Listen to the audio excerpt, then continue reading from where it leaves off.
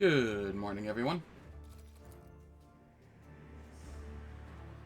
So, there was a patch that added content. So, I'm going to be looking over my main character's build and possibly Adira's build because it was mostly Overseer stuff that was added. And I want to see what was added, see if I can find it.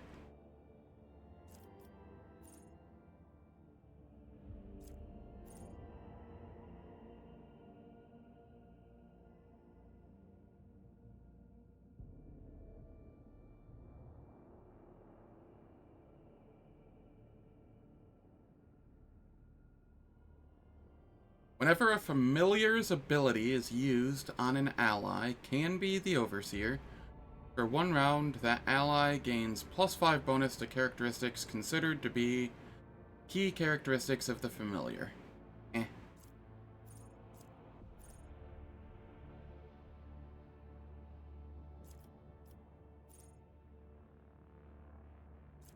Um.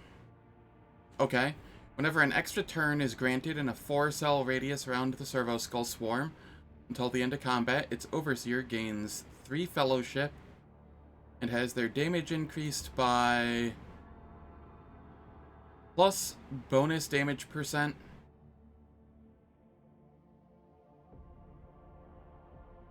What? What is bonus damage percent?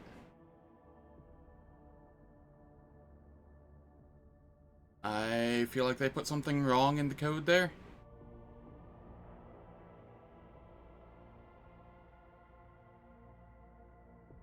I feel like that should be like ballistic score or ballistic skill percent or something, or a bonus percent or something.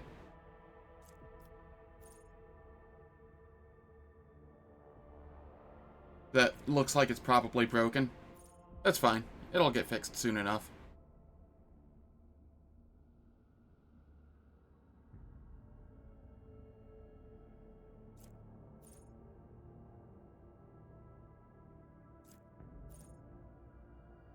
Um...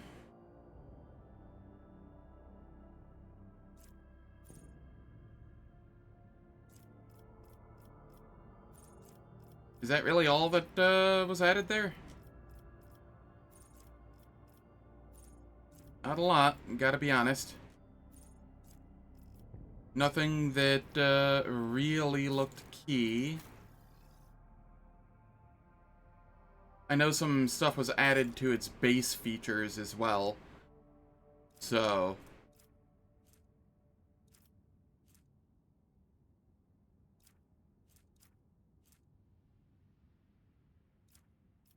I'm not sure what all was there, but... Let's take a look here, see what we have.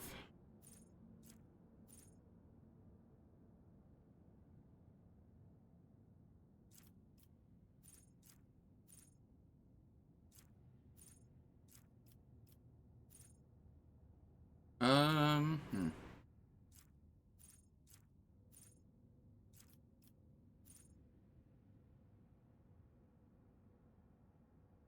Runus flows could be cool. That may have been there before, though. I'm not sure.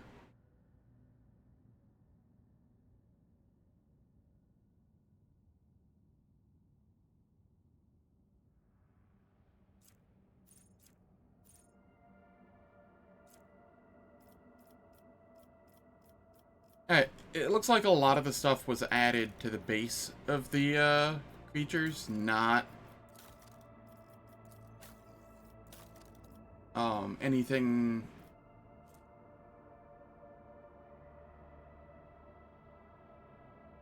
like this here, Bonds of Pain. Whenever Purification Discharge is used, the affected targets suffer bonds of pain connecting them with the Cyber Raven.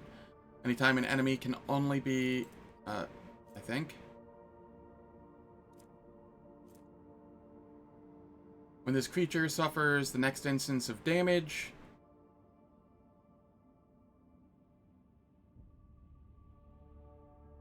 alright, cool. So it makes it so that if the Raven gets damaged, it also deals damage to whatever it's connected to. That's kind of neat.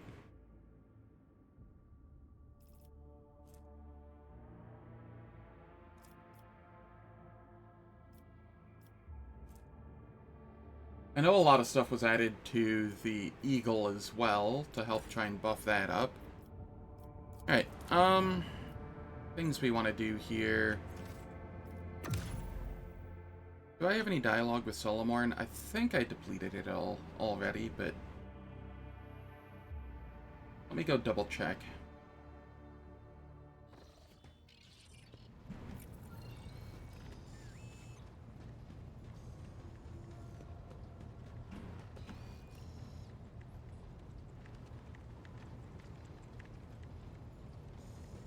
Rogue trader. Yep, I did. Also, he and Glato had fused for a moment there. That was kind of amusing.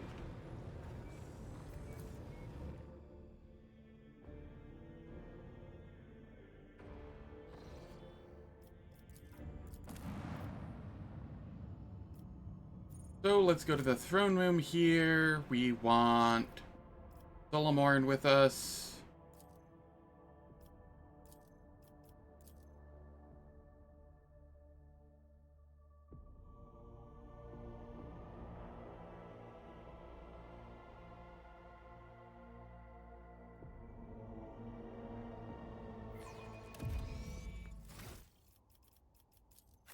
You come here.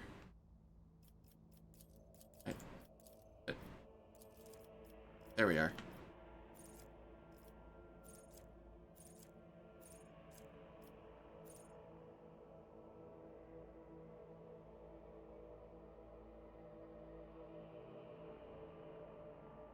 Oh, this seems kind of nice. This was added, I think.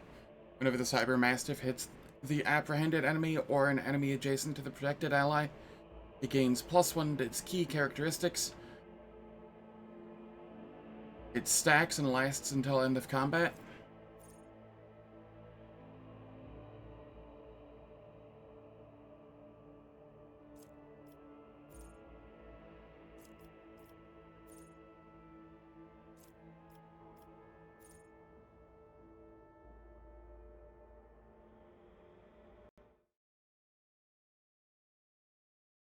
Alright, what was I taking here?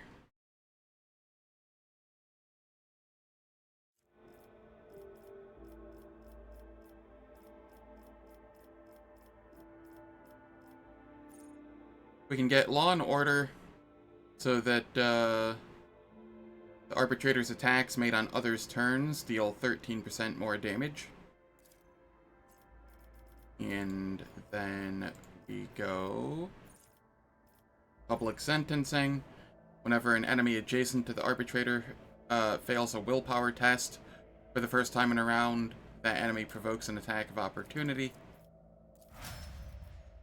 They combo together fairly well.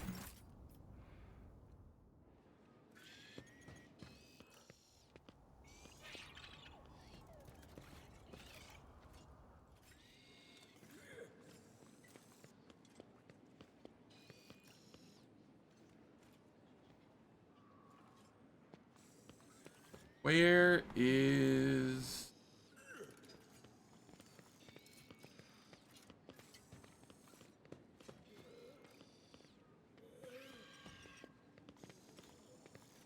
Solomorne? Rogue Trader, the Marshal's ready to meet with you. Do you wish to commence the audience?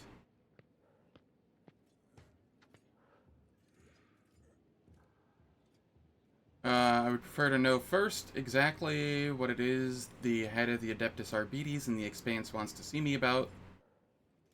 I do not know the details, but I would assume the procedure is the same as it was in Lady Theodora's time. A personal introduction, a reaffirming of the allyship between the Dynasty and the Adeptus Arbites, and a discussion of tithe-related affairs. Yes, I'm ready to discuss our business.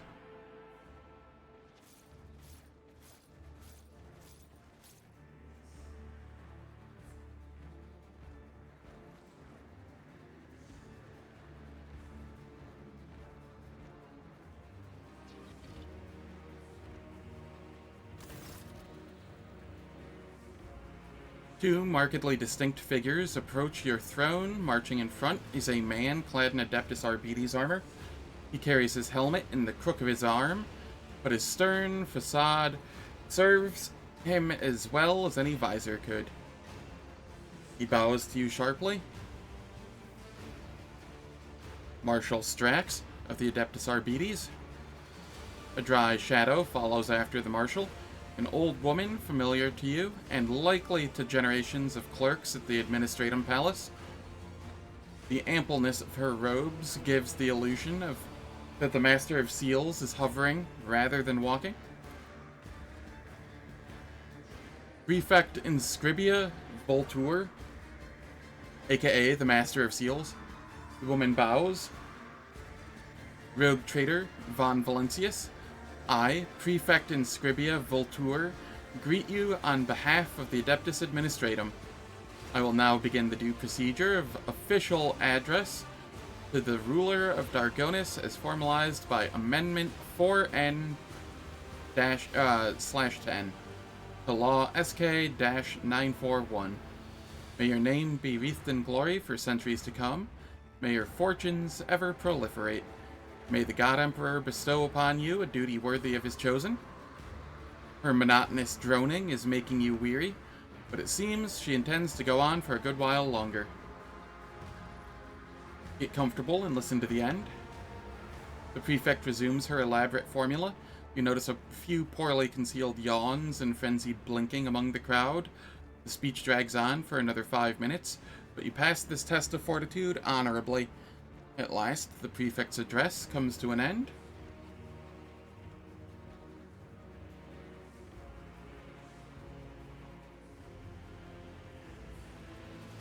Prefect, Master of Seals. Is that not too many titles for one official? It is proportionate to my duties, your lordship. While I am involved with the Administratum's archiving cogitators, I proudly bear the title of Master of Seals. In all other circumstances, I am a mere prefect. This distinction allows me to organize my work in due fashion, and as you surely understand, clarity and order are critical components to of the sacred acts of maintaining and managing records.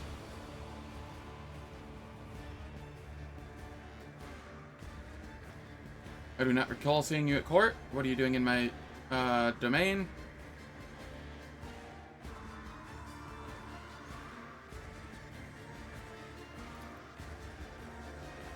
The Marshal leans forward. His voice is low, and when he speaks, it feels as though the marble tiles of the palace have begun to vibrate. The Adeptus Administratum delegation, accompanied by the Adeptus Arbites, has arrived to greet Lady Theodora's successor and to see the extension of our decades-long arrangement.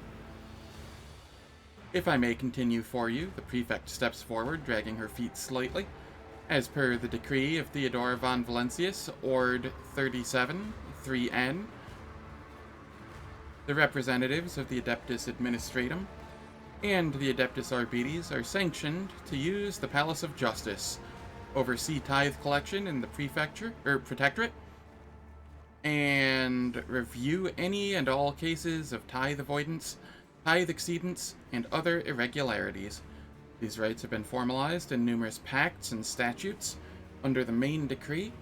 Considering your new position, you may have yet to acquaint yourself with all these documents. You are the successor to Lady Theodora, whose alliance with our two sacred organizations forever glorified her as a rogue traitor, closely tied to the executors of Holy Terra's will. And we, as representatives of the Adeptus Administratum and the Adeptus Arbites, must verify that you are able to maintain this alliance that has brought such repute to your dynasty. The prefect scrutinizes you as if trying to estimate your proportions and weight. That is why we have arrived in person, as the present circumstances have provided us with a chance to see if your intentions concord with those of the late Von Valentius. The prefect's lips contort into a twist. Our work has been disrupted by unforeseen setbacks regarding communication and transportation, as our requisitioned assets were not adequately prepared We have lost some of our personnel and resources as a result. The arbitrators are too short-handed to perform all the duties expected of them. Since they first arrived in the Expanse, their numbers, limited from the outset, have only continued to dwindle. After analyzing the situation in accordance with Amendment FS 893-24 to Decree Ord 37-3N, we have decided to notify you of a tithe violation committed by one of the worlds in this region. This regrettable lapse must be rectified as quickly as possible. The old woman shivers and rubs her augmented hands together with an unnerving creak. And which world was it that had the misfortune of drawing your attention?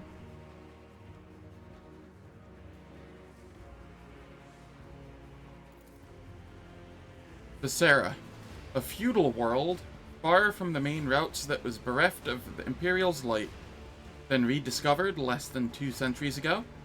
It supplies agricultural resources and manpower.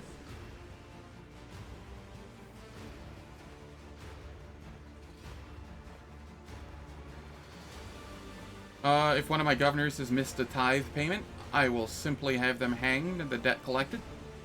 This is not a Van Valencius world. The system is located just outside the border of your protectorate. The Imperium is built upon strict and unfailing abidance by the Lex Imperialis, and a planet's tithe, even one that is relatively small, must be provided in full. I will carry forth the responsibilities taken on by Lady Theodora. I offer my help. An arbitrator will be assigned to you for increased security. Proctor Anther, front and center. The Marshal's voice thunders over the arbitrator's ranks, and Solomorne Anther marches over to your throne, the Cybermastiff at his heel.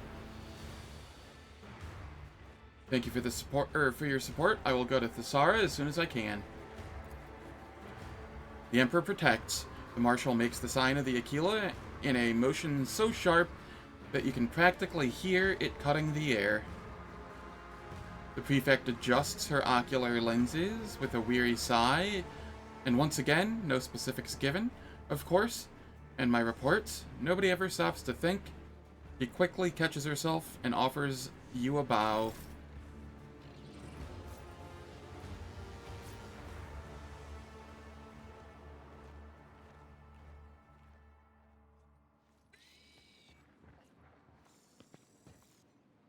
Alright, and now we come here.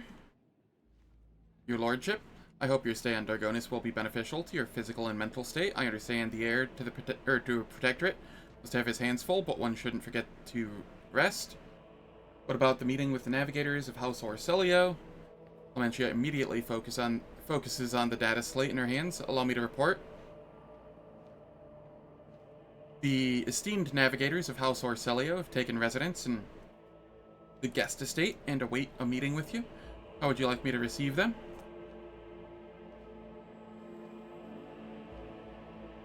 Make arrangements for a reception worthy of the refined tastes of the novice nobility, nobilitae. Understood, Your Lordship. Would you like to hold this meeting shortly? Yes, Cassie and I are ready for the talks. Then I'll have messengers sent to retrieve the esteemed guests.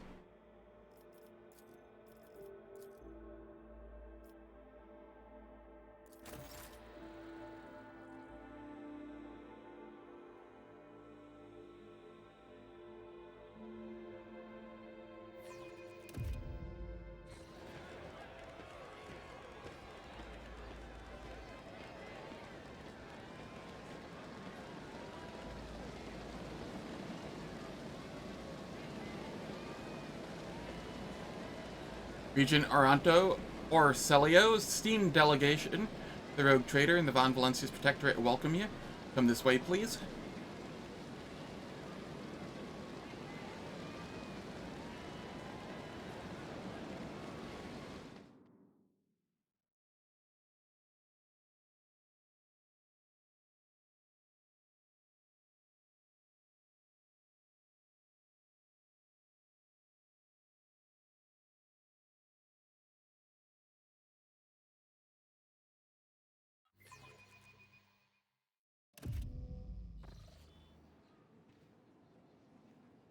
The esteemed representatives of the novice nobility have arrived at the rogue trader's court, the regent of the great house Orselio, Aaranto Orselio. His companions, Lady Glyceria Orselio, Navigator Lesso Simon Orselio, and his intended bride, Lady Navigator Alexandrina Orselio, Lady Navigator Elena Materia Orselio, and Navigator Danix Orselio.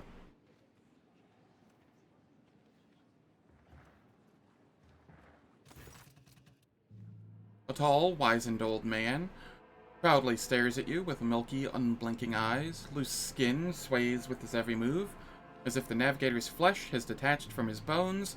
An unsightly hole mars the regent's face where his nose should be, and the old man's skull is covered with spiky growths. Rogue trader, the regent's piercing voice cuts through the silence. On behalf of House Orselio, we would like to express our immense satisfaction at the meeting and our gratitude for the warm welcome. It pleases us to know there are still lords in the Cronus Expanse who observe etiquette and the traditions of hospitality. And yet this is not why we are here. Our grace is obliged to note how much the rogue trader has done for House Orselio by protecting its beloved child. We waited for many turns to behold her radiant visage. The regent shifts his unblinking gaze to Cassia. Come now, child, there is much we need to discuss.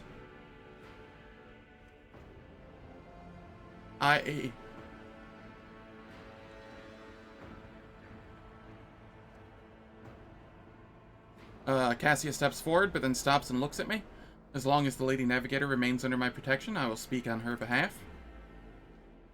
The regent pensively scratches his scant beard with webbed fingers. I suppose we can tolerate that.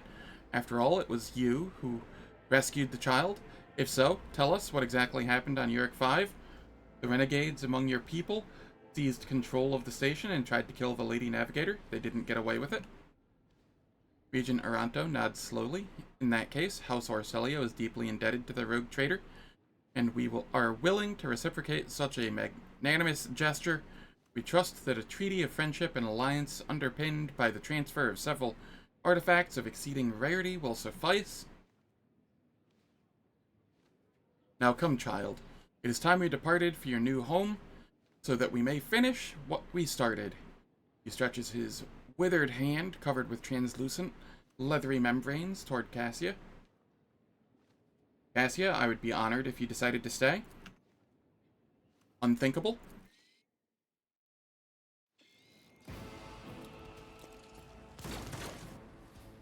Don't just stand there. Help the rogue trader defend the child in the palace.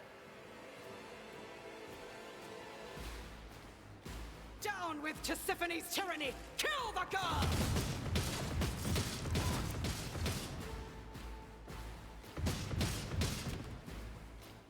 Submit and you'll die quickly. To the dead! Alright, let's see here. Cassia, you can be here.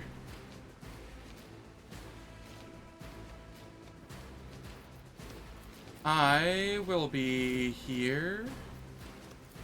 Abelard, you can be here. Dira, you can be here, with Burb being here. Argenta, you get to be here. And that leaves Cassia, Bella. You're there. Cool.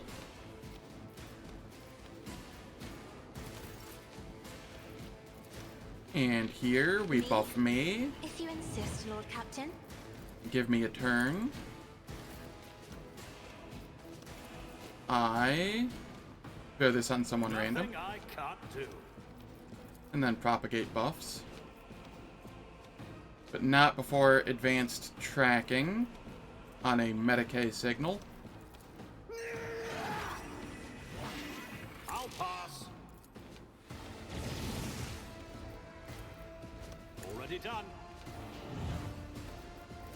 All too easy. Alright, so let's see here. My intelligence is 93. What is 81? So let's see here. Yeah, voice of command is giving 19.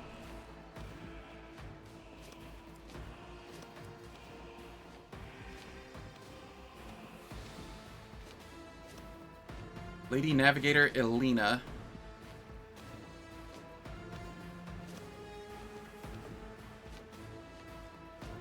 I'll chill here for the turn.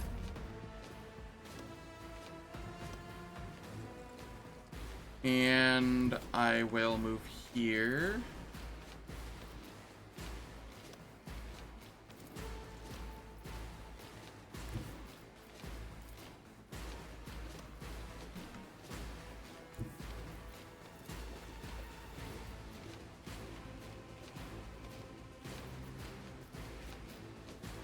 Battlefields are always drowned in scarlet. There we go. And then we come back over here. I will buff Idira.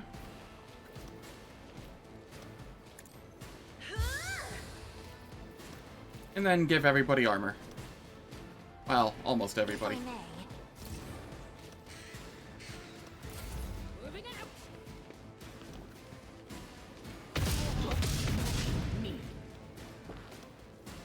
Well, it wasn't one of my people that went down. I don't care.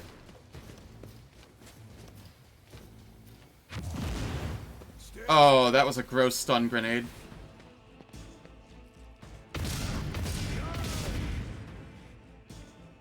My faith strengthens me.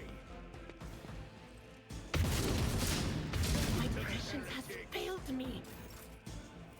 Follow my lead. I will rise. Onward. Oh boy, I could actually lose here because that stun grenade. Yikes. Break their morale.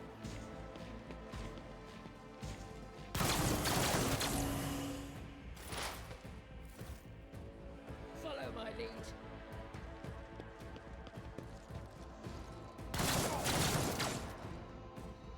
Weather the storm.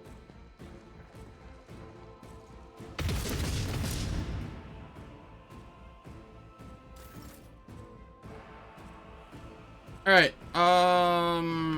shit.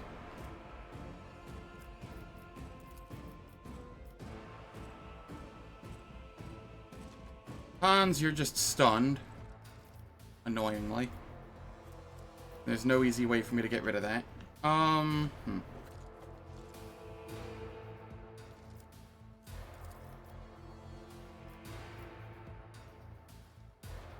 Suits my purposes. Alright, we're gonna do this here.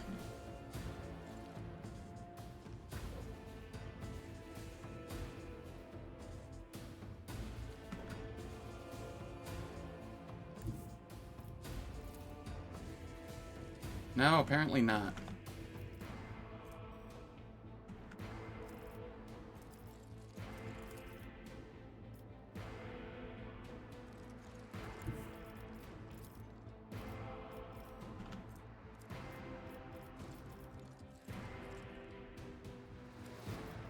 Well, shit.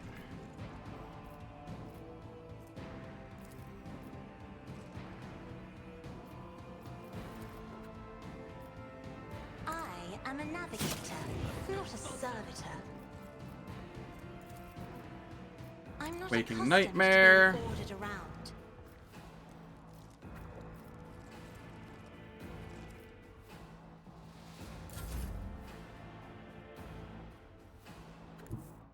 I can move here.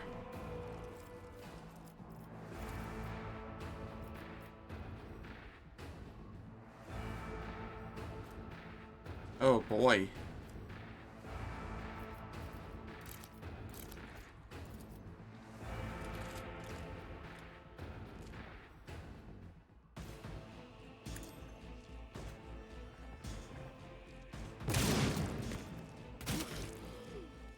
Okay.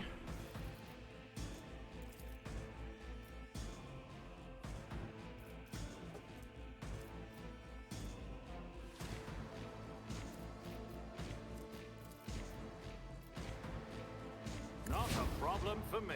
Weapon at the ready.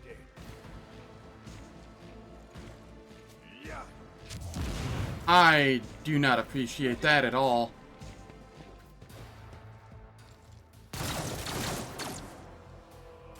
Alright, Abelard, I'm gonna need you to go absolutely ham. At your beck and call. That's not the Seneschal's job.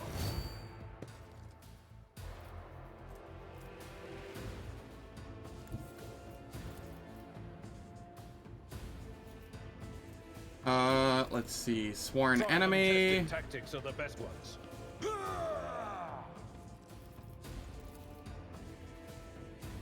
It will be done.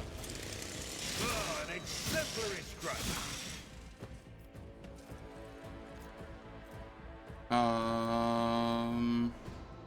At your beck and Defensive call. stance. Victory is Bulwark. imminent.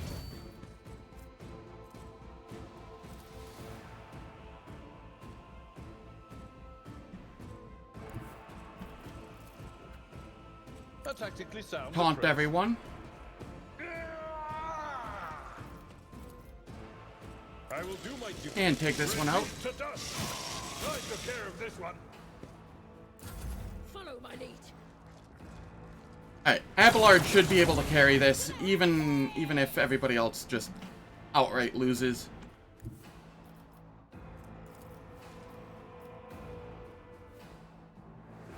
Emperor, give me strength. Cassia. Have everybody come up here. Isn't this a job for the serfs? My lead.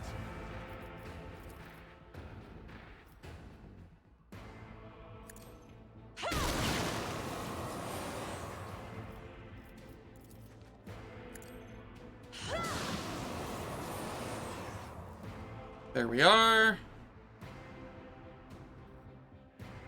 I stunned 3 of them. That's fine. So that's 4 that we've taken out of combat this turn, essentially. 5, because I knocked one on its ass. Abelard got the parry so that he gets a free attack. My faith, strength to follow my lead. Ow. Oh, that wasn't one of my people that went down. Okay, I don't care then. Oh. Kibellah gets to move? Well then. If you say so. As the tenants. Reckless abandon.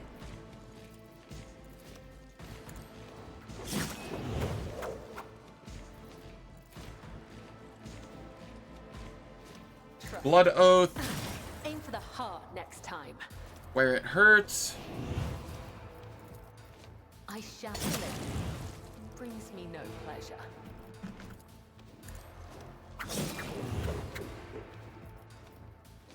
Captive audience. Blade dance. Your soul be purged.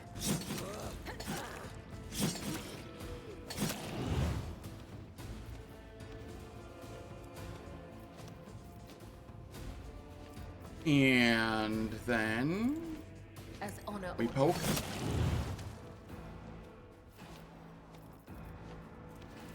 Exsanguinate. Tenants demand.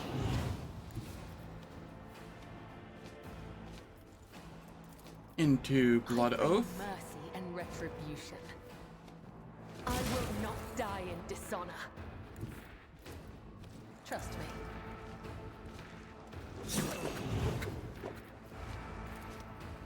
I shall not fail. And Pain Resonance. The shadows will stay as a blessing.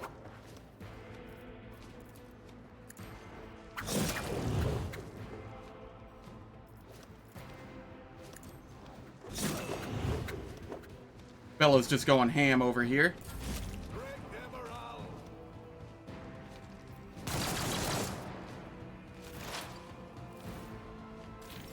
High momentum.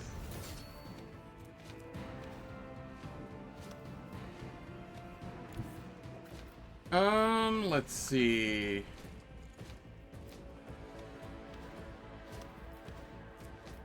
I will give an extra turn to Abelard. Time is now.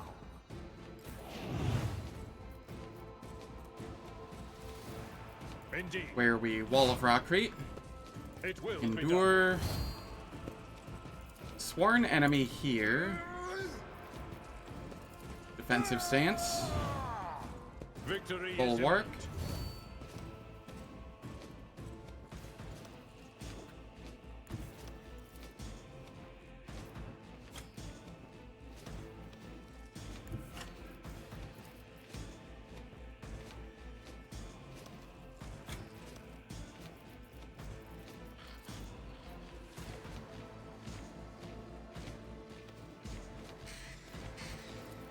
It will be done.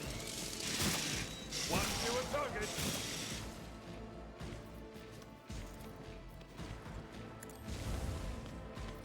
and then we I can will taunt. do my duty.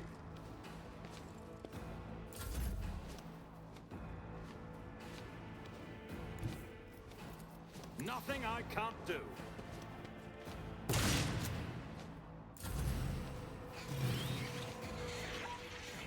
Honestly, this went better than I was expecting.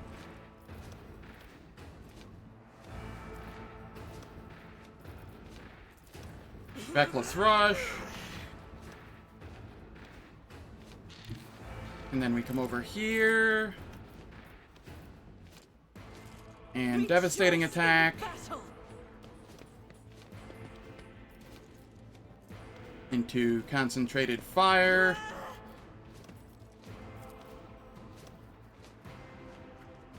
I'll do it. Dodged. Ah, I see. Okay.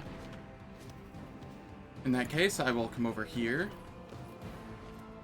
I will run and gun. As the Emperor commands. Rapid fire. I'll do it.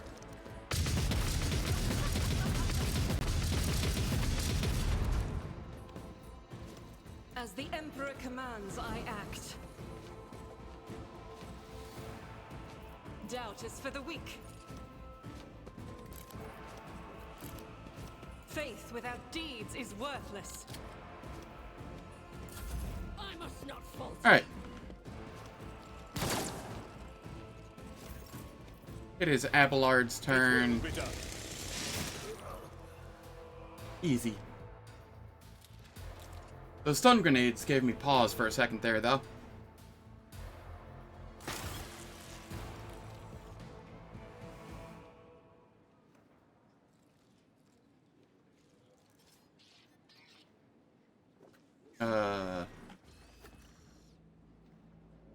Alright, let's loot everything here. I won't tolerate weakness.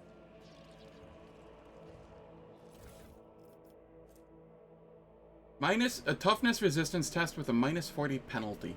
Yikes. Explains why it works so easily on everybody, except for Abelard, who I just have toughness on out the ass.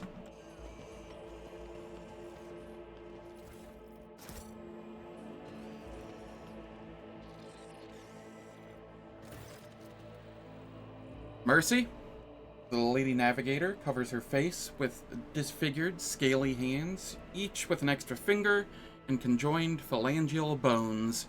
Her clothes are covered in blood, mostly that of your servants, and several unexploded bolts are sticking out of her chest plate. Rogue Trader, whether on purpose or out of ignorance, you are harboring a monster that is cunningly pretending to be an innocent maid.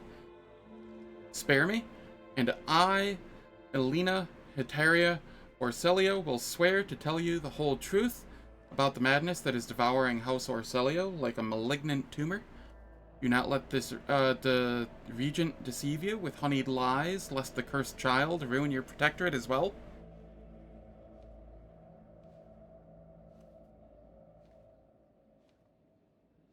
Your fate will be decided during the trial, Lady Elena. I will hear what you wish to tell me. Thank you for your lenience. The unnaturally bulbous eyes of the Navigator constantly shift between you and Cassia. Black secretions run down her cheeks instead of tears, leaving unsightly streaks. I, Elena Hetaria of House Orselio, swear to tell the rogue traitor nothing but the truth. May the God Emperor be my witness. Pathetic. Silence. With all due respect, House Orselio has hardly covered itself in glory thus far today. It is time its representatives answered before the rogue traitor. Regent Aaranto, representatives of your house made an attempt on Lady Cassia's life and attacked a rogue traitor. Rogue traitor, House Orselio, humbly asks for your lenience and forgiveness. We could not even imagine these vile rats could be scurrying among our ranks. As for them sneaking into the rogue traitor's palace and staging an unthinkable crime, God Emperor be our witness, the accursed renegades seek to spark a feud between our houses.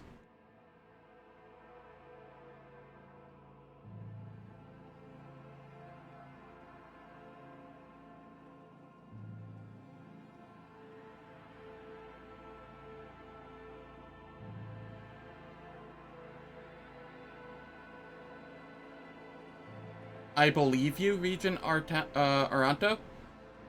And yet, this is now the second attempt that has been made on Cassia's life. I need answers. We are ready to tell you everything we know so that this misunderstanding can be remedied as quickly as possible. Tell me more about the renegades. They are madmen who seek to destroy the centuries-old traditions of our great house, so carefully nurtured by the previous Novator, Tisiphone Orselio. They deem the century of her rule a tyranny, and our most sacred relic a curse that must be destroyed. Fools. If the Atlas were to be destroyed, the whole of House Orselio would follow it into oblivion. Why do the renegades seek to destroy the house's relic? They dread its power, for only a Novator can fully grasp the mysteries and harness the power of the Starway Atlas. What the renegades call a leash, we call a guiding star. Why are people trying to kill Lady Cassia? Everyone in the house knows the child is the keeper of the one true Starway Atlas, which once belonged to our great Novator, Tisiphone Orselio. The ungrateful wretches secretly hated her grace, and when Tisiphone abdicated her responsibilities and set off for parts unknown, they staged a revolt to destroy her successor. Does Cassia really carry Tisiphone's Atlas? We believe it with all our heart. The Novator spent many cycles on the world where the child was born. It is said that everyone who witnessed the miracle of her birth simultaneously departed for a destination known only to the Novator. Tisiphone gave the order and followed them soon after, leaving her precious gift, the Atlas, to Cassia, and therefore marking her as her successor. It looks like House Orselio has fallen on hard times. The regent stays silent, then replies, to call your statement false would be a lie. For many years, we managed to maintain the fragile balance within our house, but then the Novator's departure shook the faith of many. The treasury is empty, the navigators are scattered, the warp routes are scrambled, and many of our allies cannot be reached, which is why it is so important to complete the child's education. It is Cassia's duty to take Tisiphone's place and lead the house to prosperity. Such is her great destiny. What do you know about Cassia's unbridled power? Special gift for a special child. She was born with it and grew up under its influence. The instability sometimes hampered her education, but we learned to prevent most outbursts. As long as the child remains calm and remains in seclusion, the powers cannot take hold of her mind. Think I've heard enough. The regent acknowledges your words with a nod and waits for you to continue. Lady Alina, what do you have to say in your defense? I do not know what it is you wish to learn, but I will start from the very beginning. A long time ago, Tisiphone ascended to the throne of House Orselio. She was a daring Novator who brought part of the house to the Expanse, hoping to strengthen our position in the Imperium. The house prospered, but Tisiphone was never satisfied. She went mad in her pursuit of power, seeking more influence, more control, and she saw enemies everywhere, even among her loyal followers. Paranoia was slowly driving Tisiphone insane, and one day she created the Starway Atlas, a relic that is implanted in our bodies at birth. Is it really paranoia when everybody is already out to get her? Or like half of the house? Is it paranoia at that point? Really? A noose around our necks? Our gift and our damnation. Tisiphone used the Atlas to control us, subdue our will, and mold our thoughts. If anyone put a toe out of line, she killed them with a glance. At first, many branches of House Orselio tried to resist her tyranny, and Tisiphone cut them down with extreme brutality. For example, the entire Satala branch was destroyed simply because its leaders asked too many questions about the Atlas and wanted to know the truth about its creation. What else is Tisiphone Orselio guilty of? Tisiphone's madness weakened the dynasty, and not long ago the Novator vanished. Indeed, her loyal followers lie when they say she chose to retire. The truth is that nobody knows the truth. I hope she is rotting away on one of her secret worlds. Alina finishes with a sneer.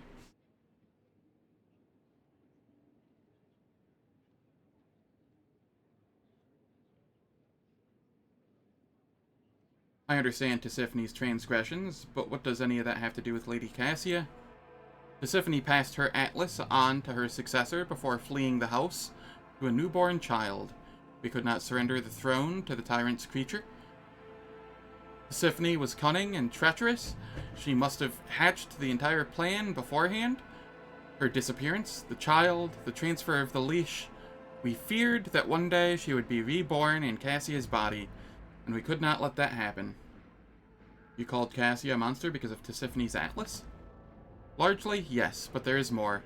Have you never felt pure, unadulterated disgust while standing close to her? Or perhaps fury or fear? Who but a monster would manipulate the minds and feelings of others, even more so than Tisiphone herself did? Why didn't you attack before? Why now? Tisiphone always had plenty of opponents, but we were afraid to trust one another. Any of us could be spying for her followers. We saved our strength and dealt the first blow 5 years ago, or 5 years after the heir was born, striking at one of the estates on V. But the girl survived. The regent Aaranto hid her so far away and guarded so thoroughly it took us another 13 years to find her. And then another 2 to get into the regent's good graces and reach Uric 5. Now Cassia is in the spotlight, and the House Council is about to put her on the throne. Surely there's no better time to cut off the serpent's head. Do you admit Regent Aaranto was not aware of the assassination attempt? Alina clicks her tongue loudly. Regent Aaranto is guilty of mass killings, intimidation, inhuman torture, abetting Tisiphone and raising her heir. His crimes are many, but this is not one of them. I'd love to see his head on the chopping block, but honor prohibits me from slandering him in a trial before the rogue traitor. I've heard enough. The rogue traitor now knows about the regent's atrocities and the girl's corruption. I hope I succeeded in warning you about the danger that lurks within Cassia Orselio. Lady Cassia, you too are an injured party in this. What would you do in my place? I think I'm ill-prepared to make judgments of this kind. Cassia lowers her eyelashes and continues in a barely perceptible whisper. I'm sure the rogue traitor knows what to do better than I.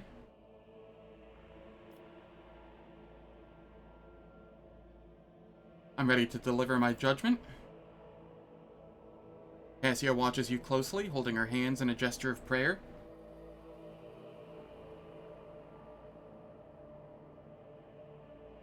I find Lady Elena Heteria guilty of the attempted murder of Lady Cassia and the attack on the rogue traitor. You call this a fair trial? Ridiculous? Everyone here is rotten to the core. All of you are heretics and madmen. Curse you all.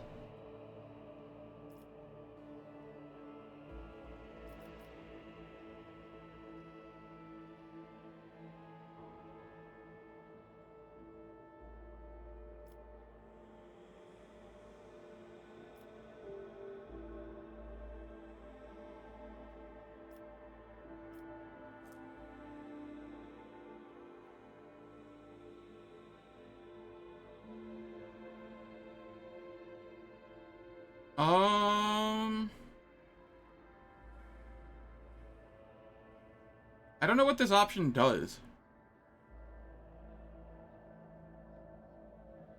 Like, I don't want to lose Cassia.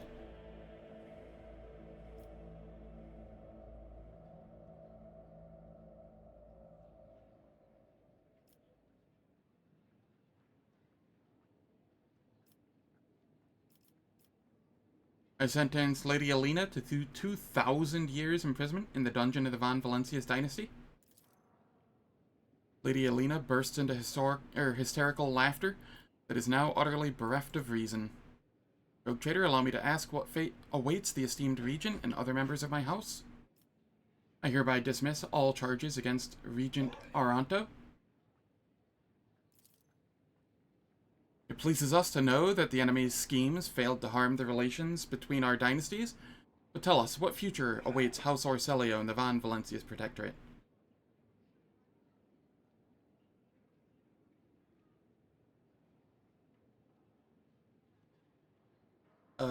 Let us sign a treaty of friendship and alliance between our dynasties. We gained 15 navigator insight, nice. With great pleasure, our emissary will contact yours and deliver the scrolls for your signature and seal. May the Emperor bless this new alliance. I wish to help House Orselio solve their current problems. The regent's sagging skin quivers when he sighs. It would be highly disrespectful of us to refuse the aid of a rogue trader. We, Aaranto Orselio, do hereby accept your offer. If you will allow, we shall discuss the details later. What about an exchange of culture and technology?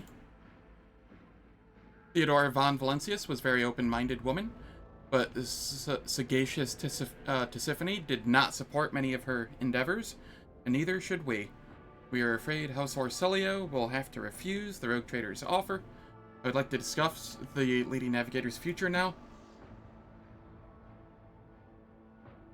As we said earlier, the child must return to the fold of her house. We hope you will be gracious enough to acquiesce.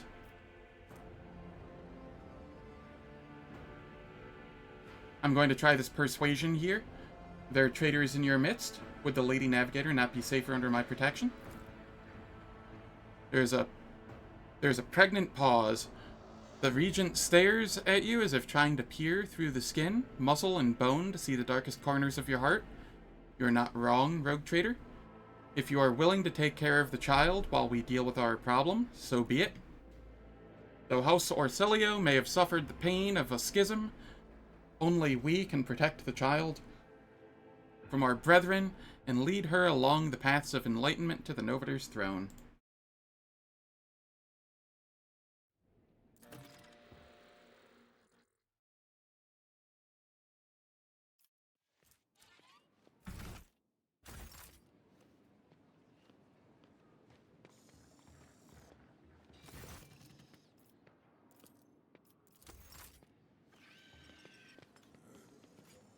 Alright. I think that's everything here.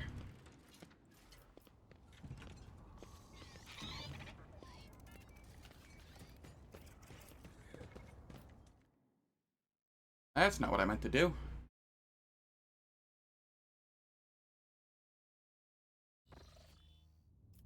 Oh no, it is. Okay, cool.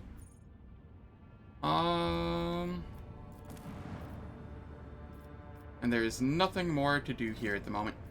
Cool. It is time for ads. They will play for 3 minutes. They disable pre-roll and mid-roll ads for the next hour. I don't do anything in the meantime, so nobody misses out on any content. And I will catch you all in 3 minutes.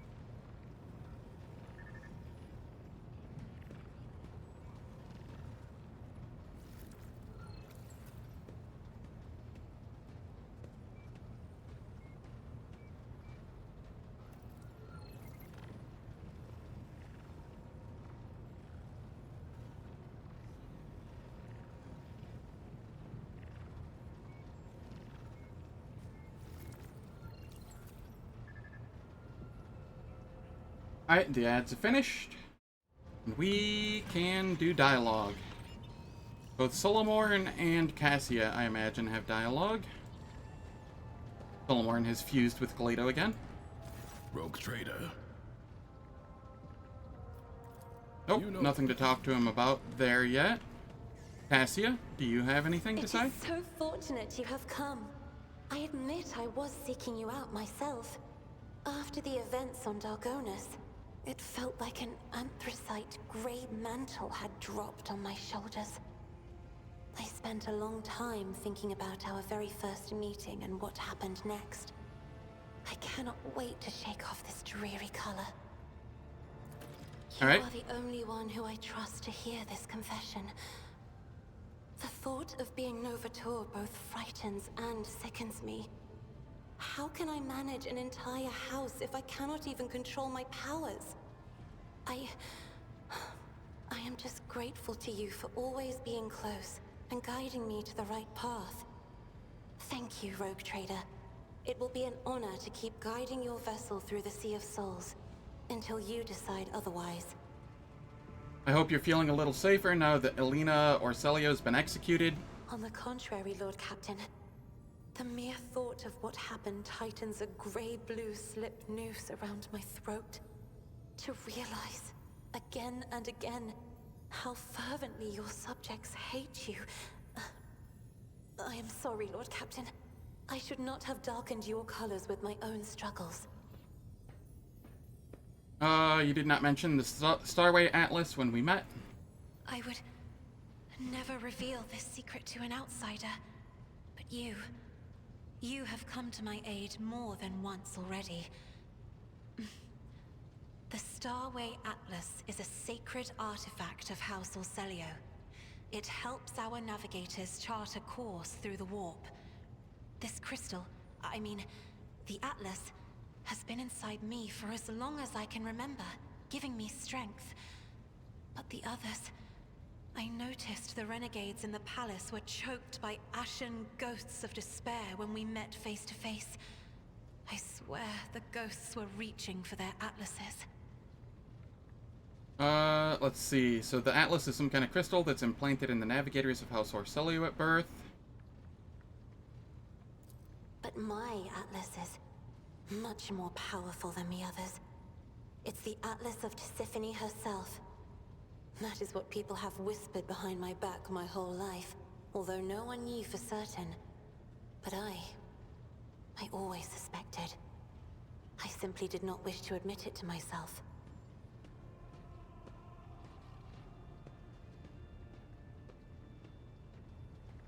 Thank you for telling me. Thank you for listening. What is your special sight reveal? Sister Argenta shines like a guiding star, inspiring resolve in those around her, seemingly inexplicably. However, I see a dark and ugly fog billow behind her, contrasting sharply with her shining light. It burdens the Sister of Battle. It drags her down. Yet Argenta herself is hardly aware of it.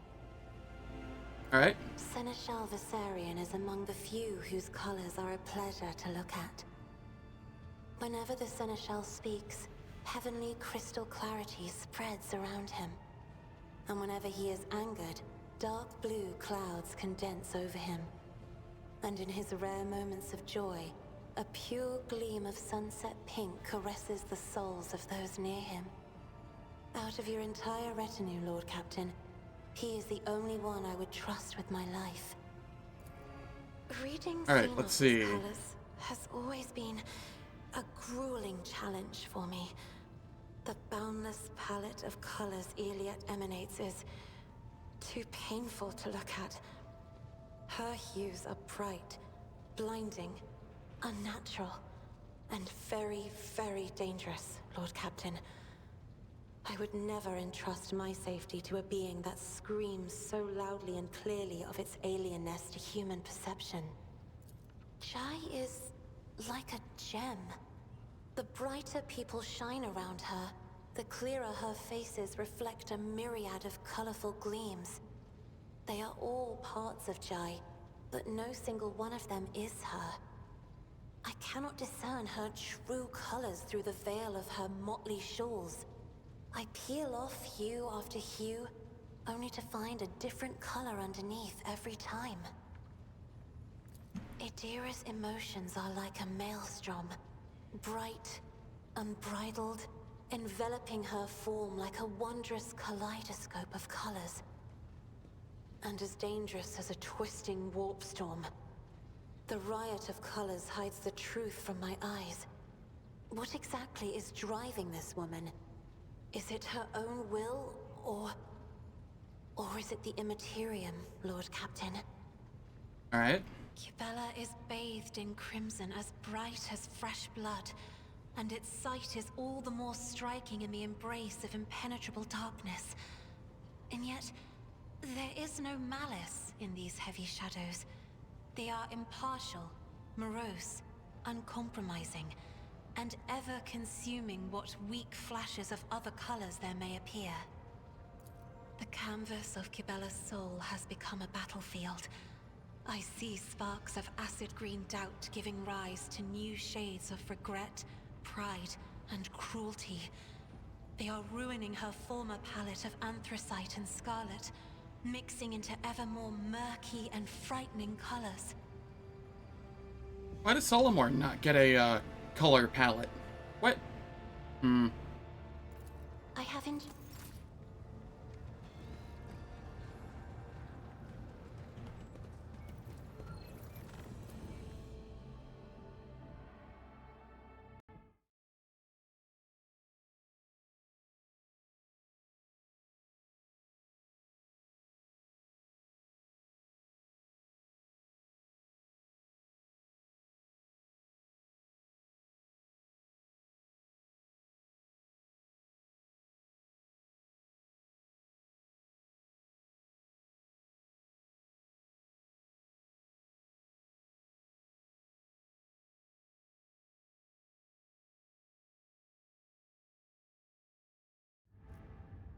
Alright, let's see here.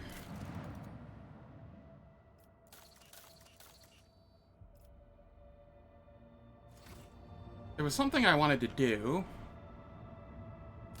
and I don't remember what it was.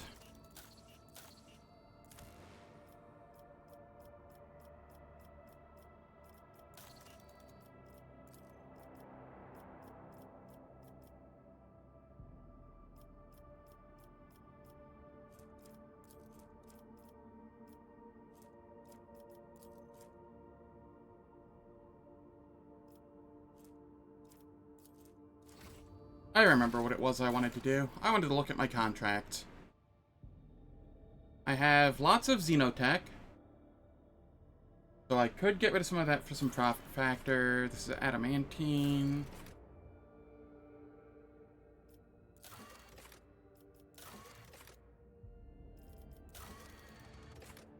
So the thing I'd be most willing to part with is the Xenotech.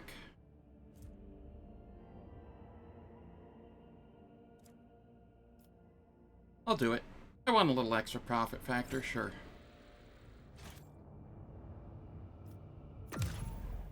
Hopefully that doesn't bite me in the ass later.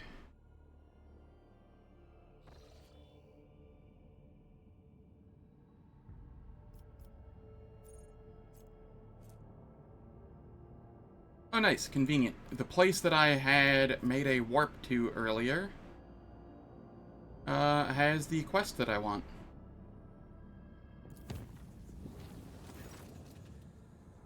Kibellah's voice pulls you from going through a stack of reports. Zen, I wish to speak with you. Or I wish to see you. Meet me in the sacred crypt where we destroyed the minions of heresy. It is important. Is something wrong? There's no threat. I've been granted a revelation, and I wish to show you something. Now that the crypt has been purged, there is no place better suited. Of course, I will be there shortly. Your genuine excitement in Kibellah's voice. I will be waiting. In the middle of a warp jump, our sensors detected an approaching void ship, similar to ours in size, but of great tonnage. The unidentified vessel did not respond to our hails and kept its course, approaching us at high speed.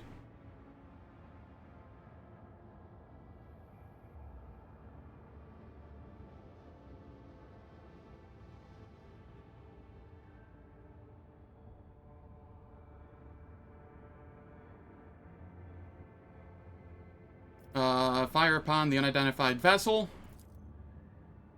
The shell hit its target. The unidentified ship held its course for a moment longer, then it vanished, leaving only flashes of light in its wake. A single projectile is not enough to destroy a ship of that size. What's more, our ship collided with no debris.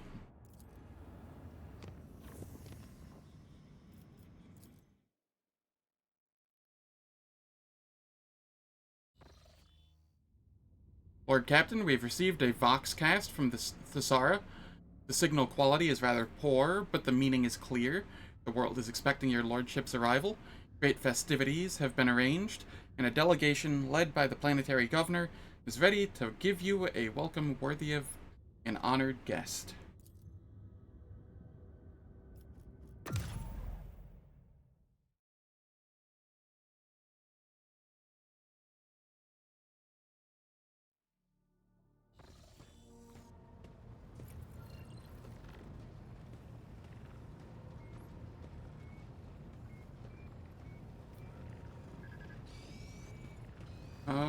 Kibellah. Kibellah. Take heed, Nemo. Our blessed Domin honors us with a visit. The one who delivered this ark from the curse of your existence. I must take my leave. I guess I have to head to the Crypt proper to talk with her.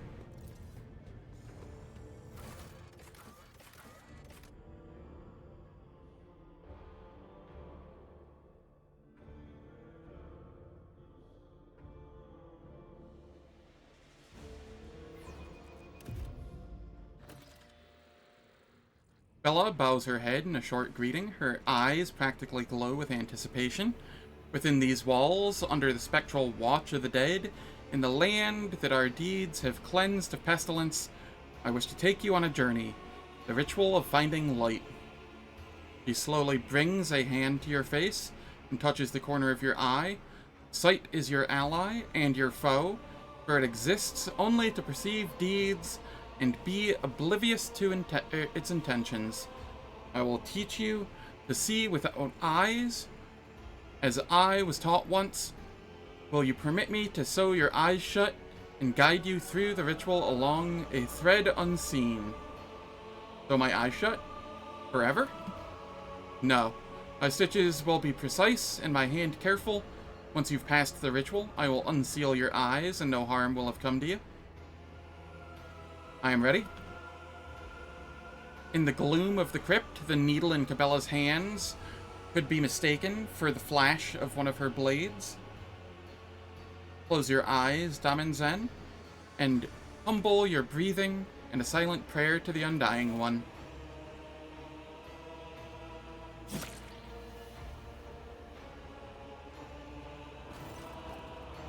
Your eyelids hurt after having been punctured and stitched together with thread. The sensation muddles your thoughts and evokes an eerie dread from the depths of your heart. You're blind. Not a single ray of light can creep into your world, and your only awareness about your immediate surroundings is based on subtle noises. Through the veil of pain, you hear Kibellah's quiet voice.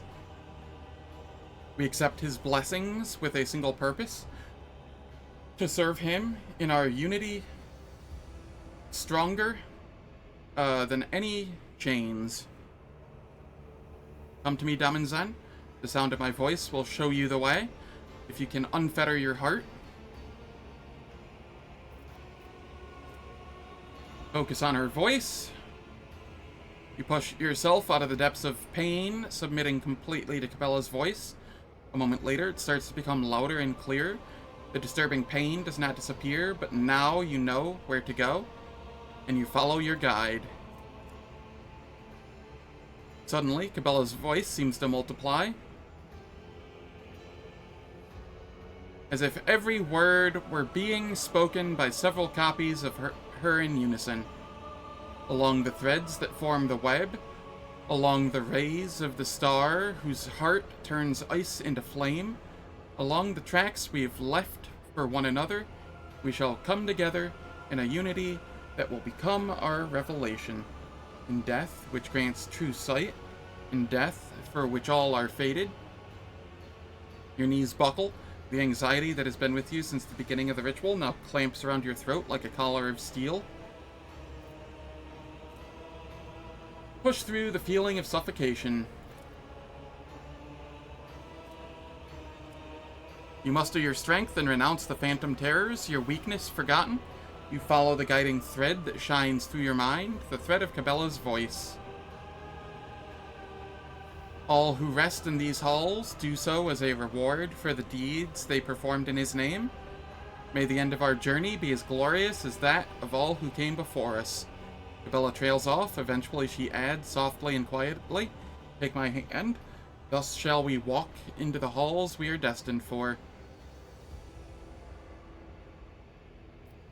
Take Kibellah's hand and step forward. I trust you. You take a step, and you feel the darkness touch you. Directly ahead, you see Kibellah, holding your hand. Her eyes, so full of warmth, are looking at you. You found me, despite everything. Now dive deeper. Immerse yourself in what unites us at this crossroads. The gloom begins to part as a razor-sharp blade cuts the stitches on your eyelids one by one. You feel gentle touches. Your wounds sting a little, and at last you can see once more. The dim light of the crypt blinds you so badly that Kibellah appears as a faceless, dark silhouette before you. And once again, you have witnessed my truth, Damen Zen. Kibellah does not look at you.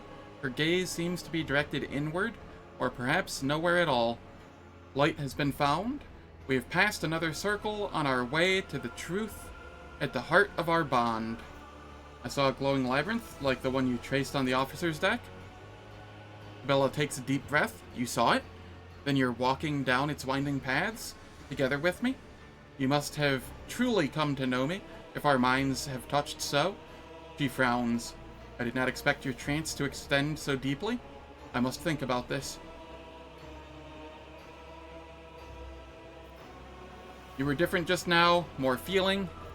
We wear masks on our face, not our souls. The corners on her mouth twitch. I may be a spinner of death, but I am still human inside, as are you. Thank you for the ritual. She touches your cheek with her fingertips. No, I should be the one thanking you. You are worthy of this ritual. I have never performed it for anyone before. A smile blossoms on her lips. You must return from death's halls out into the world, and please, all that the ritual has revealed to you, keep it in your heart. It is your treasure alone.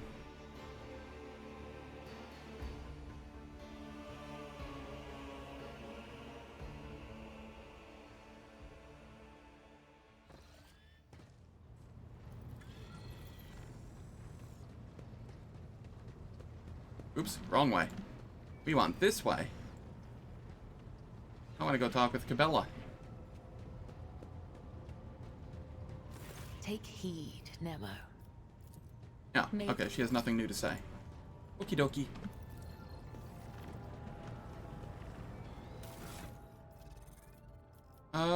Solomorne. Do I have anything new for you?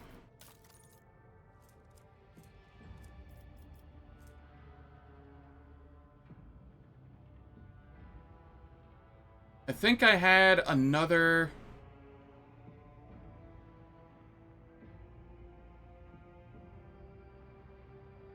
No, actually this is pretty good by itself. Yeah. I'm okay with this armor. As for the shield, we have a better shield here. We lose 1 deflection, but gain 10 block chance. I'm okay with that.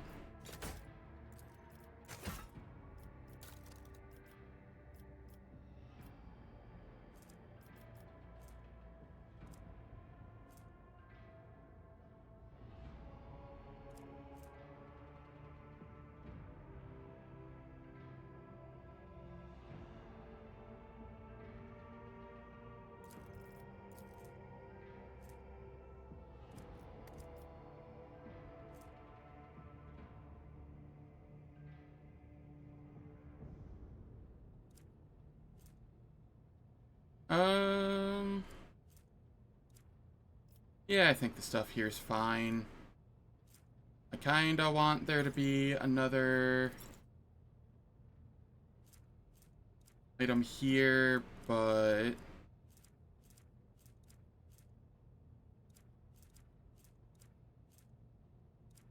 I don't know what to throw there.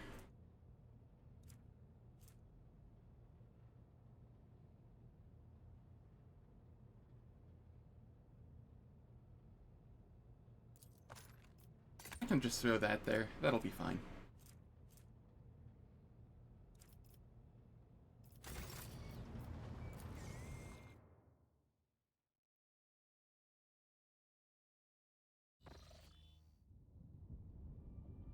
We go to Thassera.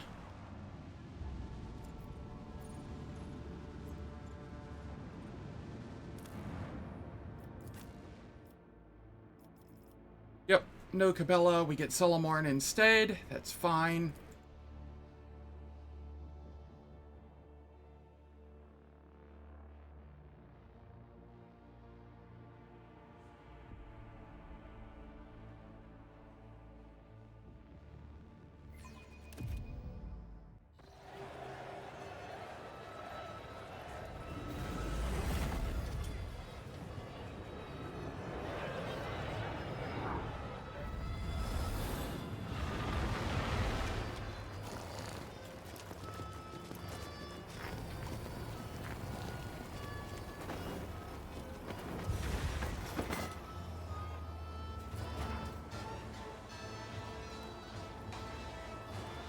This music sounds very discordant.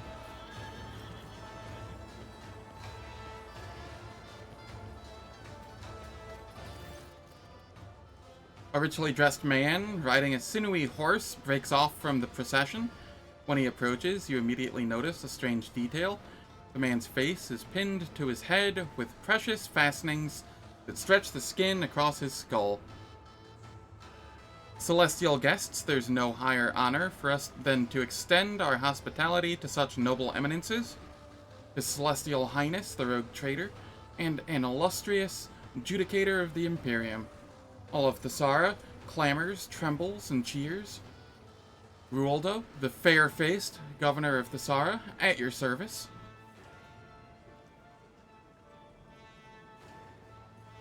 I thank you for the courteous welcome, Governor. However, we have come here to address a grave concern. But of course, your Celestial Highness.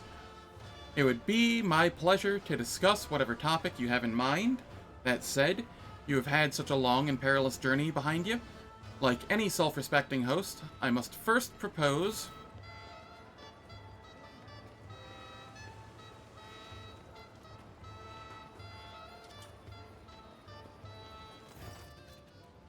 Bluff the court fool. A smaller figure steps out of the rider's shadow, dressed in the motley attire of a court fool and wearing a sneering mask. My name is Bluff. I am Lord Ruoldo's good mood. I tickle his governorship with well-spouted jests and itty-bitty gossip. And now I merrily doff my cap at our celestial lords and ladies and hand them this here key to Thassera as a token of our boundless loyalty.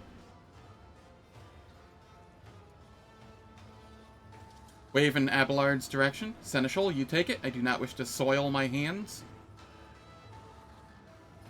Only because I'm a noble origin.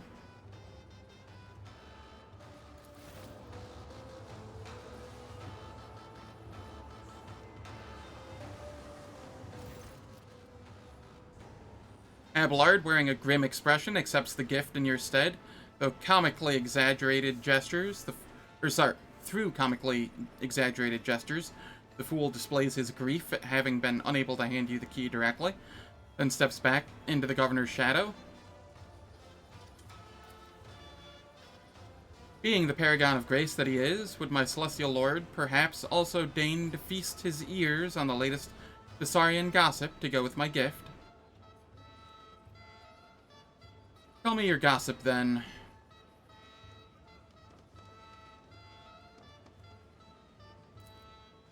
Well, slap my grox. Fine, then. Listen to this. One Eye, terror of the common man, went out a-thieving one day. He sneaks into a hut, itching to fill up his sack, and what sees he? a scary big shadow on the floor.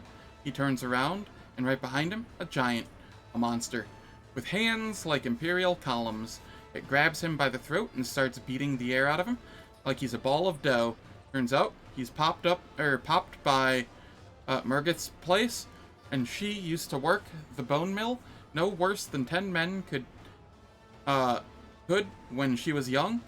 The fellow's been one eye ever since. And who is he glad he's not one arm or one leg? Having finished his nonsensical tale, the fool erupts into acerbic giggling. I look at the governor. The governor's clumsy attempts to stay in the saddle and his utter lack of noble bearing are bewildering to you. It appears that the upbringing of the Thassarian aristocracy is as unimpressive as this world's technological state. What happened to your face, Ruoldo? He touches his stretched out countenance. Ah, this is a fine tradition that I myself brought to this world. You see, there is a way to tame the merciless passage of time. All you need is a fine, young and healthy face. Appropriate it, and attach it over your own fading skin. The local nobility eagerly took to this art of extending one's life in youth, and I, once a celestial lord myself, now promote this custom by personal example, so I may showcase its wonderful properties.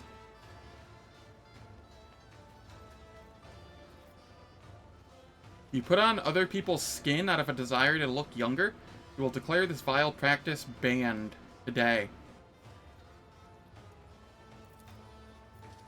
Oh. Ruoldo looks confused for a few moments. Yes, of course, this very day. Celestial Highness, what kind of address is that? That is what we call the Highborn, who come down to us in their wondrous vessels. Of course, I am not a native of Thassera, and thus was once a celestial lord myself. I've grown used to the local customs, however, and so I address you like any Thassarian would. Abelard announced the purpose of our visit to these provincials. Abelard clears his throat.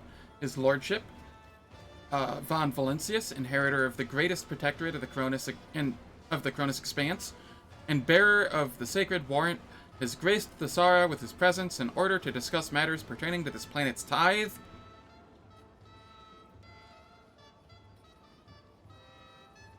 Enough.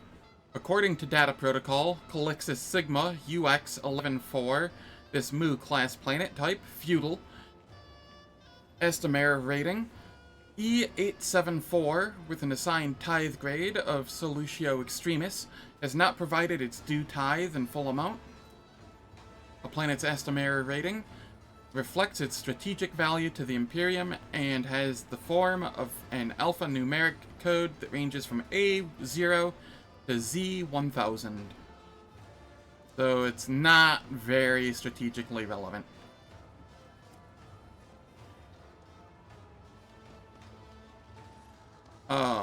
You have violated the Lex and are hereby under investigation. You are to present all related customs reports and shipping manifests immediately. The Proctor's voice carries no emotion, and Kaledo silently bares his teeth, completing the image of the implacable hand of justice that has arrived on Thassera. I am most flattered by your attention, esteemed Judicator, and by this opportunity to serve the Imperium with even greater dedication than before. Speaking of dedication, we are already conducting a thorough inspection to see which scribe it was that bungled the tithe calculation. Fear not, the scoundrels shall soon be. Excuses are the hallmark of the guilty. Do not make your situation worse, Governor. Ruoldo clasps his hands together and says meekly, "Of course, Master Judicator. I will provide you with all the documents as soon as our internal review is complete. I assure you it won't take long, and the report itself will be exhaustive."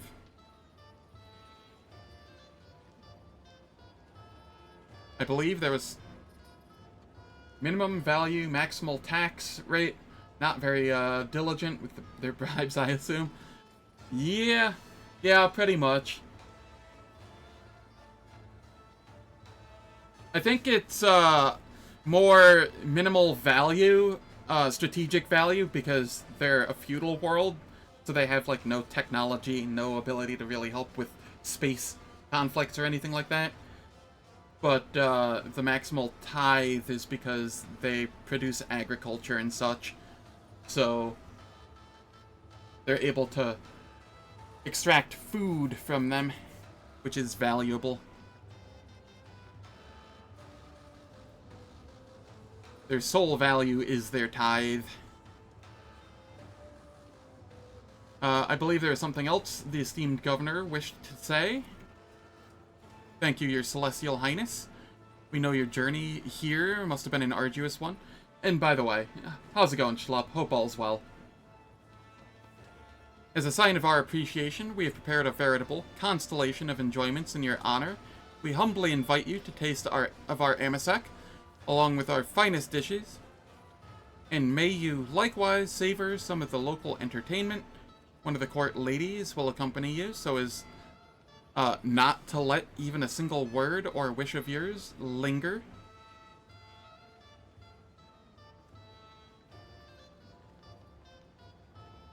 Without attention.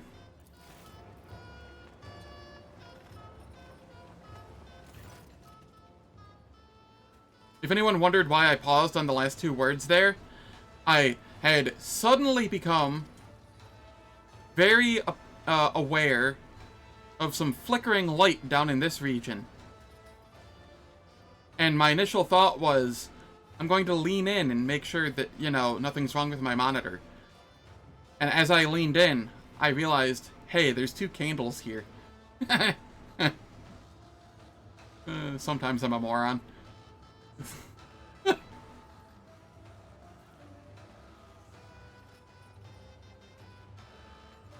I got to 89 wins, and then I died on the 90th floor, and I said, fuck that. I'm not doing it anymore. My hand was already cramping. My hand still hurts today. I might try it again sometime today. Probably off stream, though. Tonight, I will be doing, around 10 p.m. Eastern US time, a blind playthrough of Trine with two friends. This is also for Discord Wars. It will be Alanim, myself, and someone I'm not very well acquainted with yet, but, you know, they're a friend of a friend, so should be fine.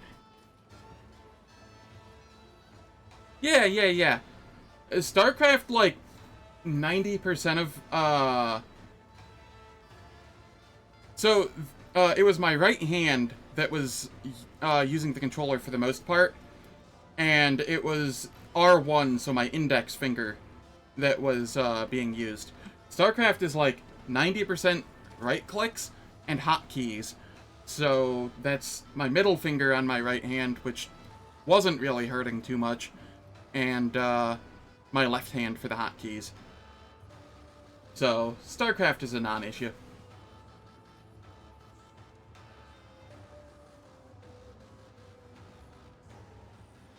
A thin woman emerges, looking at you with a mixture of fear and awe.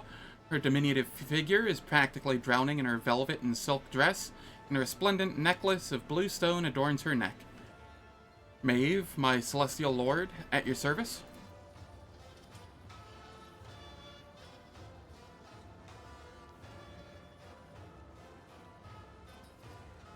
Solomorne leans closer and says in a lowered voice, based on my experience, I would say we have been assigned to spy under a pretense of generosity, but this is a good thing. We will use this young woman as our source of information about the world. For now, it would be wise to play along and question her thoroughly once we are far away from prying ears.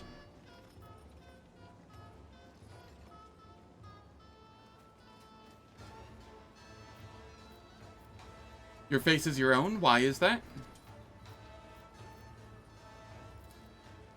Such living masks are the privilege of the high nobility. I may not be a commoner, but to be entitled to a change of face, that is something I have yet to earn. Maeve casts a fascinated eye over the nobles whose faces, inasmuch as they are theirs, are stretched tight over metal fixtures. Many have their mouths frozen in an unnatural smile, and it's hard to tell whether this is a consequence of the tightness or simply an eager show of delight. Look at this one. She has barely risen above the bottom, and already she shoots for the privileges of the top. Greedy hands are wont to get chopped off.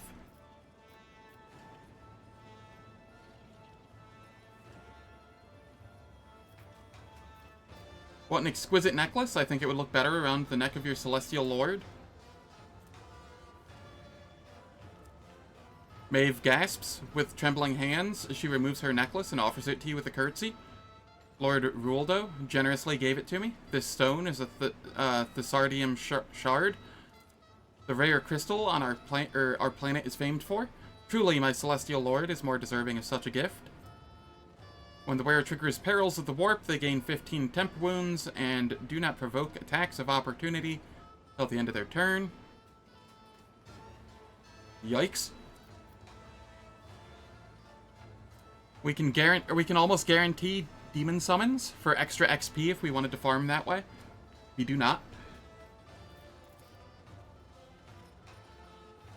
Well, our celestial lord is not one to mince words. He up and tells the specks on the soles of his shoes where they belong.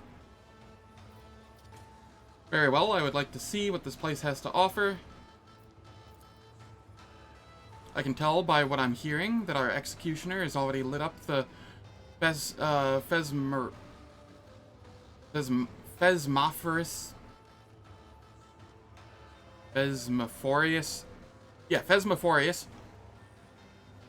ready to give the condemned a warm welcome, which means the governor's official whisper collector, that's me, has a whole lot of important business to get to, and so I must leave you now, good sirs and ladies, lest I miss out on a hot batch of juicy tales. Terribly pleased to meet you all, honored judicator. Bluff grasps Solomorne's hand and gives it a vigorous shake.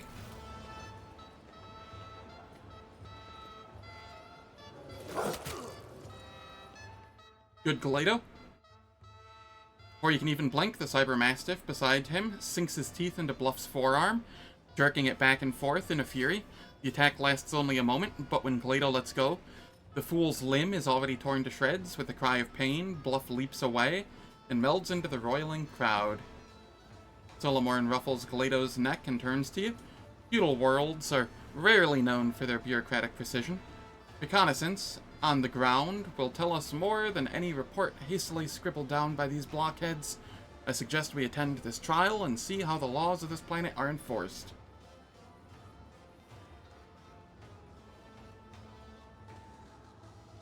Let's go then. We must not miss out on miss the biggest local spectacle. If it will help the investigation, we should not dally.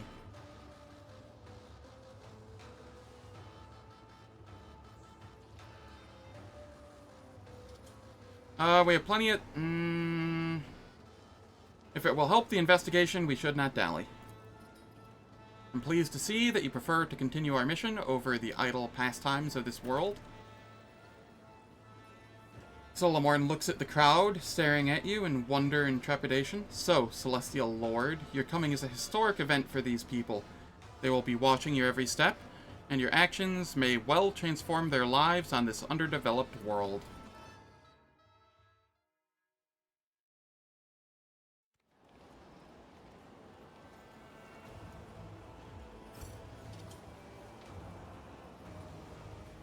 I'll lay claim to the stars.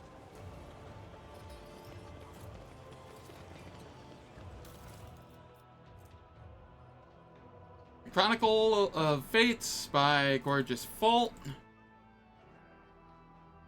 Chapter 1. Let these instructions enlighten all who walk in my footsteps.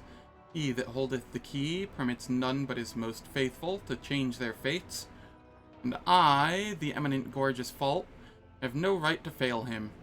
This, my present work, will describe how a soul becomes purified and the rituals required to prepare it for its momentous turn of fates. These being things that any servant of his who intends to break the shackles of their former life will have to undergo.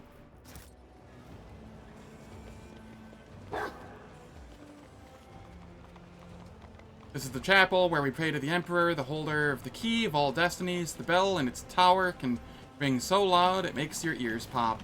Victory awaits!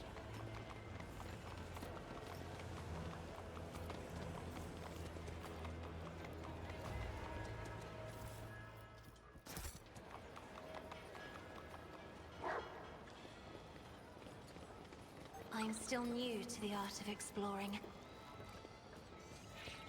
I rise to the occasion. I'll be telling my grandchildren of this day? Alright.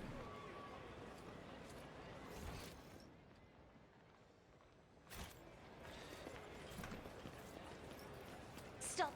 There!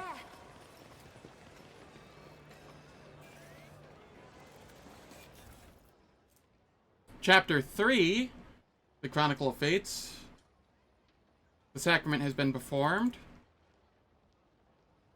I felt the cage open its gates. I felt him that holdeth the key open the lock of my body.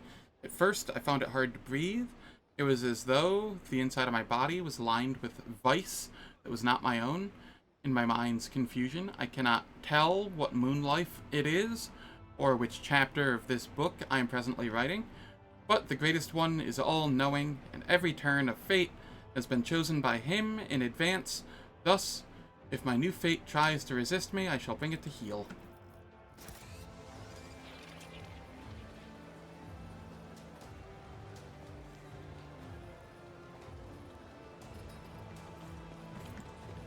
None shall stand in my way.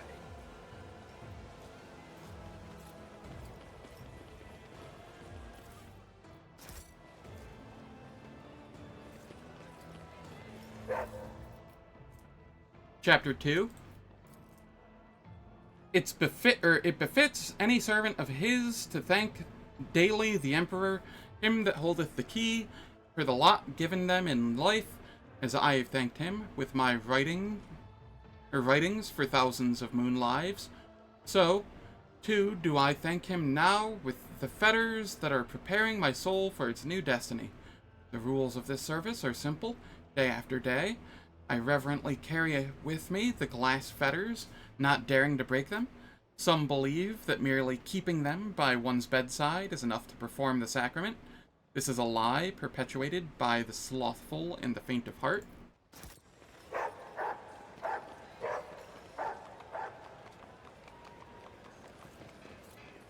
A new challenge for me?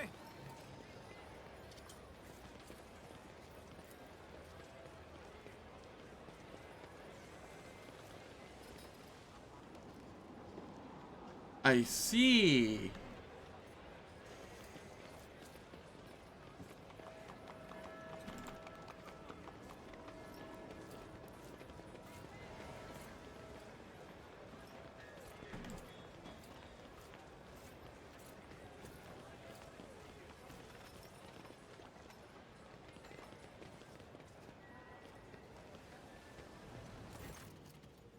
Gray-haired nobleman. As you approach, the nobles bow gracefully. Their sewn-on faces are wrapped tightly around their skulls, and their eyes gleam with earnest subservience. One dares to address you. O celestial lord, grace us with your regard. When my brother and I heard of your arrival, we immediately sought to surprise you with an exceptional gift. The ancient scrolls tell of a wonder, a mechanical sage by the name of Kagikor, or Kagikor? Guessing Kagikor. It knows the answers to all questions, can make other machines do its bidding, and may even predict the future. My brother and I have borne many a hardship, but we managed to acquire this magic contraption for a much-cherished guest. The box in front of you, presumably the Kagikor they speak of, exudes a strong odor of ritual oils. Made of thin planks, it is covered in so many purity seals that it seems to be held together by them alone. A stack of flimsy, rough paper lies atop it, and there is a mica panel with malachite buttons attached to the front. A thin slit is visible among the buttons. Abelard sighs heavily and leans over to you. Sometimes, when information reaches the more backward worlds, it undergoes strange metamorphoses, and are in the minds of unfortunate and regrettably parochial lay people. Have mercy, Lord Captain. They probably have been trying to please you. Listen to the sounds coming from the box. There's a very audible breathing coming from the box. Whoever's inside wants very much not to be noticed. Plato stalks toward the box and bares his fangs, while Solomorne frowns grimly at the device. Really? Then again, what else could you expect from this ignorant world?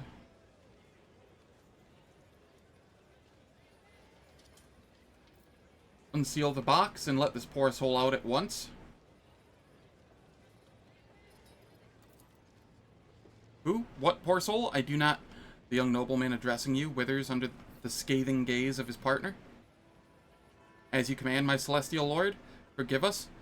We wished only to delight you by reproducing an otherworldly miracle we had read about in an ancient chronicle.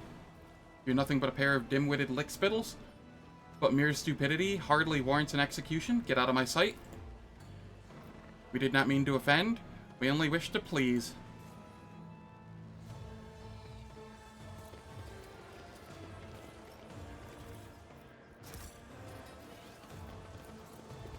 Done. The horse glances at you with an odd curiosity. One of them pulls its muzzle closer and clacks its teeth almost too greedily and hungrily for a harmless herbivore. It's about time.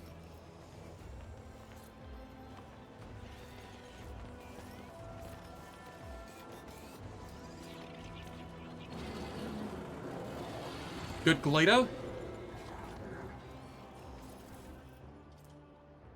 Bloody Sacrament. One-handed. It is a melee weapon. Area attacks with this maul create a smoke cloud. All creatures that enter the area must pass a toughness, strength, and willpower resistance test with -40 penalty.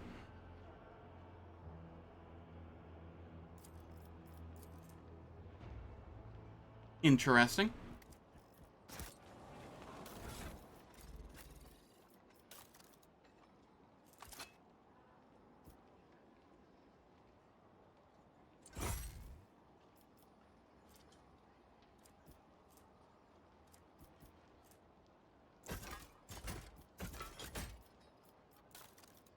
I can't use the shield in both when I have that perk. That is relatively annoying.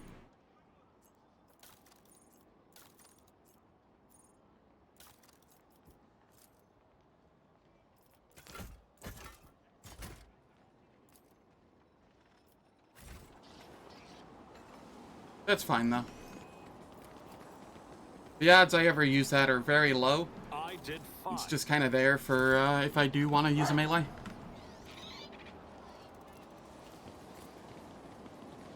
.45 ballistic skill. What? I guess she only has a 65 ballistic skill. Why is it so low?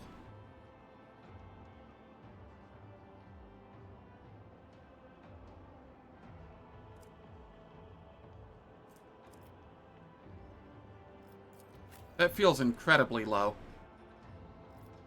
I guess it's only 10 lower than my intelligence.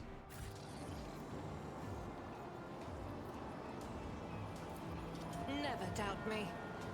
Nice. The blacksmith has somehow managed to forge shells and casings. These do not belong on a feudal world, but there is no doubt as to what they are. I'll lay claim to the stars.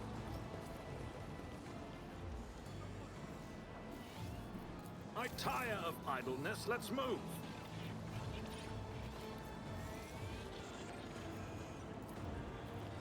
I rise to the occasion.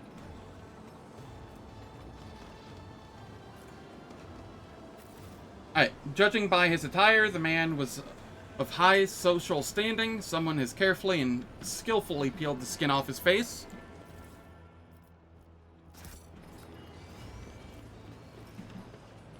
I won't tolerate weakness. Nothing's impossible for this old officer.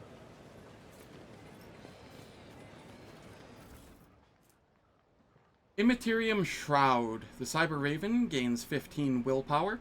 Enemies affected by a relayed psychic power must pass an agility resistance test or become slowed. If the enemy is already slowed, it must pass an agility resistance test with a plus 20 bonus or become immobilized. Target's immune to the immobilized.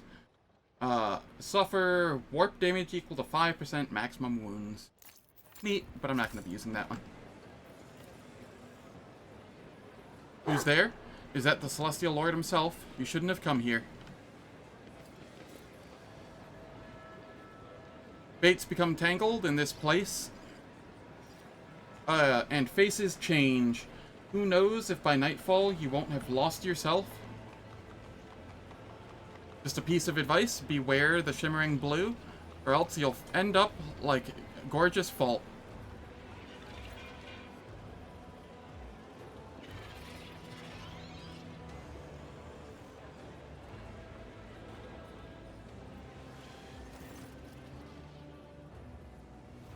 Noticing your gaze, Maeve turns to you. My Celestial Lord, she hesitates before continuing. They say you are the God Emperor's anointed. Have you truly seen him?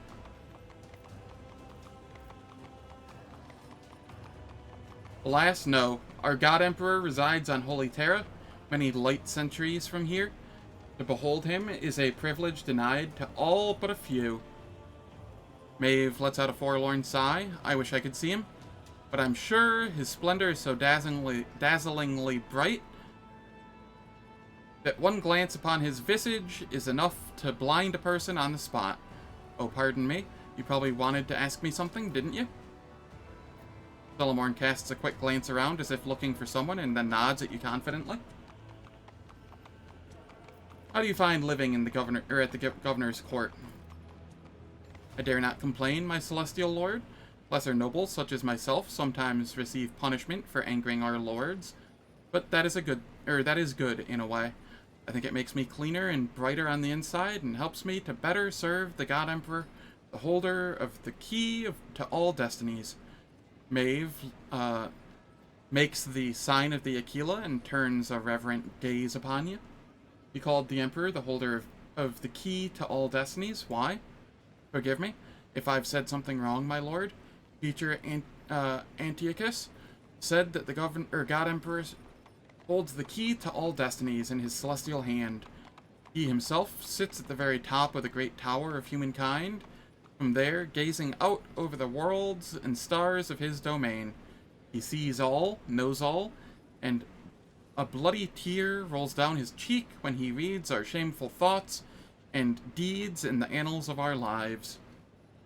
For those who strive, who do not let the seed of evil into their hearts, he will reward with a new destiny, a new life, higher and better than the one before. With a turn of his key, he unlocks the dungeon of their souls. I live in hope that one day he will come to my door. Maeve's smile is one of sad resignation. How fascinating. And what are you going to do to get a better destiny? I can hope, pray earnestly, try to be virtuous and diligent, and if I manage to please the Celestial Lord, then maybe, just maybe, the Emperor will take notice. Why did the God Emperor lock people in a dungeon? In the time of darkness, the God Emperor walled up the tower of humankind against fiends and monsters to keep it safe from evil. But evil had already planted its seed in thousands upon thousands of human souls. He locked them in the dungeon of the tower so that they might first eradicate the evil in their thoughts. All our lives we atone for our transgression against the God Emperor, and after death we return to his judgment. But that is our burden to bear, my lord. When I see you and realize that before me stands his anointed, one blessed by his ungodly hand, there is no one happier than I. What do you think of the governor?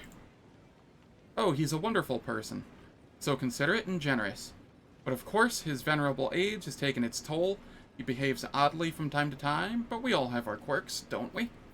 He behaves oddly? How so? Well, he gave me a lovely Thasserium necklace just before you arrived. Strange, is it not? To bestow such a treasure on someone of the lower nobility. I also noticed that we have not been that we have been conversing more of late, and it's been easier. Sometimes I think he knows me better than I know myself. So the governor has never favored you like this before. Perhaps the appointment to escort the rogue trader also came as a surprise? Maeve blinks in astonishment. That is so, my lord Judicator. I still wonder why the God Emperor saw fit to bestow such a tremendous honor upon me. Tell me about Bluff, the fool. How did he win the governor's favor? He is the best among all the court servants. Maeve looks down, but you catch the fear in her eyes. He always knew how to make the noble lords laugh. But at first, Dane's jokes were just funny pranks and puns. Those were wonderful, almost impossible times. Alright, it is time for ads. They will play for 3 minutes to disable the pre-roll and mid-roll ads for the next hour. I won't do anything in the meantime, so nobody misses out on any content. And I will catch you all in 3 minutes.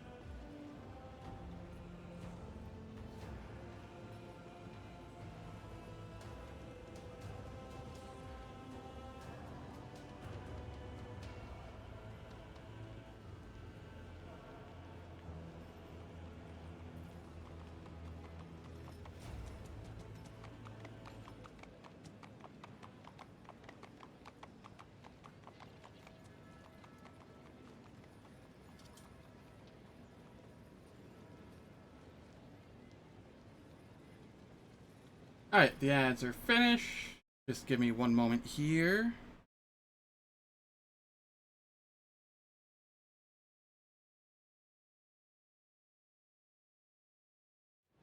Alright, good to go.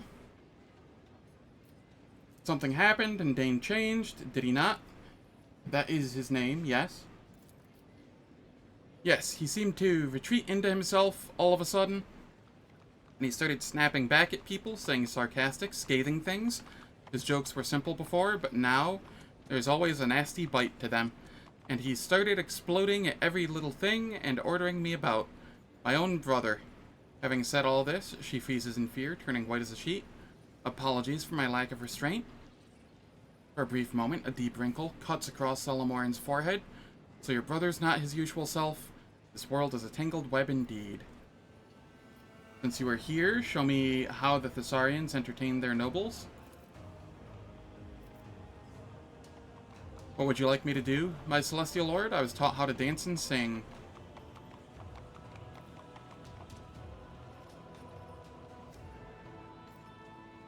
Sing your favorite song. She nods apprehensively, then closes her eyes and begins. With great care, she sings a passage from a local hymn about how the Emperor, who holds the key to all destinies, locked the heavens against the invisible monsters and enemies of humanity. Her voice, though trembling with nerves, is surprisingly pleasant to listen to. That was delightful, thank you. Thank you. Let's continue. Look straight through her, my lord. Oh.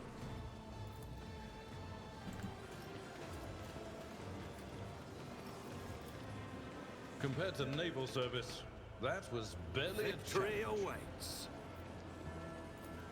Lesson learned.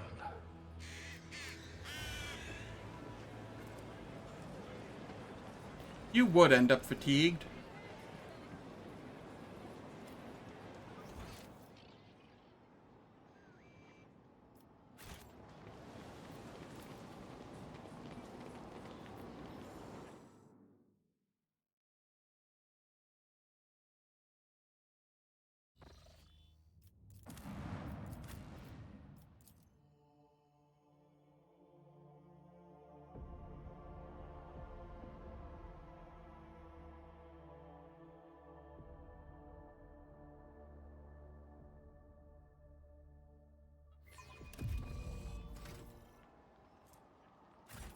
I am very close to a level.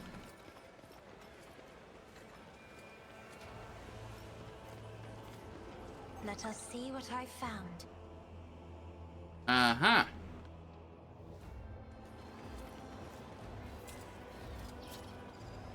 Duty prevails.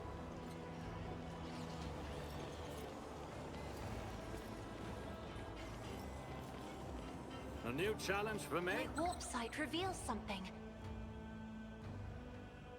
Cast your eye there. The Emperor favors me today. Never doubt me. Why are there so many mines leading over here? Claustrophobia. The Cyber Eagle gains 10 perception and deals 150% more damage. The Cyber Eagle gains plus 20% dodge against the obstructed enemy's melee attacks. If the Cyber Eagle dodges the obstructed enemy's melee attack, the enemy immediately hits its random adjacent ally using the lowest AP cost attack, scoring a guaranteed critical. That's actually insanely good. And this is an ebonite sword. It is two-handed, so I'm not going to be using it. None shall stand in my way.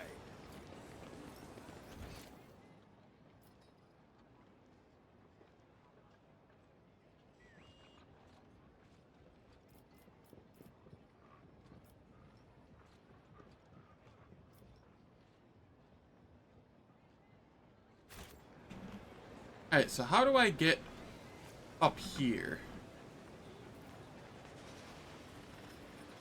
Okay, it looks like from that way.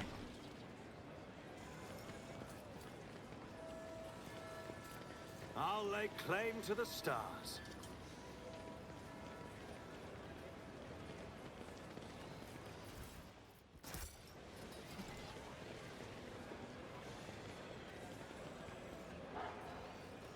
a child, I was captivated by the chronicles of the feudal world Urban II.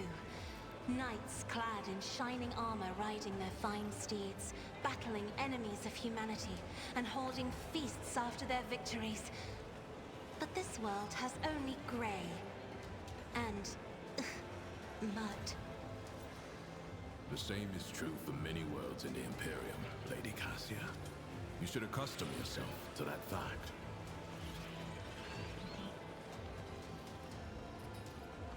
Alright, we come over here. We have a Lord Xenos.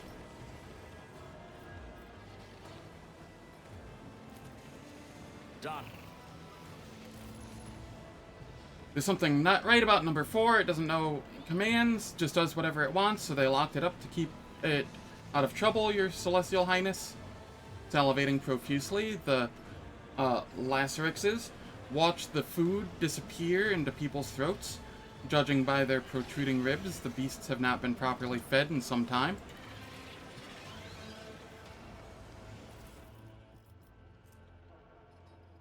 Cybermastiff deals 150% more damage. Whenever its protected ally dodges or parries an attack, the Cybermastiff gains 6 temporary wounds and deals 4% more damage for 1 round. Does not stack. Protect can be used multiple times per turn. Meh. I won't tolerate weakness.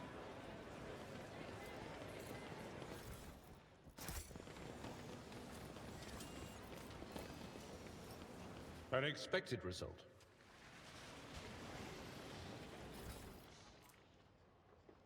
Chapter 0406. I'm impure and my body is impure. Vital fluids, not my own, are stirring within me, as though wood-boring beetles were digging their filthy tunnels through my frame. I must destroy this device. I must squeeze it out. It is customary to replace an old vessel, and I have replaced my rotten cage with chambers of gold. Yet I still feel filthy. For if the contents are spoilt, and not merely the shell, then what can be done to achieve redemption? My face is burning. A borrowed face, a weak face. I must take off the fetters of my skin and cleanse its inner side. A vice, take it away, O Emperor, take it away and give me a new cage. Follow my lead.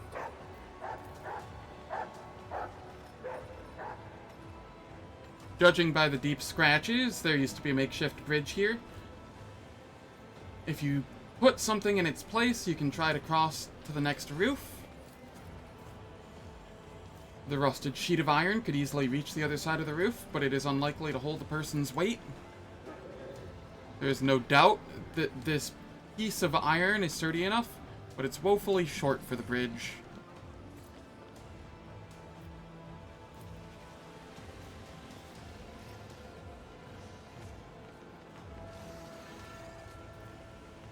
Despite the gaps, the metal lattice looks both sturdy and long enough. Experience? Something of interest. Nothing matters more.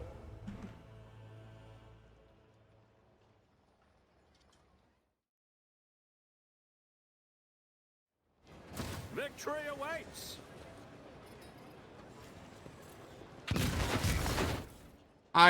What the shit was that? I told you to disarm it, and you ran right through 2 of them. Why, game? Why? Whatever. Whenever the wearer starts their turn with no enemies in a 3-cell radius, they gain a +4 MP and do not provoke attacks of opportunity. Yeah, I don't need that. None shall stand in my way. Well,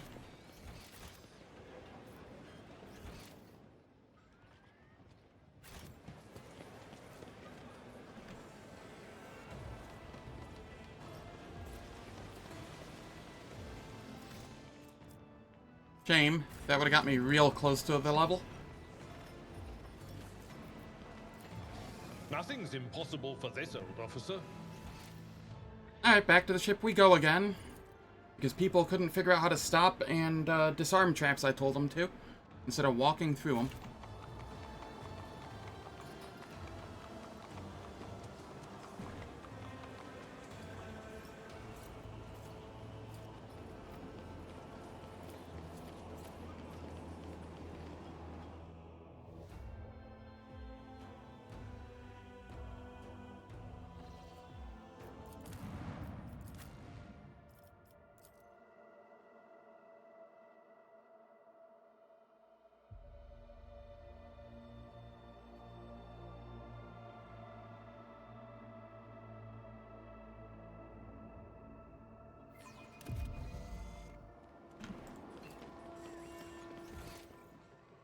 It's about time.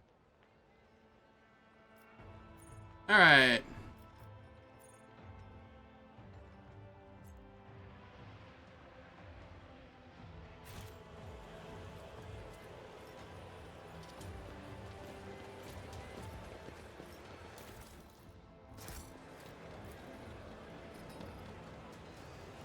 Any lice are hopping around the gilded plate. The lady squashes the insects with a small golden hammer, only for more of them to drop from her coiffed hair and into her food. Extra protein. You notice a veritable mountain of leftovers under the table. The guests have been tossing scraps onto the floor without a thought.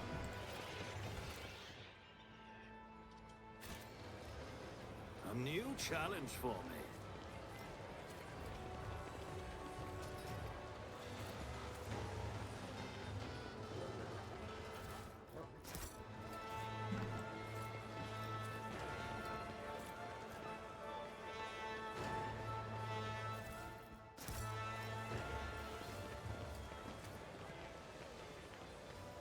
Let's take a look around. I always enjoy these.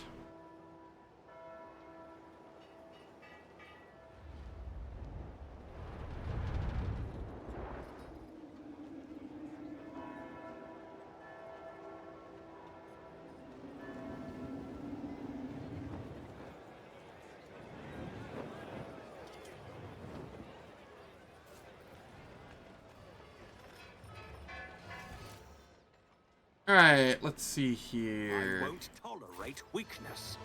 There's loot to be had here.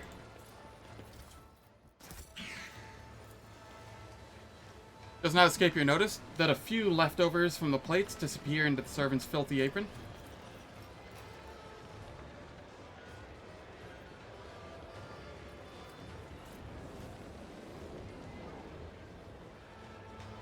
I feel like that is progressing things forward, so I will come down here first.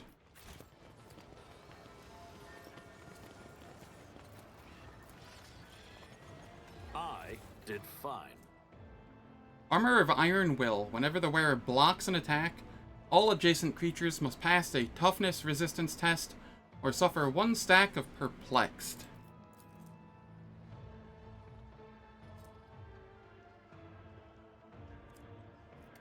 That's kind of neat. Still not going to be using it, though. Excellence matters.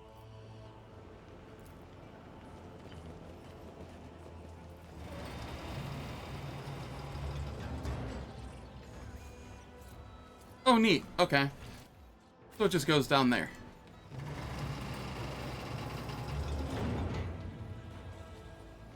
Victory awaits. There gonna be more mines over here?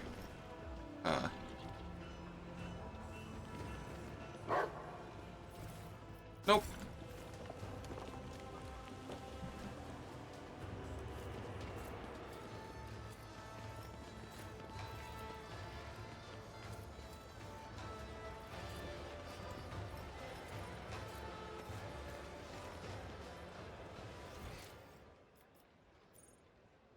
Ah, wait, there's a sculptor down here I haven't spoken with. The sculptor's mechanical hands scrawl over the rough stone, their many jointed metal fingers remaining in constant motion. Even now, you recognize your own features in the unfinished piece. Seems someone commissioned a statue of you the moment you set foot on the planet. The old man turns his wrinkled face to you, and you see crystals where his eyes should be. Is my celestial lord here to gaze upon his destiny? Alas, my creation is not yet complete. I'm here to look at the sculpture. What has my destiny got to do with it? When I sculpt, your celestial highness, I see people's destinies in the forms I create. The visions that come to me shape not only the stone, but the person's fate as well. Your image was indistinct when it appeared before me, but my work is not yet done. What do you wish to behold? Adira clutches her head and wheezes. Be wary when toying with destiny. What gives a boon now will come back to collect later. So may the opposite be true. To harvest sweet fruits in the future, one must drink one's fill of bitter things. Watch your words.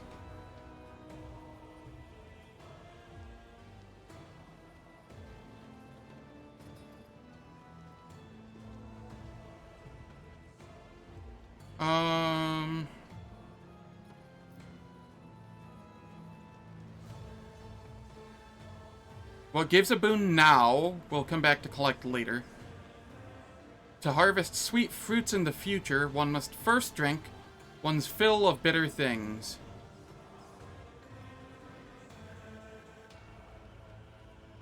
So I go accomplishing in the present and then glorious deeds in the future, I think.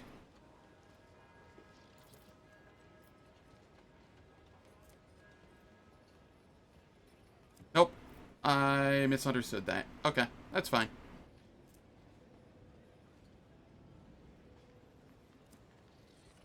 The sculptor's hands scuttle over the stone like huge metal spiders. Somehow his sightless gaze perceives... You told him to bugger off? Yeah, that's fair. How you doing, Fiji? Scuttle over the stone like huge metal spiders. Somehow his sightless gaze perceives exactly those details of your appearance that you are proud of the most. Your destiny will soon be complete, my lord. I will have it delivered to your celestial vessel. Who are you? I'm a humble creator, the governor's first sculptor, Tavrisk, who has the honor of shaping the destinies of others, but not his own. Oh? Work-related, Dominions-related, or other?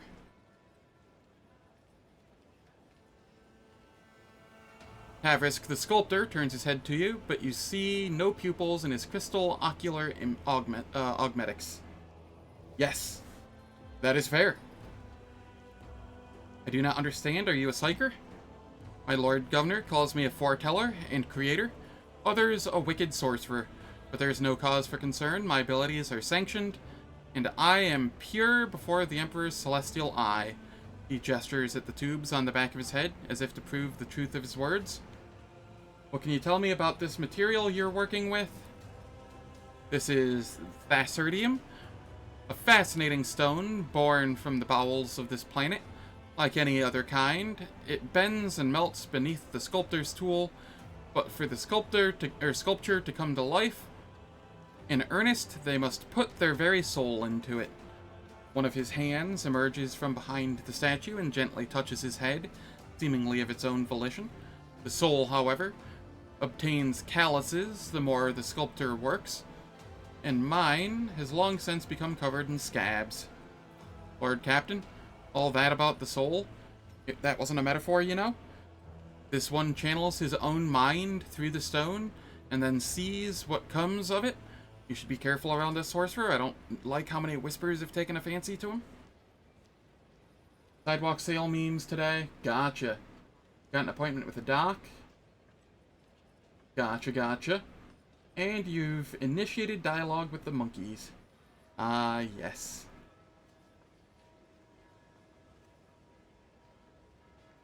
May your diplomatic endeavors be fruitful. Your hand augmetics are most impressive. Such implants are impossible to come by on a feudal world. Where are you from? Lord Ruoldo had my limbs replaced before he took me from my home planet. It was so long ago, I've since forgotten what my land is like to the touch. The sculptor's mechanical arms are pierced by sticky tubes. The elbow joints have all but worn down. It must have been a decade since these implants were last serviced. Such neglect often poses a serious threat to the person's life, and yet the old man's skin looks relatively healthy, and the spots were flesh and metal meat. The man appears to belong to a rare variety of psychers, biomancers, capable of recovering even from otherwise deadly wounds and diseases. Did you capture the governor's destiny in sculpture too? I have made thousands of statues for Ruoldo, but Thassera's stone flesh can never seem to sate his great ambitions. The old sculptor once more turns his unseeing gaze to the patterns in the stone before him.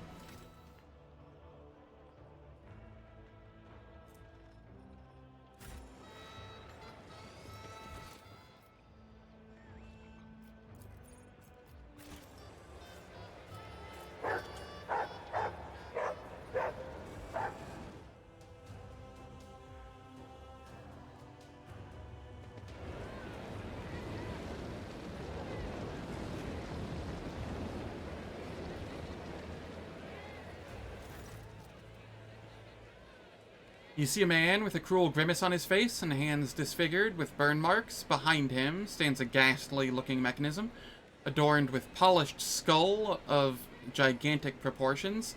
The eye sockets, their edges melted, gaze darkly at the crowd with the promise of inevitable punishment. The man, clearly the executioner, bows his head. The very messengers of the sky have come to decide our fate. We are honored, your celestial highness. Who are you? I am Thedua, the Scorched, a slaughterman of the 5th generation, and a humble disciple of the Iron Saint you see before you, your celestial highness. Master Thedua knows no mercy, and his hand is unfailingly firm in the sacred cause of administering justice. Maeve is careful to keep her posture straight, but her frightened gaze is deliberately averted from both the executioner and the mechanism behind him. What is that structure?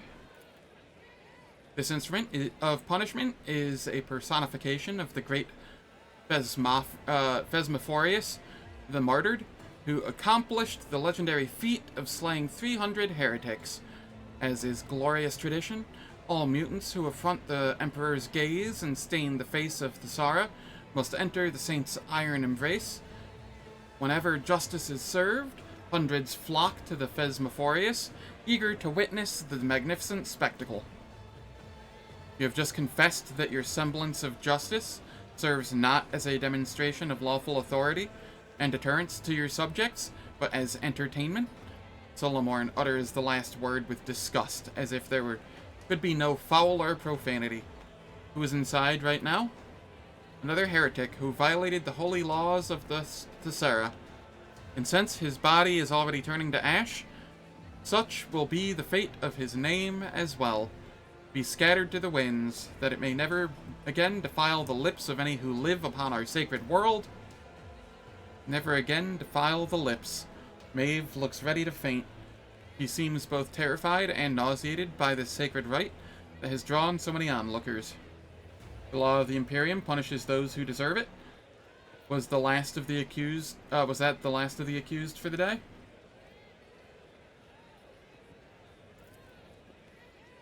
That was but one of the first bodies set to stoke the Thesmophorius. It is going to get a lot busier now. As if to confirm the man's words, the fire-breathing saint expels a puff of acrid smoke. While the guilty are being reduced to ashes, let us meet the next participants in our performance.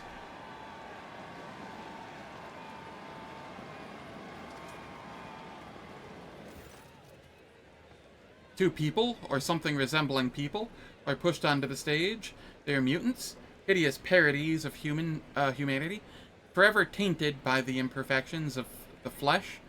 One of them is dressed in stained yet expensive clothes. The other wears a tattered uniform of the local guards. Your Celestial Highness, behold, two loathsome heretics who blemish the very face of Thassera with their existence. The Dua chuckles, but his sneer is completely devoid of mirth. The degree of their guilt may vary, but they both deserve to enter the blazing bowels of the Phasmophorius.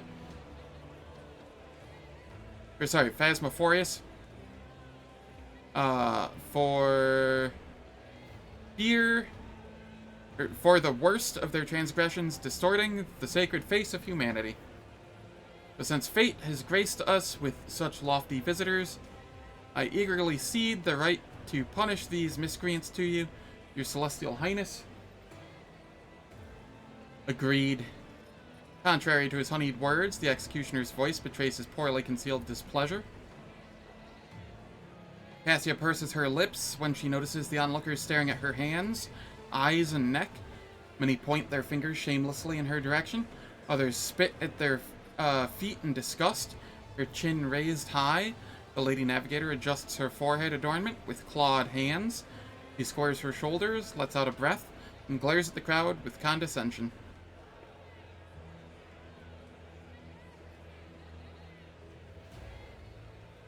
What do you mean, the degree of their guilt may vary? The Dua fixes you with a fanatical stare. One of them, despite being one of the highest lords on Thassera, spat on our world's customs by refusing to alter his destiny. The other did not change his fate, even though he was just a lowborn wallowing in the mud. What in the Lex's name did I just hear? Solomorne raises his voice slightly, indicating that the usually impassive arbitrator is profoundly indignant. I normally have no trouble passing judgment, but in this case, I don't even know where to start. What was the opulently dressed mutant's crime? A rotten stain upon the noble families. He was hiding in his manor to conceal his deformities, but had trouble keeping his mouth shut, proliferating filth in tracts that he later sent out with his servants. He declared the choice of one's own fate to be slavery, cast aspirations on the very traditions of the world, was insolent, swore profanely, condemned those who had chosen a new destiny. Luckily, he has no heirs, and today this cursed bloodline shall be put to rest once and for all. The richly garbed mutant moans something.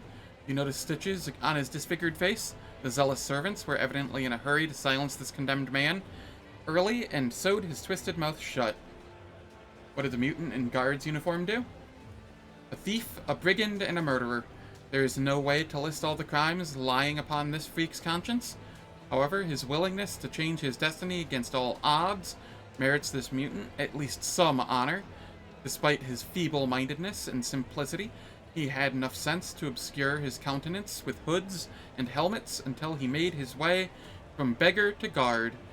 It was not long before his excessive passion for fighting and stabbing gave him away. The mutant utters a foul curse under his breath, then immediately gives you a frightened look and falls silent. The mere sight of the Celestial Lord seems to instill a reverent awe in the common denizens of Thassera. You praise the lowborn mutant despite the vicious acts he committed? They are both mutants, and have thereby violated his law. Yet, when one finds a spark of nobility in an abject commoner, one cannot help but feel a grain of respect for them. This heretic may be of low birth, but he does not flout the values of Thassera the way the nobleman does, and thus honors our traditions and his will. Born into the rabble, he applied all his abilities and skills, defied the restraints placed upon him, and crushed those who stood in his path, all in order to forge a new destiny for himself. Beat him to change destiny. Solomorne repeats slowly with an undertone of utter disbelief at what he's hearing. Even you, a degenerate, should know that everyone has their place in the God Emperor's plan from birth, and that any attempt to change that is a violation of his will.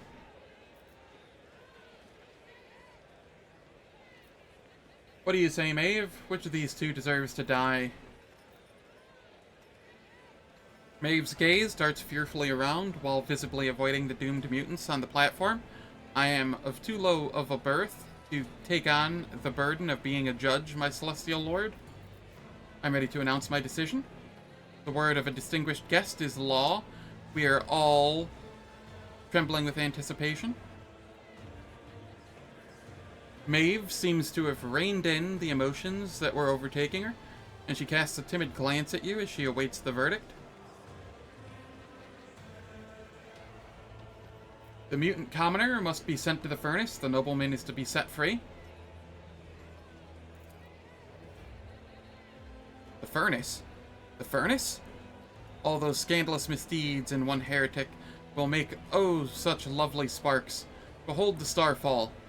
The fool's slimy joke is followed by laughter as the crowd anticipates the coming spectacle. Was that one of the options? I didn't read past the second one. Padua gives you a dark look, as if reluctantly. Sadly is not. Darn. Gives you a dark look, as if reluctantly, through gritted teeth, he forces out the words, His Celestial Highness has spoken. May the flames of the Saint Phasmophorius purify you, heretic. Padua glares at the surviving mutant with loathing. Get out and praise His Celestial Highness for granting you a life you do not deserve. The crowd around you starts jeering, and the mutant scurries away in haste.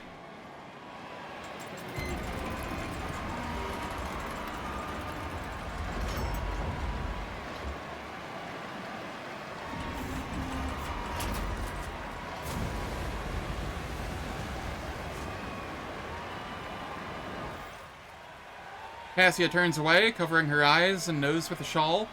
This smell, these screams, it would behoove you to put a stop to this barbarism, Lord Captain, not encourage more of it. Ignoring the raging fire within the Phasmophorius, Argenta studies the crowd. All of them came here to taste of other people's pain, not to praise his justice. There is a pack of dogs slavering for a fresh bone. And now, my favorite word, next.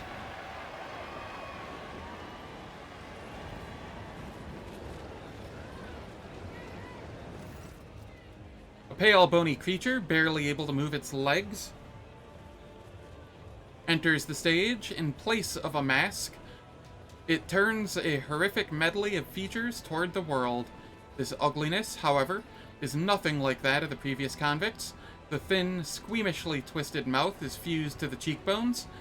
Malicious eyes peer into the crowd from under hideous folds of skin. The face of this heretic appears to have melted and congealed. What is this heretic guilty of?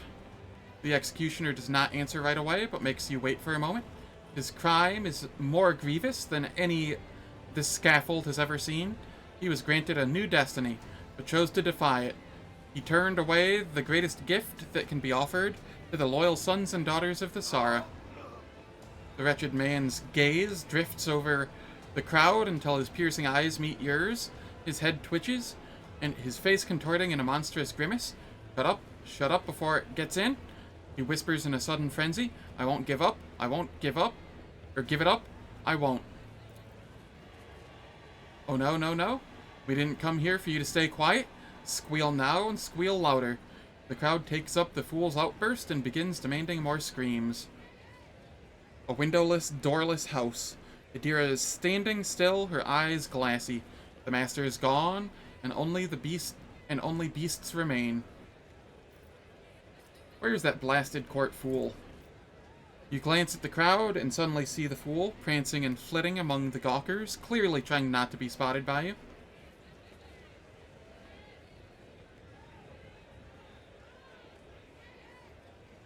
Nod to Solomorne. It's time to teach this gathering a lesson.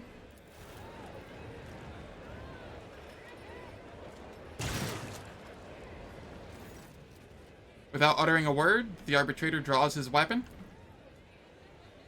A shot rings out, and a deafening shriek rises from the throng of people. You catch sight of the badly wounded fool disappearing into the crowd. Maeve cries out in horror and immediately clasps her mouth with both hands, trying to lock her voice inside. What happened to his face? Is he another mutant? Thassarian fever? You need not worry, Your Celestial Highness. It is not contagious. Enough deaths, let him go. As the duo opens his mouth to say something, the convict takes a step on his clumsy, spindly legs, and then another one. The face, pretty, strong, shining, gnarled claw points directly at you. Give it here. Give it to me now instead of the one I bear. Take mine, it's not mine. Take it. Take it.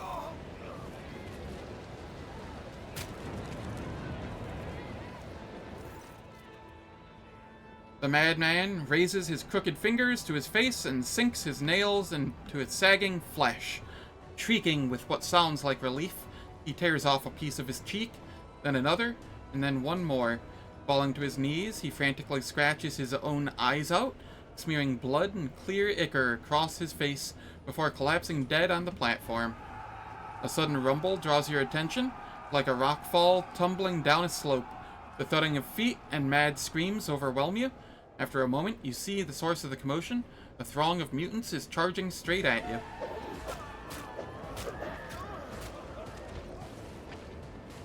It's him, the ruler of the stars, who...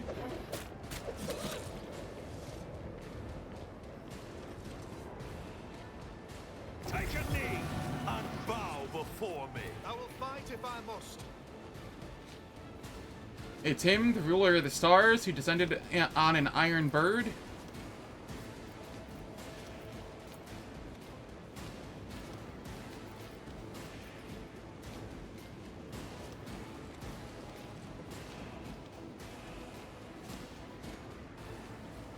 Alright.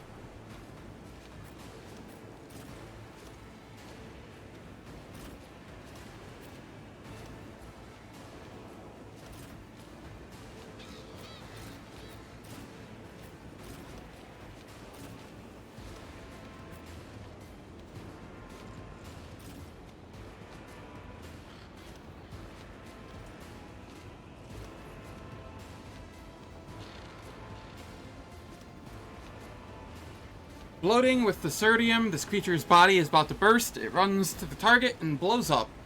Healing... Ah, I see.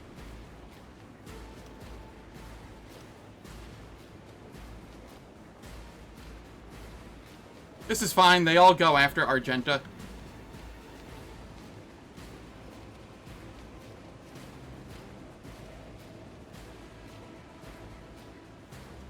And so there's nothing to worry about.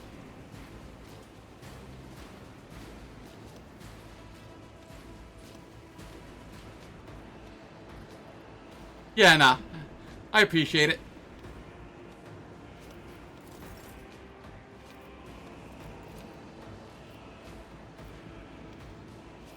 If I may. I buff me.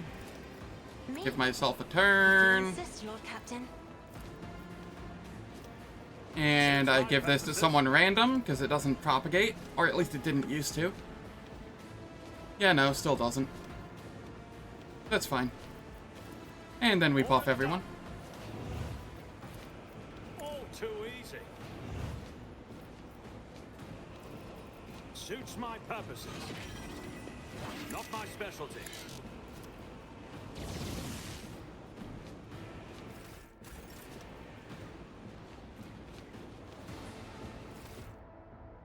But yeah, for some reason, the voice of command is using my stats, 93 int, and it was plus 19, and not the stats of the Servo Skull Swarm. And you know what? I'm okay with this. That I do. That I do.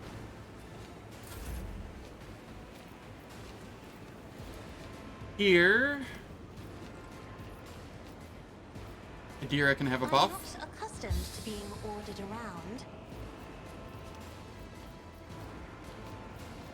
When does she go?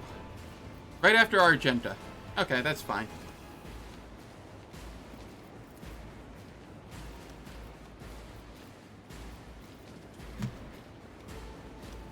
I am a navigator, not a servitor. Rip. They all saved. Or something. That's fine. Alright, we give everybody armor.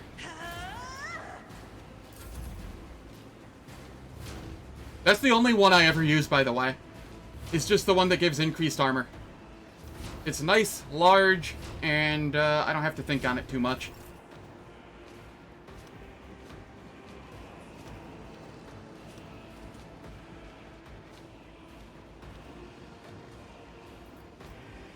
I'll do it. Alright, Reckless Rush.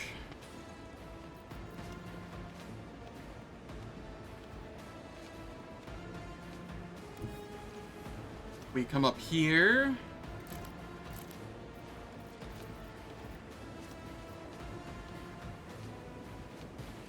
And, rapid fire. Guided by faith.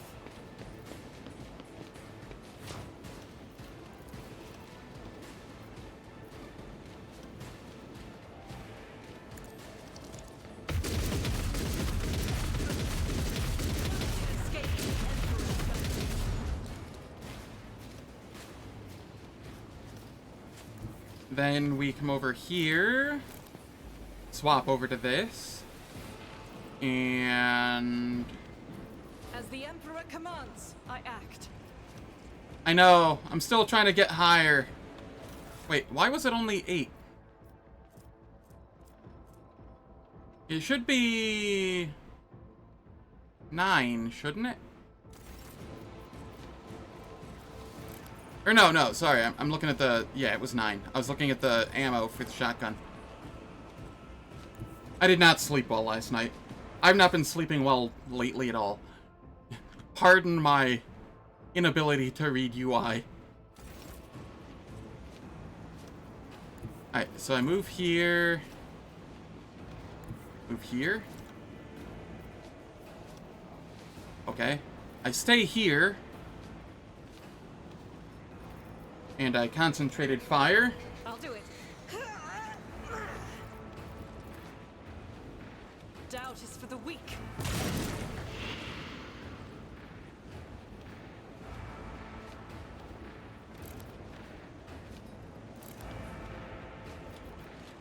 And then we revel in slaughter.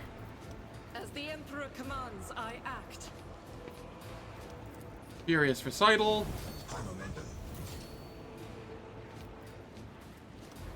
Power Steady resides in the superiority. hand of the righteous.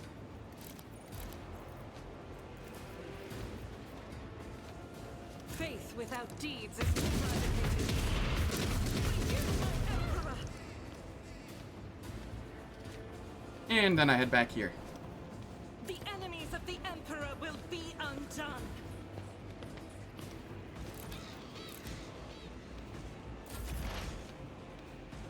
Adira.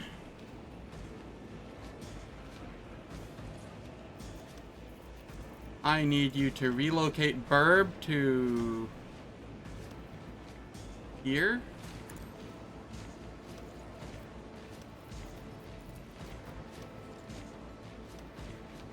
Just making sure that the trembling mutant is in range. On it.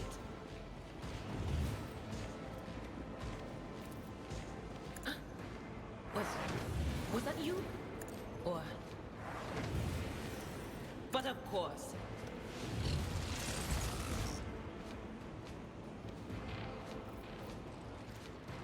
And,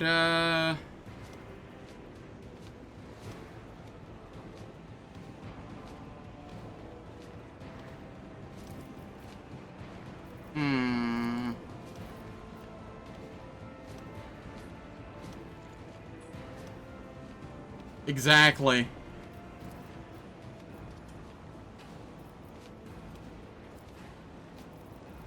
I will...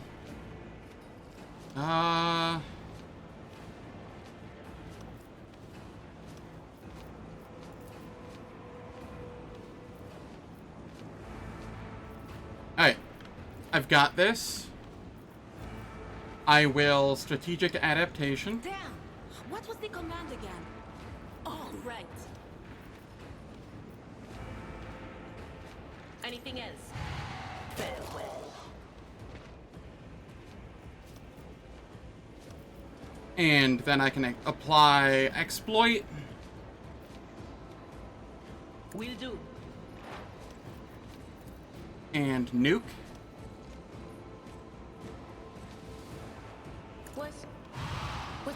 What an unfortunate turn of fate. Nah. I got 2 kills, that was enough.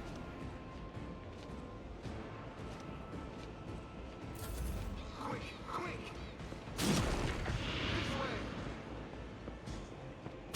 I'll do what it takes. Yo, what a rush! I can't stand it! Alright, Abelard. You know what to do. Victory is imminent. At your beck and call. You buff yourself to the moons.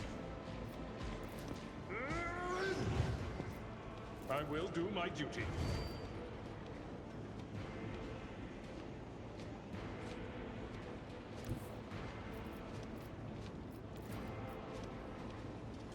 You know, he does just a little bit of damage. Just a little bit.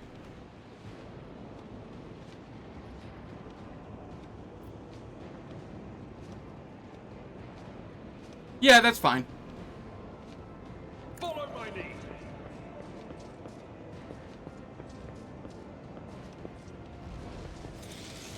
He only gets 2 attacks a turn anyway. Unless I use Daring Breach. Indeed. I took care of this one. And if I use Daring Breach, he can walk over there anyway. And I will use Daring Breach.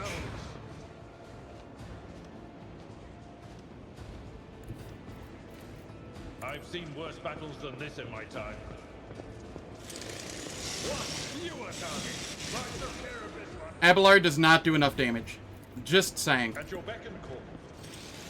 Refuse to die. My place is at the fore. One fewer target.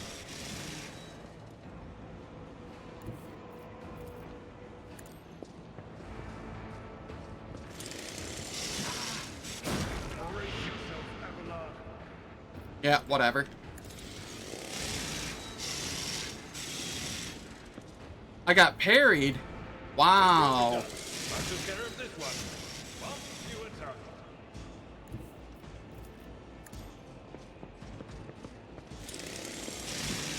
Pursuit of dust.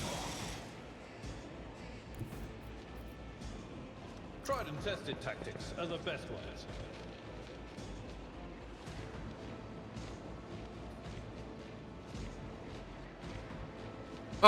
Which part? Which part is the what the fuck? What I just did with Abelard? The fact that he was parried?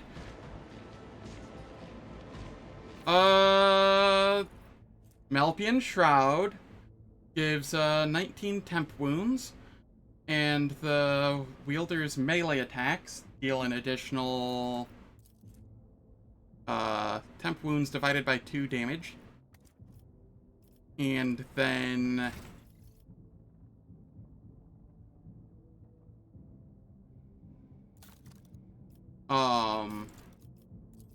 Vanguard, we have Beacon of Might.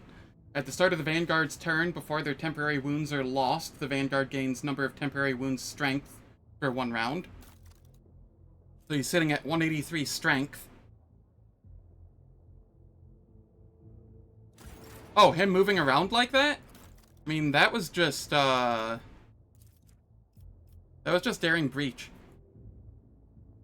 Warrior immediately restores all AP and MP, moves 3 MP.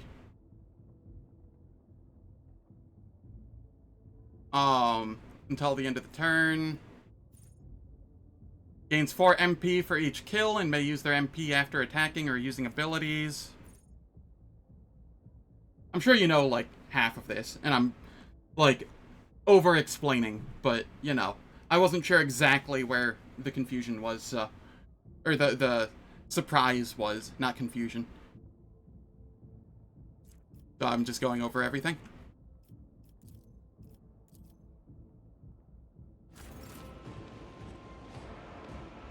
Ah, you weren't paying attention at the Daring Breach moment. Yeah, okay. Yeah, no, it's just daring breach things. I mean, that was a decision. And then he gets parried, which allows me to attack again because defensive stance.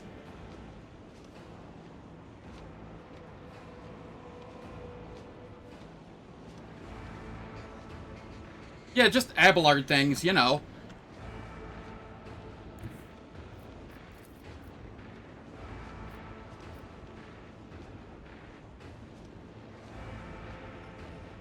Actually, I'm just gonna come over here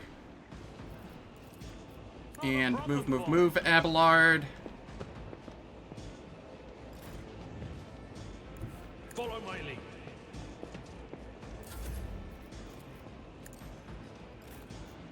Give him an extra turn. I will do my duty. I took care of this one. There we go. Exactly.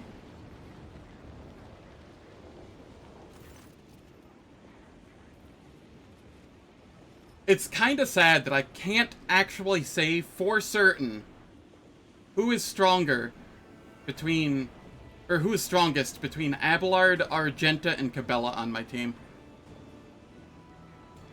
They're all just kind of buffed to the moon and so outside the scale of what the game intends, or is balanced around, rather, that it's hard to really compare. Because they all just solo combats. Clearly it's my buffs doing it. You're right. The Rogue Trader and Adira are the strongest.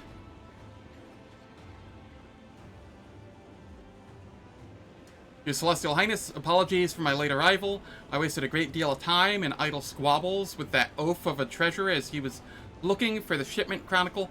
I only heard about the attack after it had already begun, and the elevator might as well not have been moving at all. It was so slow. The treasurer? The elevator? Who are you going to blame next, Governor? Are you the ruler of this world or a casual onlooker? You will take measures immediately and restore order, or I will conclude that you are sabotaging the Rogue Trader's visit, either by intent or simply due to your own ineptness. The governor babbles in fear. I never thought. He takes a deep breath. The culprits, of course, the culprits will face execution post-haste, my celestial lord. Survey the square. An oppressive silence hangs over the previously bustling plaza.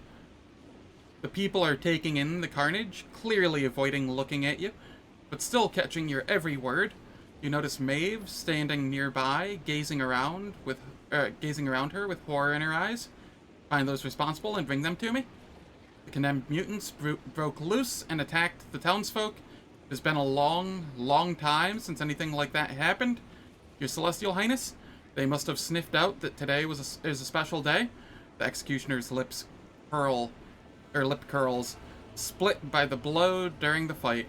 The commander was responsible for guarding them. He got careless.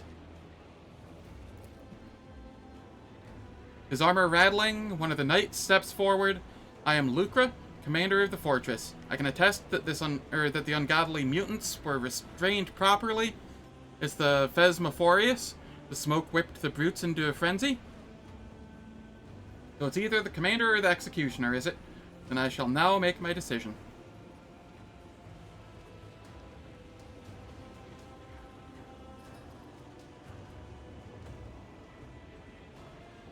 Strike the governor. If it was not for the tithe, you would be the one facing execution.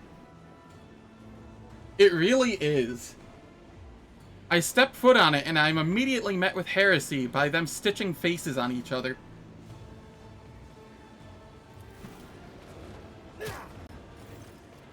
The governor staggers back from the blow, barely managing to stay on his feet. A trickle of blood runs down his lip, and he spits out a few rotten teeth onto the stones. Thank you, your Celestial Highness. I will never forget the lesson taught to me by the Emperor's own anointed. So it's either the commander or the executioner. I shall make my decision. My Celestial Lord, I swear upon my life that my knights and I did everything we could to keep you safe.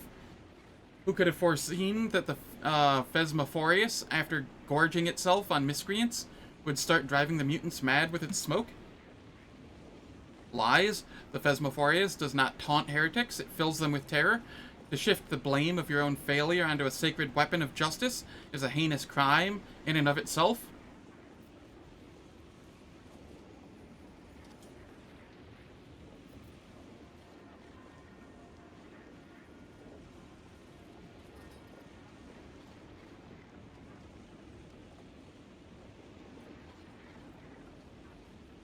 The only way I can kill both of them is by sending them into the Phasmophorius, but I don't want to do that.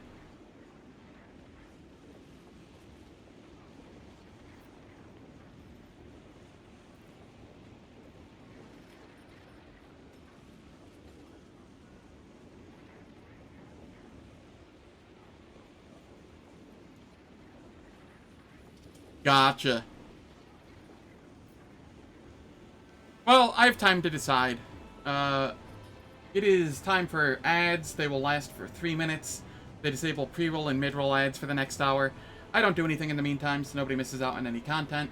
And I will catch you all in 3 minutes.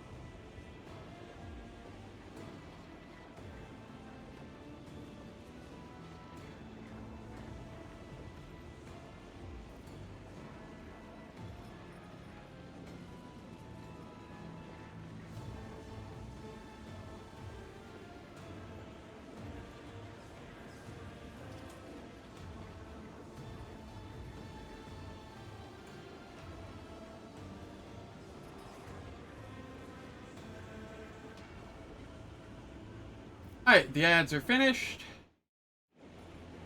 The executioner is to blame for what transpired. Solomorne, enact the will of justice.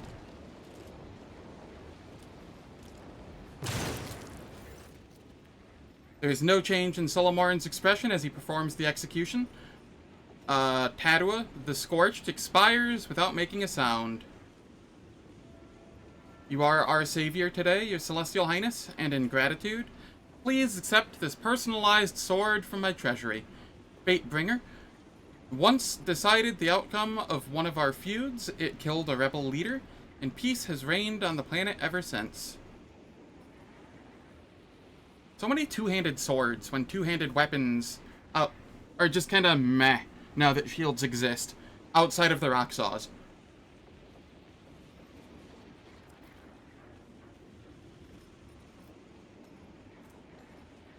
It is 100% armor pen, but one of the rock saws I can get from, I think the Explorers is 50% armor pen, and that's more than enough.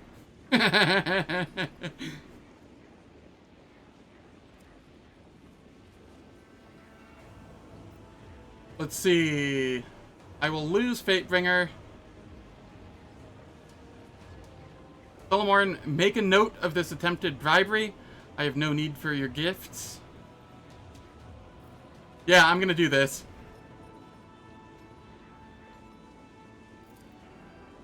Done.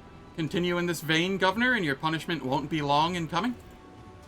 Emperor Forfend, that I tried to bribe you? Your Celestial Highness, the thought never even occurred to me. Forgive me most graciously. The Governor bows at your feet. Look at Maeve. I want to, like, purge everyone on this planet and put Maeve in charge. That's what I want.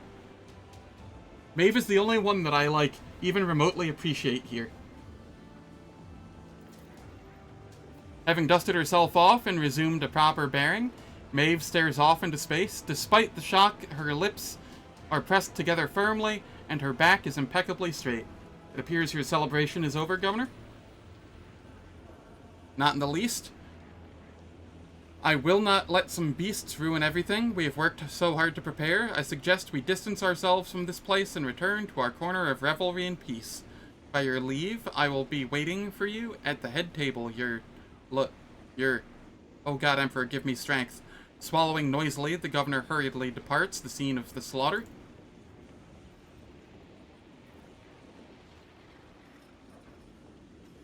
I mean, while true, if I slaughter most of the shitheads that are, like, partaking in this and put her in charge, there's a chance that it, you know, actually turns out alright and things turn around.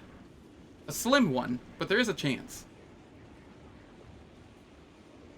Hey now, you be nice to the mutants. They've done nothing wrong.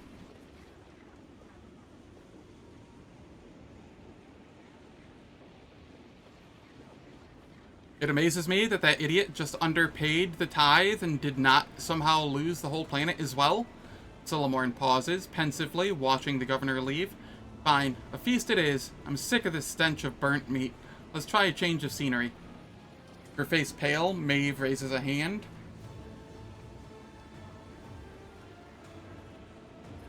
Probably not.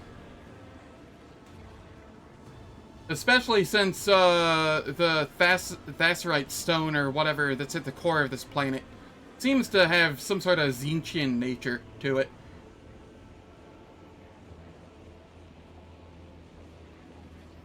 My Celestial Lord, it is only a few steps away. The noble lords are already lifting their glasses in their savior's honor, awaiting your arrival. Shall we proceed?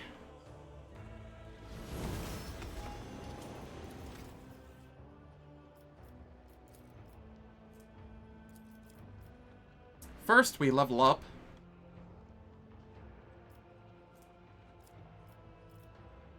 Intelligence, ballistic skill. What did I go here? Willpower? Yeah, I can see that.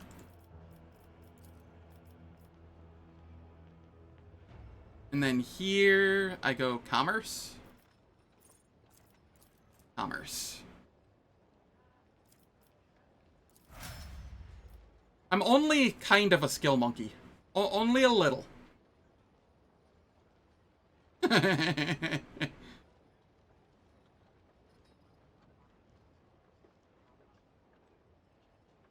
I could have my skills higher, probably. Actually, I don't know if I could. And I roll twice for all of them. Here I will go strength, probably. Yeah, strength. And then we get more, carouse.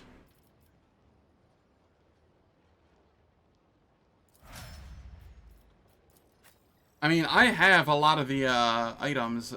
Plus 10 to all skills, reroll any failed skill test once for each skill. Plus 10 to all skills. I don't know what more I can really have. 10 bonus to tech use. Persuasion.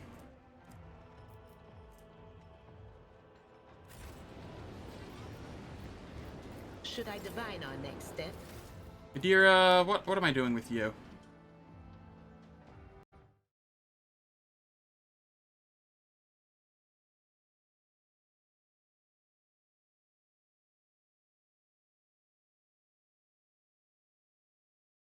This is level 32.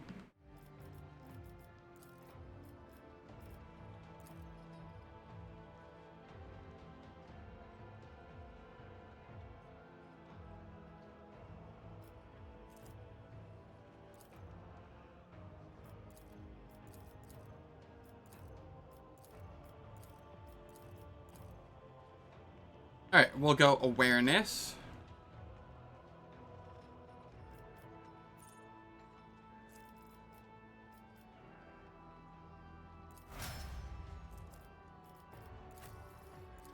Over here. I think it's perception, right? Yeah. No? Oh no, it is perception. Okay. Pretty sure. Yeah. And then here... This is also awareness.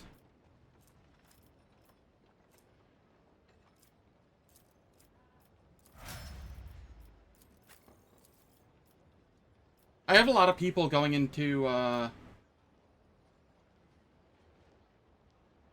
Where do you get the Von Valencia's cape from?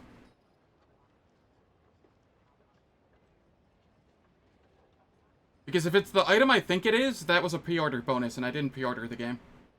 So...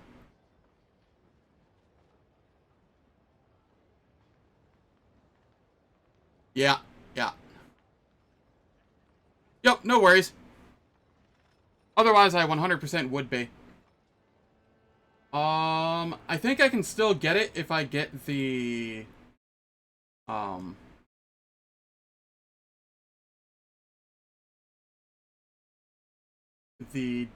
is it? The deluxe pack? Or the Voidfarer pack? One of those two. But, I'm not about to pay money for that. Just for a handful of items, I can live without. You...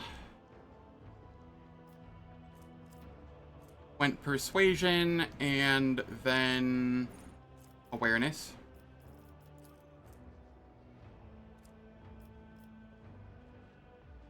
And then here, fellowship, willpower, perception, I'm guessing.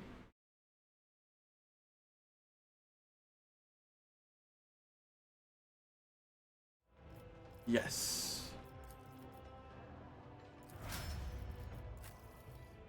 And Solomorne. You are...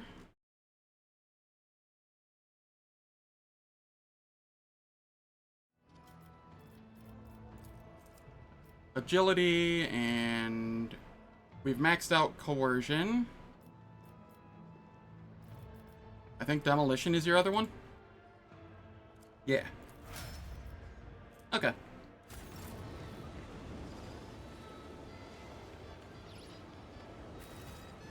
Follow my lead. Before I forget, this is here. Done.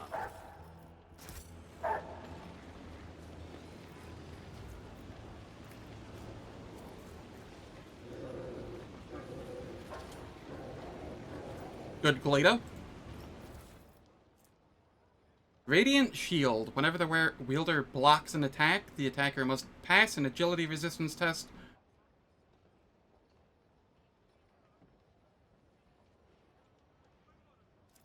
Alright, cool. Give us a target.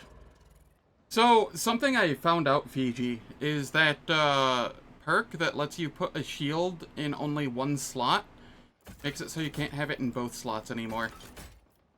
But that's okay. We have a second shield now.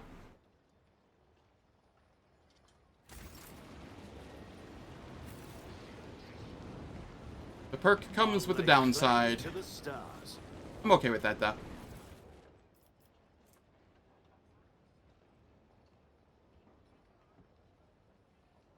Huh. I see.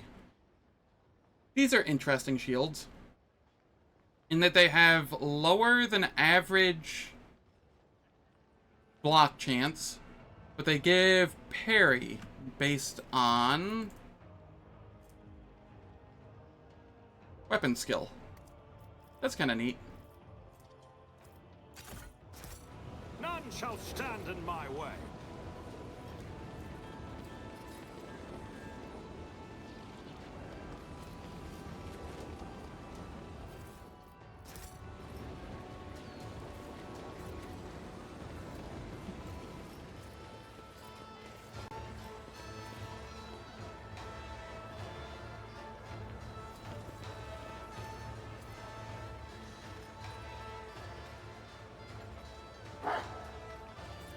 I see.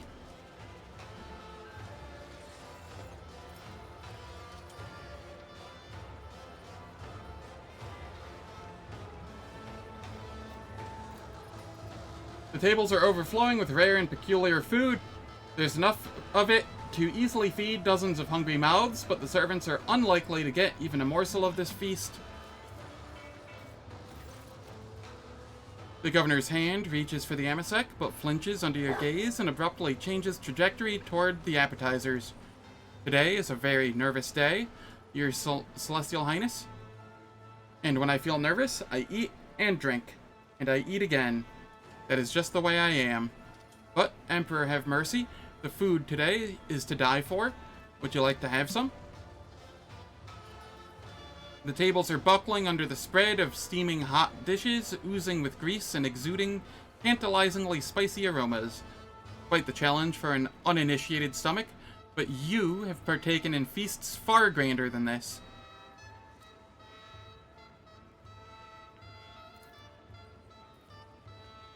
I recommend you try the fried alcadont, whose horns were still goring my hunters just the other day.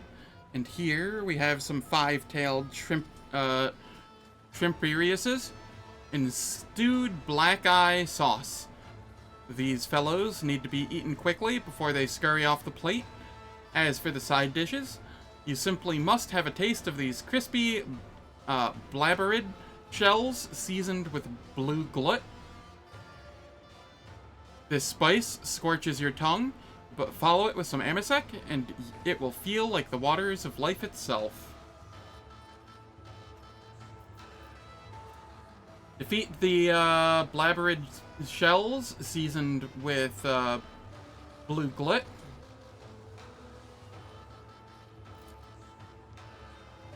You pop a fried blabberid shell in your mouth. First one, then another, and another. The blue glut stings your tongue and throat, but you are made of sterner stuff than all these milksops. Eventually, you crush the last blabberid between your jaws before wiping a napkin over your chin and tossing it victoriously onto the table. You've managed to keep a stony face while downing an entire dish of hot blabberids. A show of steel-hard composure increases the character's intelligence and willpower in the next combat. This is a one-time bonus that disappears after the combat ends. Incredible. But how? How did you accomplish it? My fellow revelers, let us raise our cups to the unbreakable strength of the God Emperor's emissary.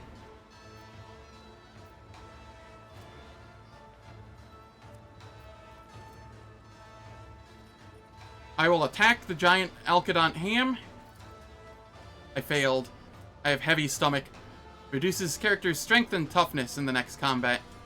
You sink your teeth into the greasy ham and slowly chew the brackish, fibrous meat with all your might. At the 7th bite, your jaw begins to ache and you're forced to give up the fight. Moderation is wisdom, and wisdom is the attribute of true sovereigns. Your most imperial prudence, your celestial highness.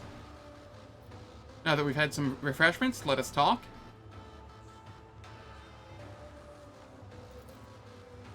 Verily, your celestial highness.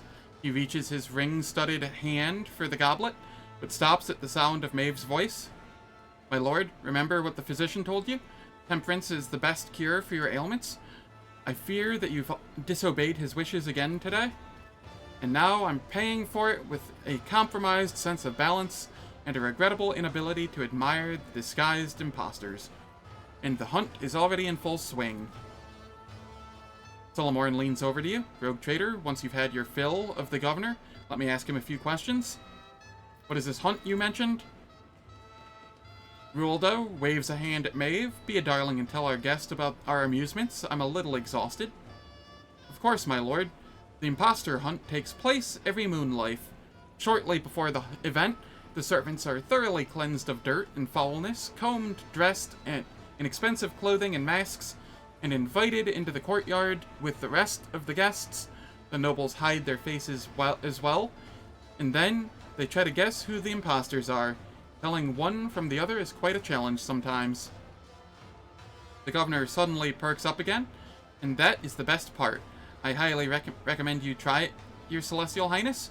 It makes for a very interesting change of pace, and on this occasion, the privilege of branding, if you will, falls entirely to you, our honored celestial guest. Suppose I found all the imposters. What happens next? Maeve produces a shimmering slate featuring a string of fine inscriptions. This is a data brand, one of our off-world treasures. We handle it with the greatest care, and yet all of Thassera's jewels and miracles cannot compare to the resplendence of your glory, my celestial lord. When you find an imposter, you need only mark them with this wondrous brand. At the end of the hunt, we hold a great feast. If you guess at least one of the imposters, you will also win a fine prize. If you guess all 4, there will be an even more special reward. I remember at one of the hunts, a servant played the role of a baron so well that the lords unanimously granted him favor and let him keep the title and privileges of the nobility. Such a thing rarely happens, but who knows what this evening will bring for tonight. It is you who will determine the worthy, my celestial lord.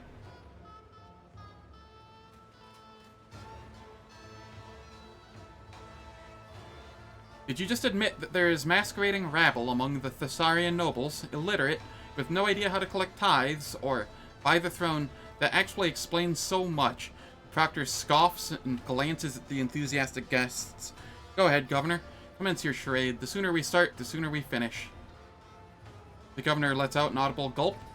It shall be done, master adjudicator. How does one find an imposter in the crowd? By the way they talk, by their lack of restraint, by the unfamiliar delicacies overwhelm them so much that they lose control. Imposters are often scared of the responsibility that has fallen on their weak shoulders, and they try to stay close to the real nobles and imitate their rarefied manners. During the hunt, it is most worthwhile to pay attention to separate groups where conversation has already started. A frightened imposter will probably try to hide behind other people's backs. That's all I know, Celestial Lord. I will participate in the hunt. Marvelous. As soon as you are done with your search, I will be... The governor attempts to rise from the table, but gravity proves to be his superior. Perhaps you should stay here, my lord. Maeve's gaze is full of genuine concern. I feel you may be right, Maeve. I will be waiting here, surrounded by savory dishes and plentiful amasec. Have a fruitful hunt, your celestial highness? Maeve, bring me a cup of amasec, and make sure it's filled to the brim. Comes an unexpected order from Solomorne. It will be done, my lord judicator.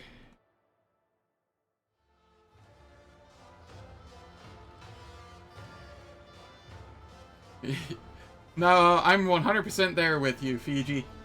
I want off this planet, but I also don't want to skip content, you know? Solomorne waits until Maeve is some distance away, then turns to you. I wanted to talk to you without the observer they have attached to us, overhearing. He casts a sweeping glance at the courtyard and lowers his voice. Do you get the sense that what is happening raises questions that lack coherent answers?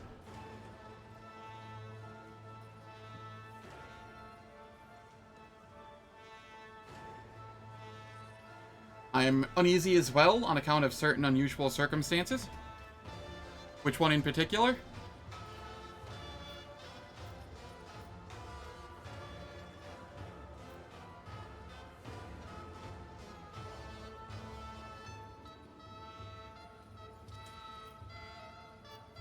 The governor's strange behavior, the remarkably lavish gifts, the change in personality, and all of that just before our arrival. You're not wrong. In particular, I would like to note the governor granting preferential treatment to our attendant. Perhaps he needs her unconditional trust to ensure that she does something, or on the contrary, remains uninvolved at just the right moment.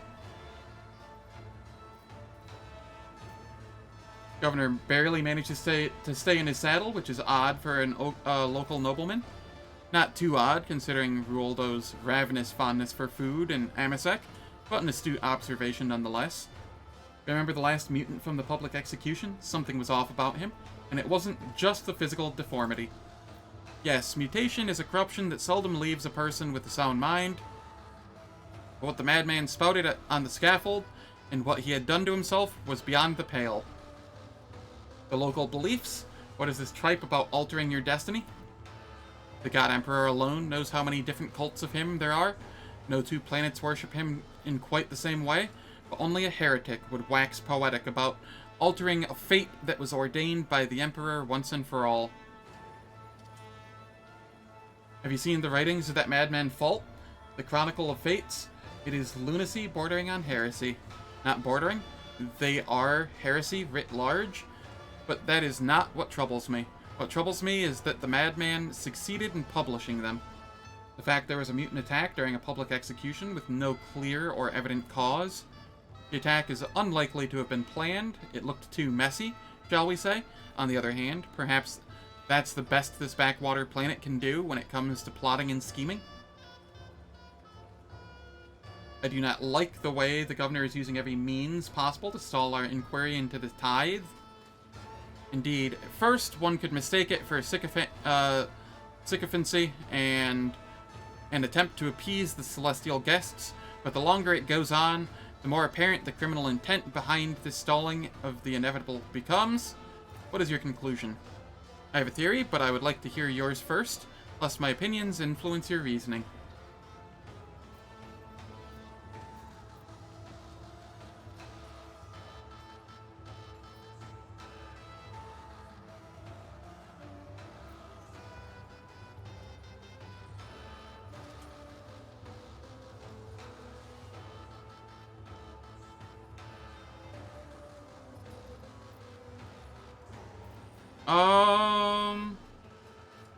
We are being led into a trap of some sort.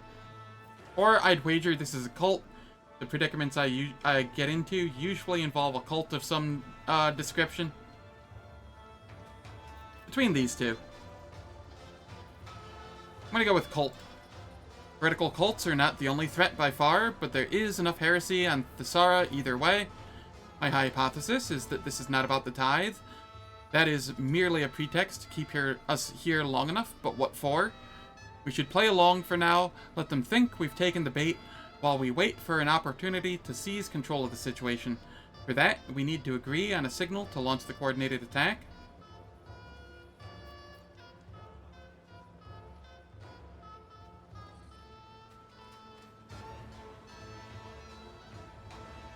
My words will be, the Emperor knows.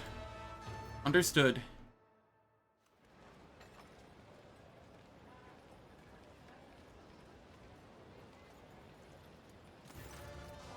Maeve returns, taking quick, careful steps along the paved road, a brimming goblet in her hands.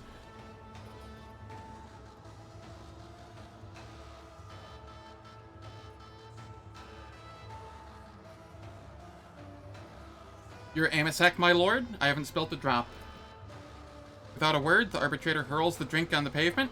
The splash of Amasek is like a scarlet wound upon the stone that has been polished by 1,000 souls.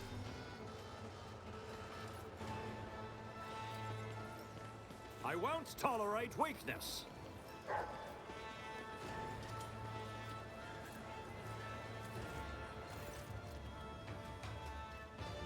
Downgara, bad beast, very bad. I apologize, your celestial highness. How's the imposter hunt going? Gara? My darling pet. She is guarding the Shrimperiuses. Every once in a while, she gets an allowance in the form of adolescent, Alcidont bones. What has it done wrong? She almost ripped off my finger along with a slice of Alcidont. It's my fault for forgetting their predators, albeit domesticated ones. You've reduced a beast born to hunt and kill to a domesticated pet. Without purpose and discipline, both man and animal alike are destined for degradation. Solomorne nods at Glado, who is completely unfazed by the multitude of delicacies. See, this is the level of obedience and dignity we should strive for.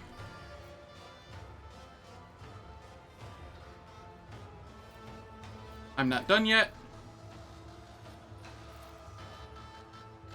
I understand your celestial highness, as our nobles say, measure thy torture 10 times, thou canst behead a man but once.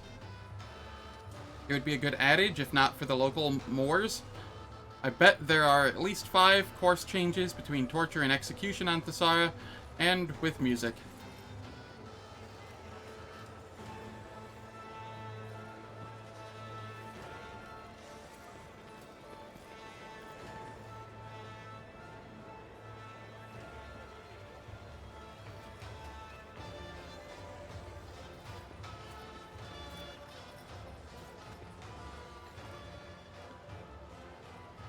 How do I do the, noble hunt thing?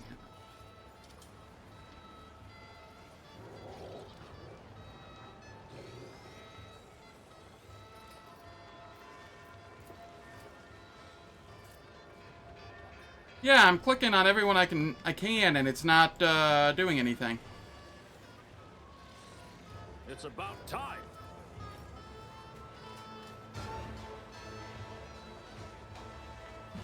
Statue.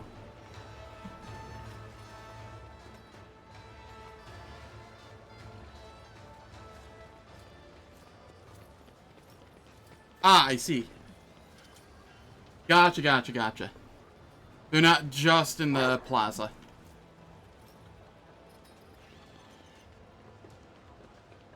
What? Why did I walk all the way around? What?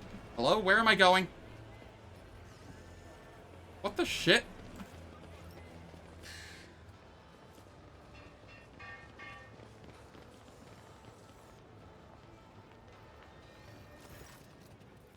A few nobles have gathered around an older man in a fine jacket. His eyes dart back and forth between them. I come from an honored dynasty.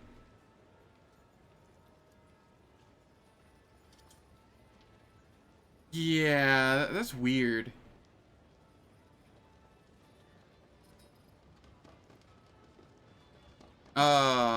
His eyes dart back and forth between them. I come from an honored dynasty. You can't... He keeps trying to approach someone, but they all recoil from him as if he were a leper. The mob's instigator, a lady in a golden mask, exclaims furiously, "Oh, listen to the songs of this poor wretch. He thinks that the bath they gave him makes him look like a nobleman." Upon noticing you, the crowd parts. In a peevish voice, the woman drawls, "We ask that our celestial lord brand this peasant." Among the hushed crowd, you single out a young woman in a half mask and a gorgeous dress who is watching intently from the side. Explain to me what exactly is going on here. The lady in the golden mask curtsies gracefully. "Your celestial highness, we have exposed one of the imposters. There he is. The one in the jacket, still clinging to his facade. You ought to brand him, quickly." The woman, who has been keeping her distance, now steps closer and whispers to you, "My celestial lord, I'm begging you to listen to me. This man is a member of a noble family. He's being slandered."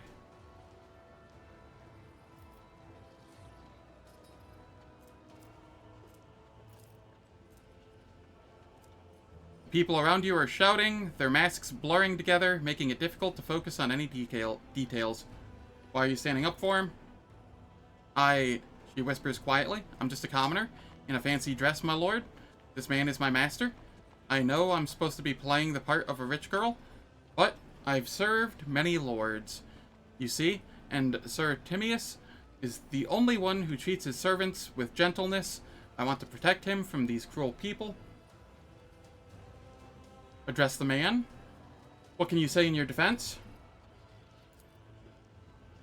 A celestial lord knows how ruthless court intrigues can be. My family only recently attained its lofty status, and many here are opposed. He stutters, his teeth chattering in fear. Turn to the crowd. Their vulturous gazes shift to you in anticipation of your verdict. Do you truly believe this man to be a commoner in disguise? The loudest among the onlookers exchange glances. The woman's golden mask bobs as she offers a deep curtsy. Most certainly, your celestial highness. His plebeian nature is apparent to every self-respecting aristocrat. The woman is not lying, but neither is she being completely candid. The way she looks at the accused speaks of an old, inappeasable hatred, the kind one shows to one's true enemy. This man is a noble. Why are you so intent on painting him as otherwise? The lady in the golden mask clears her throat. There is not a word of a lie in what we've said. This travesty of a nobleman was granted his privileges less than 100 years ago. A family of upstarts who have elevated themselves through pedalry. For any true nobleman, or true-born noble, he is no different from a masquerading peasant. A tired sigh escapes Abelard's chest. Thassera has more in common with Dargonus than I first thought. I'm ready to brand the imposter.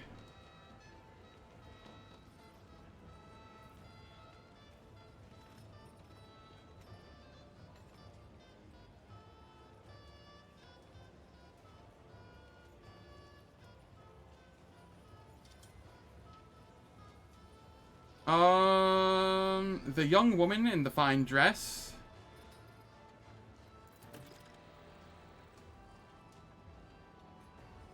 Man in jacket. The young woman's lips curls with a mixture of joy and fear. He glances briefly at the man in the jacket, then gives you a bow. The man sighs with relief and says, "Thank you. I knew that new intrigue could fool the celestial lord." The servant sniffles and smiles at her lord, who averts his gaze. The woman in golden mask scoffs and withdraws into the gaping crowd. A new challenge for me?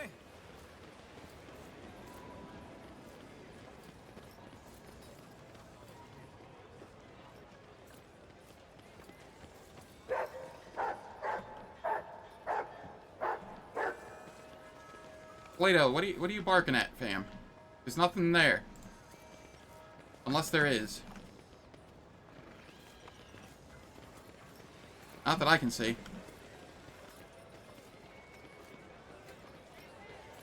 I'll lay claim to the stars.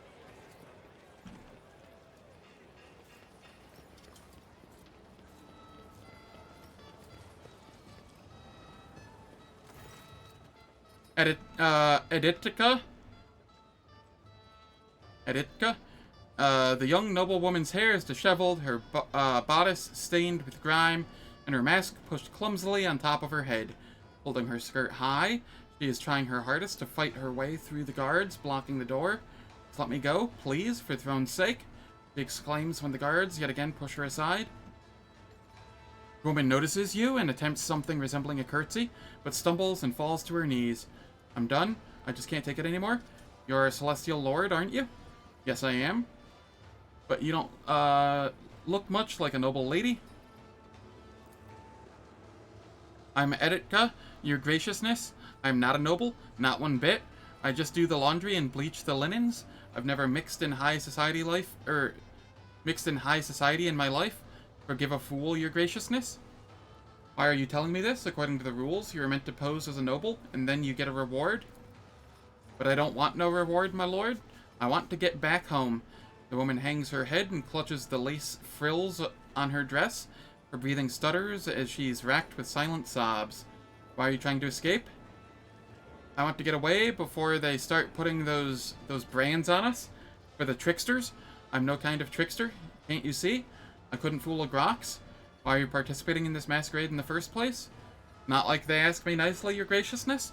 They grabbed me, shoved me in this dress, and threw me in here. Nobody here was asked, but I don't want to be anybody's toy. I have 3 boys and a girl. We starch our lords and ladies' undergarments, and we work our fingers to the bone just to get enough scraps for the day. She shows you her calloused hands, mottled red with chemical burns. So what should I do with you? Gripping the frills of her fabulous dress in her coarse, white-knuckled hands, the woman looks up at you. Please, your graciousness, by the God Emperor, just let me leave. Nobody who gets put in one of these get-ups ever comes back. If I stay, I won't see my home again. I just know it. I haven't done anything wrong. No one ever comes back. What is that supposed to mean? Just that, your graciousness? It doesn't matter if you get branded or not. Once the hunt is over, you're gone. This place is like a Grox pit. There's no way back. But I want to live. I want to be useful. Please, please let me go home. Place a brand on her. All hope fades from the woman's glistening eyes. She wipes her nose with her sleeve and lets out a dejected sigh. Pardon me, your graciousness. You've done as you should. It wasn't right of me to spoil your game.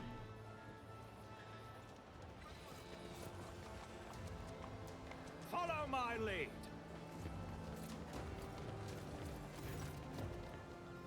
In the wavering torchlight, you see a glint of steel. One of the jacket-clad young men is pressing a blade against the other's ribs. A mask lies discarded at the attacker's feet. Noticing you, the trembling victim cries out, "Your Highness, save me." Do not interfere, outsider. This man deserves to be punished along with all of Thassera's rotten elite. They see people as just things to be worn. Let him look me in the eye and find out what it feels like to be cut to pieces. You realize that the weapon pressed against the victim's body is none other than a pair of expertly sharpened tailor's scissors. Solomorne casts an indifferent glance at the pair. Local folk and their strange amusements. They're not worth our time. Intervene and free the victim.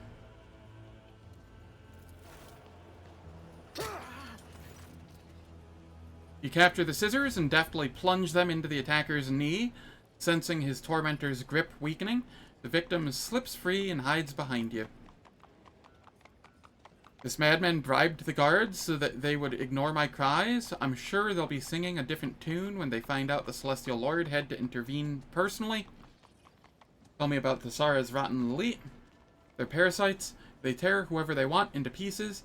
These scum squeeze into a person's skin like it's a suit that's 2 sizes too small, splitting the seams in the process. The vigilante stares at you without blinking, his eyes glassy. Skin suits and splitting seams? Preposterous. Your brother was rewarded for his talents with the best assignment he could hope for. Maybe he just decided he wanted nothing to do with you anymore. The nobleman's voice cracks. He's on the verge of tears. Your Celestial Highness, if such were your will, you could send servants to the dressmaker this very moment and find this man's brother alive and well. His words are soaked in gray, with flashes of copper desperation breaking through. But of the swampy muck of deceit, I see nothing. Tell me about this valet. The nobleman eyes his attacker fearfully. It's very simple. Your Celestial Highness, his younger brother has a way with clothes. I noticed him when I was looking for new servants, and I sent the boy to apprentice under a renowned dressmaker in the upper quarters. I thought I would make him my valet, you see? But then this fool decided that I took his brother, not because of his talent, but to use him for my rejuvenation. Why would I even need a new face? I haven't even worn out my own yet.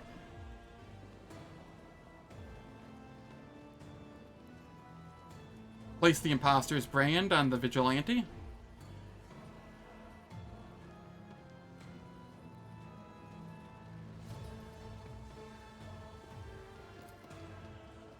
Not a single muscle twitches on the attacker's face. Play your games all you want. My mission will not change. Thank you for intervening, your Celestial Highness. The nobleman lays his hand on his heart and bows low to you. As soon as you step aside, the guards barrel toward the scene.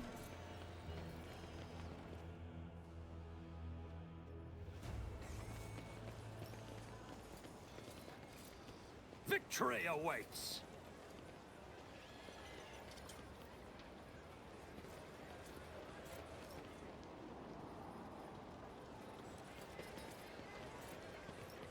Alright, there's one more somewhere.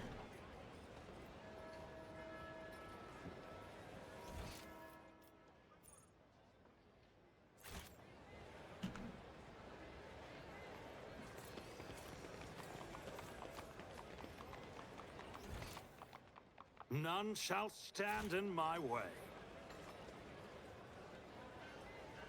Young priest, old priest?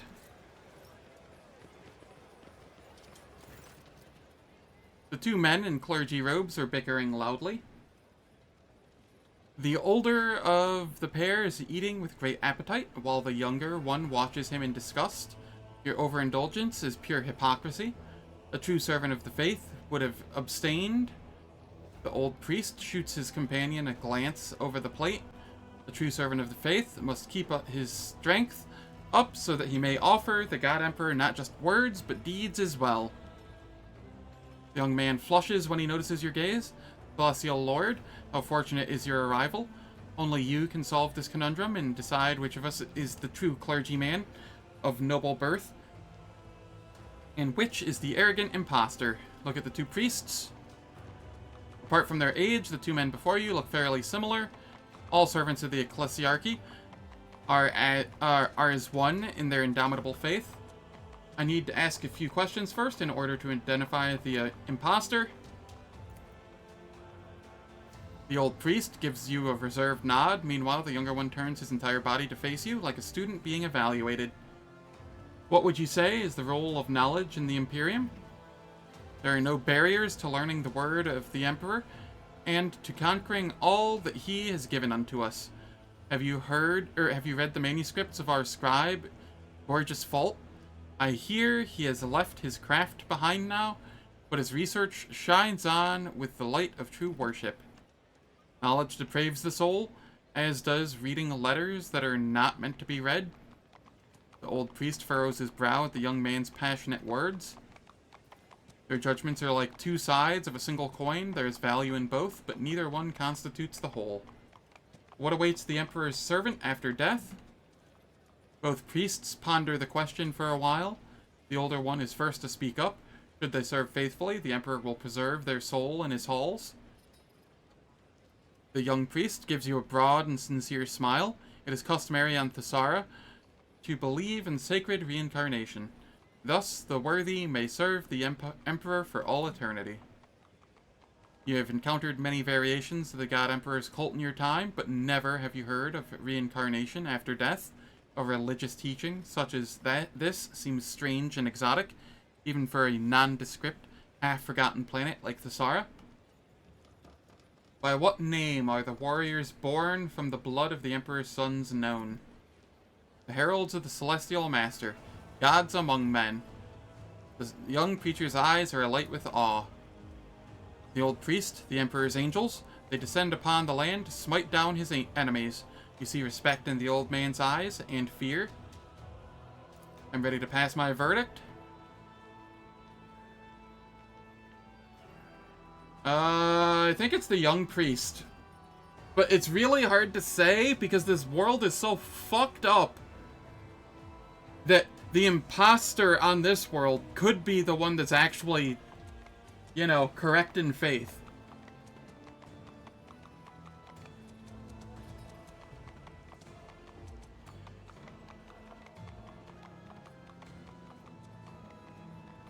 GG, do you have anything to add?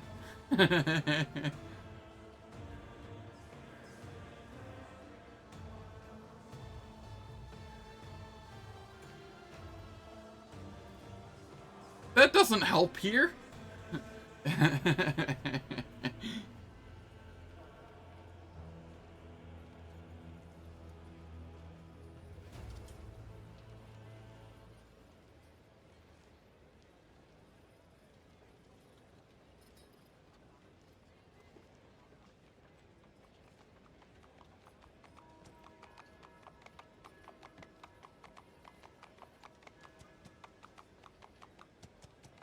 Yeah, the old one was correct in that. My problem is, this world is so fucked up that I wasn't sure if the correct answers would be the imposter. The old one said, the Emperor's angels, they descend upon the land to smite down his enemies. Which is correct for the Imperium, but does it make him an imposter for this world? You see respect in the old man's eyes and fear.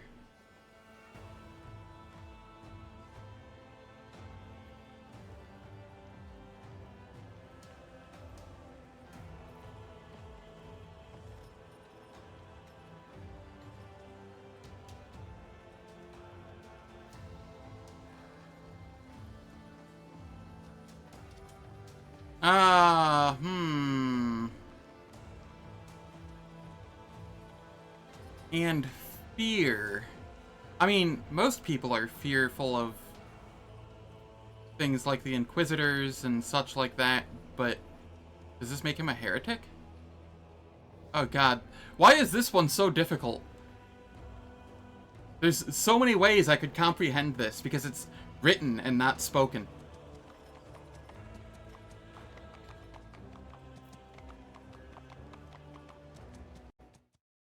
I'm just gonna look this one up real quick. No, I won't. I will just live with whatever choice I make. I placed the imposter's brand on the young priest.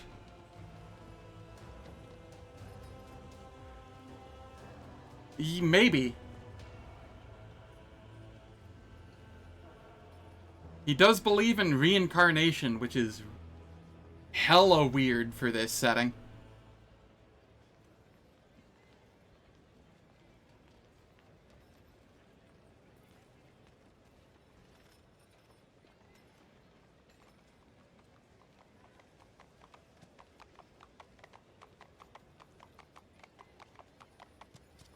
Yeah, I don't know.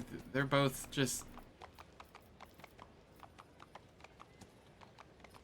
I'm gonna press 1 and 2 at the same time and see whichever one it chooses.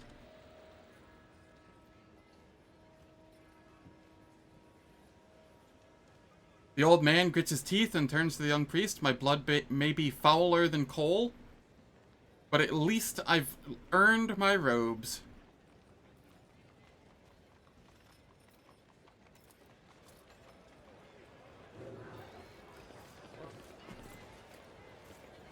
A new challenge for me? I apparently placed it on the old man.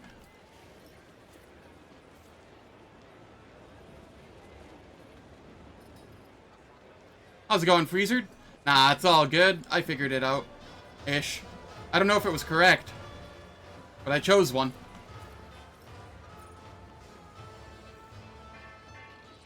Yeah. Down, Gara. Bad beast. Very bad. I apologize. I've concluded my search. Delightful. I will immediately summon the court for a final celebration of hypocrisy. And who knows, perhaps today one of the imposters will be lucky enough to earn your favor. Straining to add a note of gravity to his voice, the governor proclaims, "Most radiant ladies and noble lords, I hereby declare the imposter hunt officially over." The crowd responds with uproarious cheers. The participants of our masquerade already stand before you. Did you guess correctly? Did you expose them all? Please don your oculars and have a look. Not one noble was permitted to hunt the imposters this time, my lord. Still, knowing their penchant for such games, I do suspect they tried to make their guesses. Anyway, quietly among themselves. All these imposters have been found out by none other than our celestial guest, Zen von Valentius. An unsurpassable show. Your Celestial Highness, bravo, bravo. Maeve, present our gift.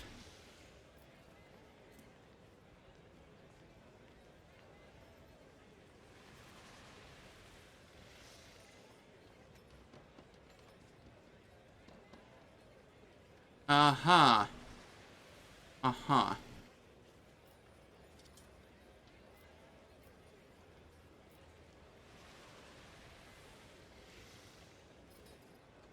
Give your seneschal a pointed look, Abelard. Let's see.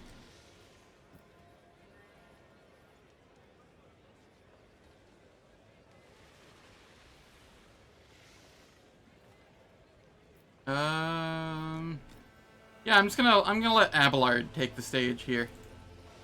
Abelard adjusts his coat. His lordship, rogue trader Zen von Valencius, ruler of the greatest protectorate in the Cronus Expanse, wishes rapid growth and many centuries of prosperity upon your homeland. Remember your duty, and may you labor tirelessly for the glory of the mighty Imperium. That was a grand speech, thank you. Ruoldo sniffles loudly, dabbing his face with a handkercher. And now, good lords and ladies, the time has come to make the fateful decisions. There's naught but one true reward, the highest favor. That any branded impostor desires. Please, your celestial highness, tell us, is there among these people one worthy of the rogue trader's favor?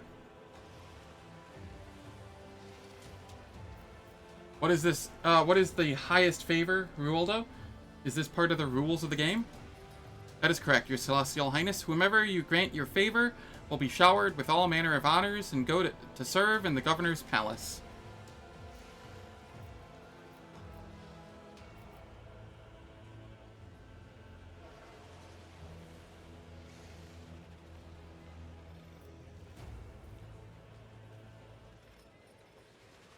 The old priest, the highest favor is yours.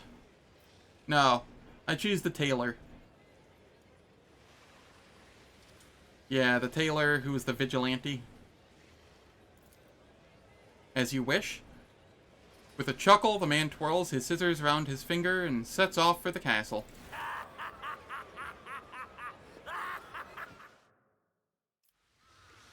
You hear venomous laughter from among the crowd and recognize Bluff's voice as the square drowns in the clamor and applause of gawkers who are spectating the game.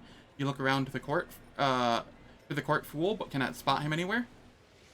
Such is his celestial highness's brilliant decision, which for some may not have been fateful indeed.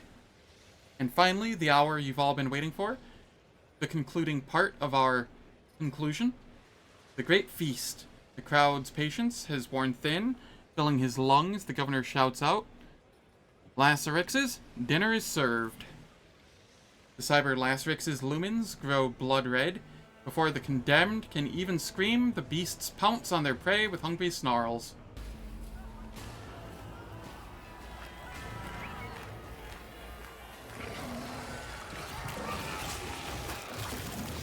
I've been branded. He tricks me. Gotta stop! I'm your master. Maeve, help! Maeve, I'm sorry.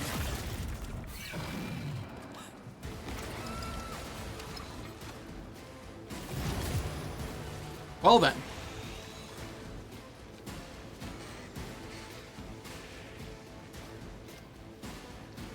This is a very awkward positioning.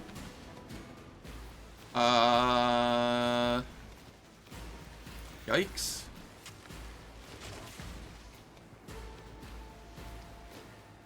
Cassia, come on over here.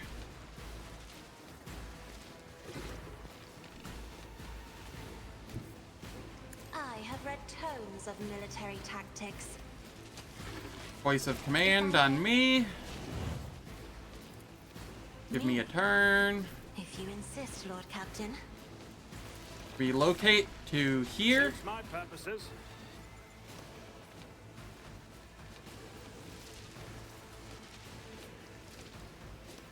Advanced tracking.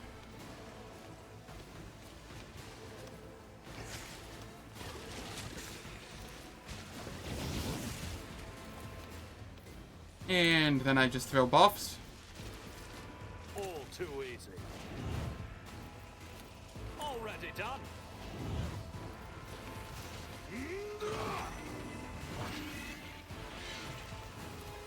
Before firing at this. Yeah, get off of me.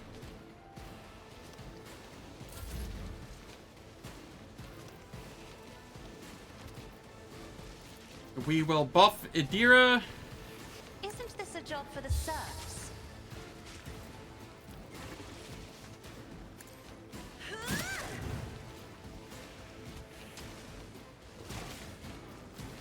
And give armor.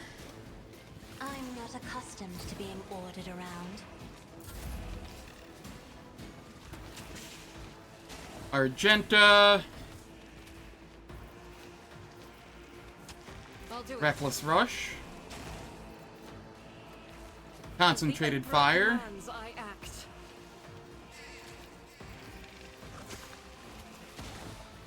That is for the weak.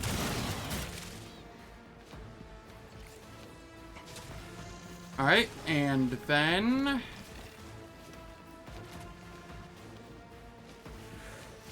what is this line going from...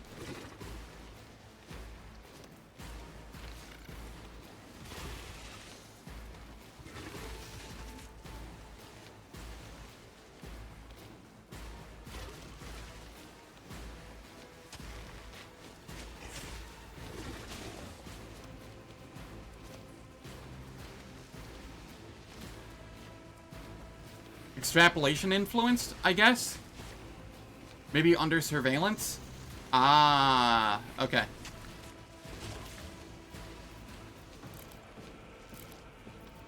Alright, so we swap over to this. We run and gun. We rapid fire. As the Emperor commands.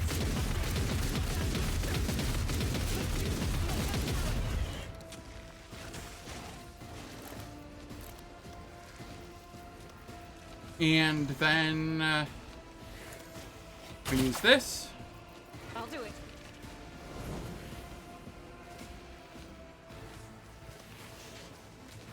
And it is time for ads. They will play for 3 minutes. They disable pre-roll and mid-roll ads for the next hour. I don't do anything in the meantime, so nobody misses out on any content. And I'll catch you all in 3 minutes.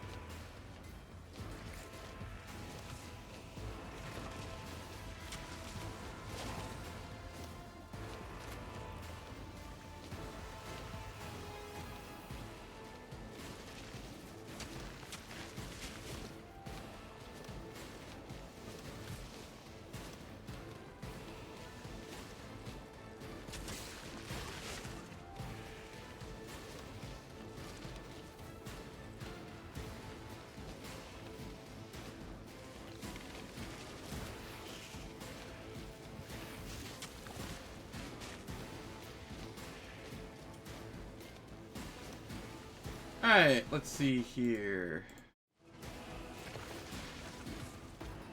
Argenta's turn is done. Solomorne, get in here.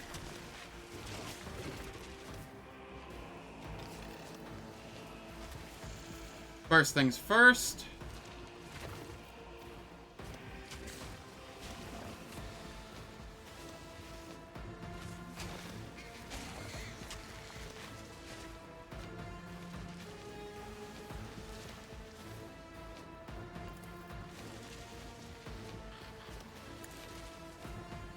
Apprehend.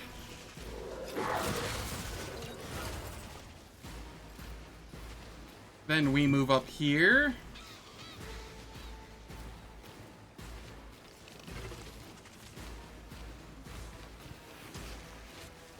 Oh, I should have used advanced tracking. Whoops.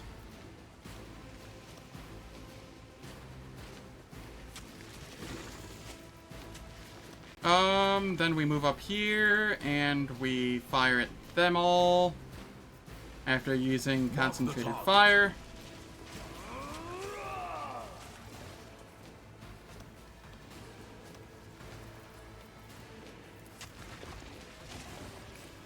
Understood.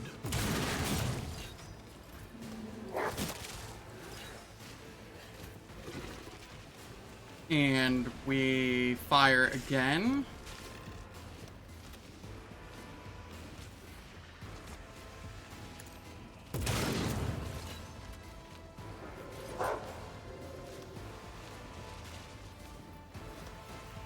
And then we run and gun. I'll take it as a priority.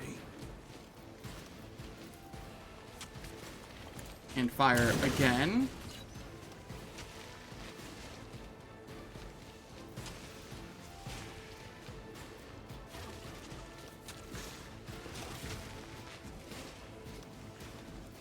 And then I guess I have Glado come in and attack yet again. Skills, Glado.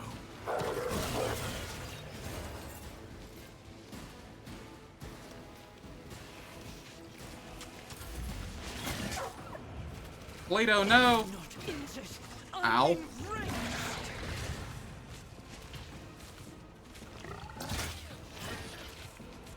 Hey, hey!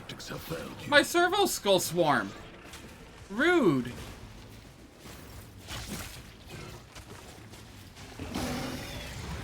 Nice, they attacked Adira and did 0 damage. They really do not like the pets. Holy shit. Poor Glado and Hans. Also, how did you not take any damage?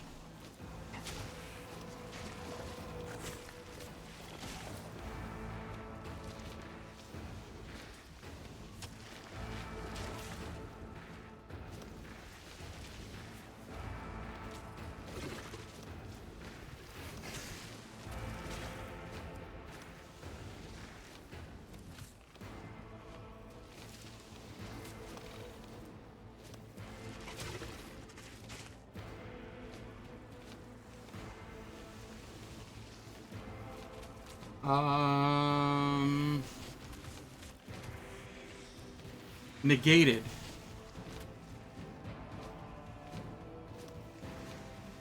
What negated it? Psychic body glove. What?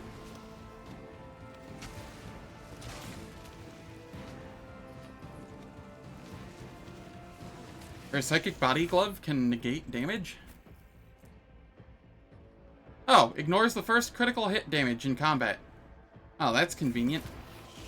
I thought that just turned it into a non-crit. Not just completely ignores the damage.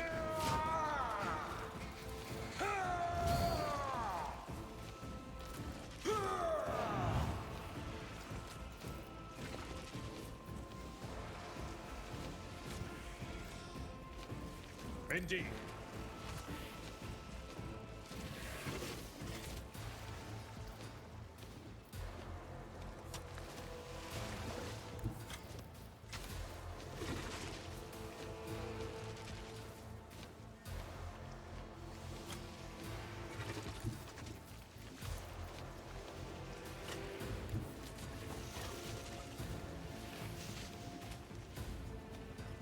I've This'll seen do. worse battles than this in my time. Grey hair, sure hair. At your beck and call. And then we taunt these I will three. do my duty. Idira. Oddly, your bird is still buffing like everybody here. Will do. On it. And so I shall let it. But of course.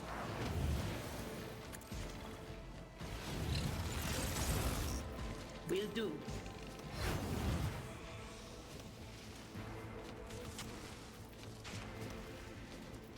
And then I will Purification Discharge. See what you can do.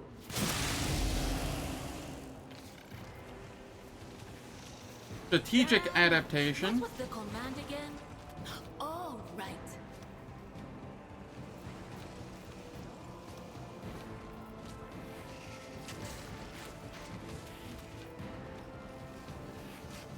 Anything else?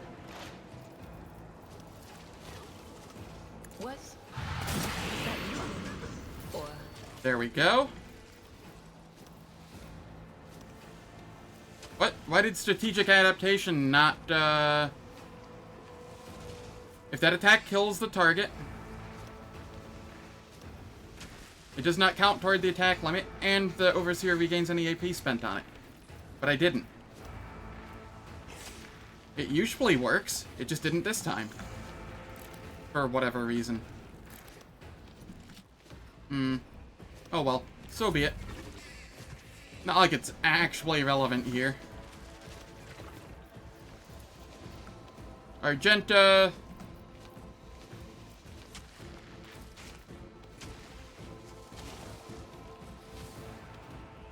Nothing I can't do. Let's have you come back on over here. God Emperor, move through me. Be the fire in my heart. And then I'll give you a turn. Here incarnate. As the Emperor Reckless commands, Rush. I act. Doubt is for the Concentrated weak. Fire. Faith without Devastating deeds is attack. worthless. I'll do it.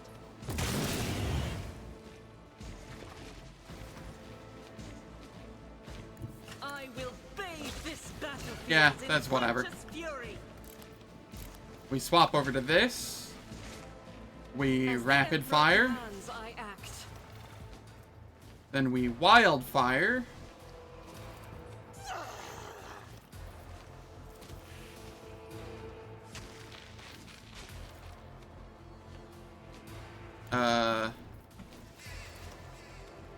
And then fire like Rejoice this. in battle.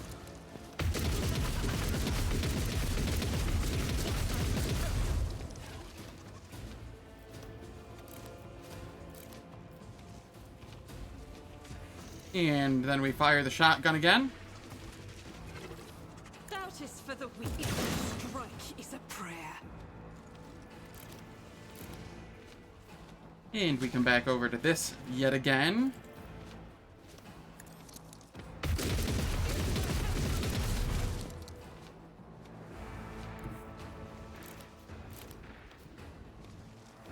Argenta, come on up here and finish the deed. Oh, you can't quite finish it. Okay. Guided by faith. Well, we'll be very close.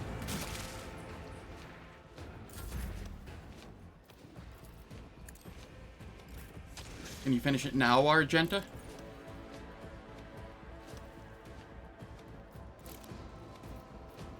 Faith without Concentrated deeds is fire. worthless. As the Emperor commands. There we go.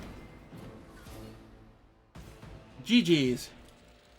What happened was no accident, and if my suspicions are correct, the arbitrator looks at his palm thoughtfully, then holds it out to his cybermastiff.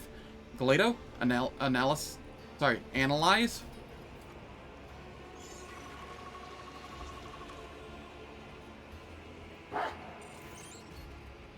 The dog's visor shimmers as it scans his skin with a mesh of rays. Finally, there's a metallic click and the descending hum of cooling servo motors. The Proctor's augmetics respond with a soft buzz. A data brand? The court fool put it on me when he shook my hand. Then the Lacerixes attacked everyone who had been marked. However, the beasts were not at all eager to tear you apart, rogue trader. It appears you are wanted alive, but without my protection. Oh God, Emperor. Maeve presses her hands to her chest, and in the sign of an Aquila, her lips whisper a prayer. Forgive and protect his soul, forgive and protect. Ruoldo mentioned being branded before he died. Can you scan him too, Solomorne?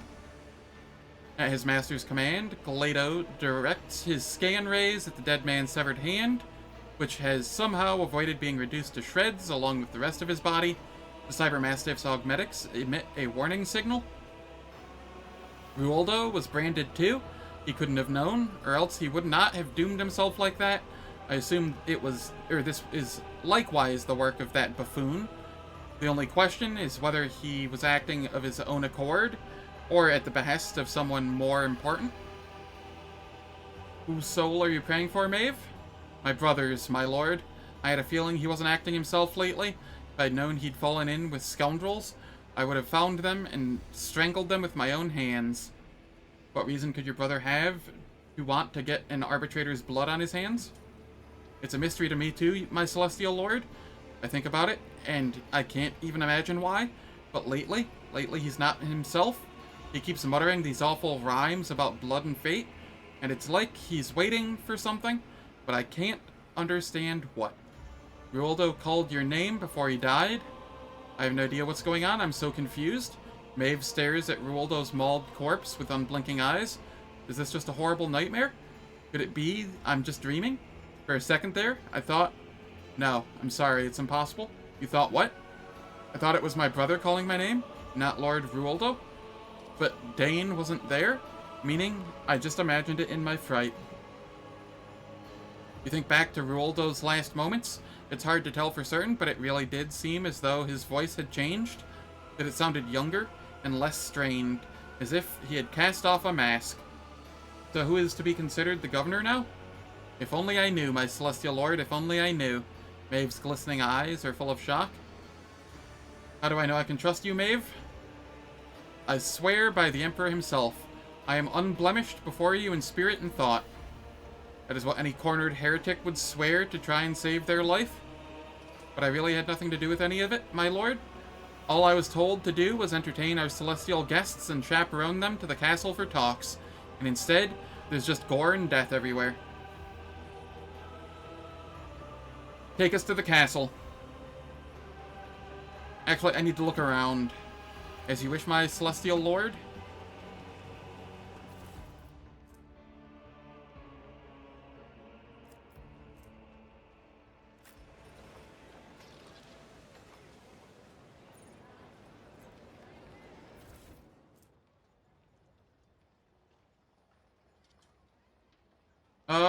Gains 10 fellowship at the start of the Overseer's turn. Enemies adjacent to the Servo Skull Swarm must pass a... Meh. I won't be using that. Synth feed.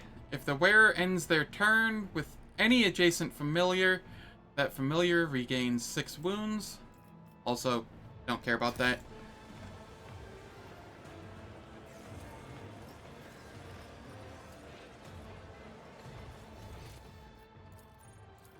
See, right there.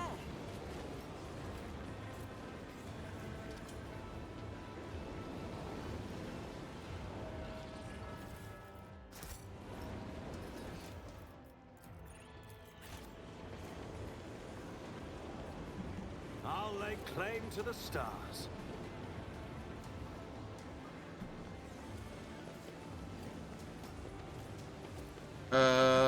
What and where?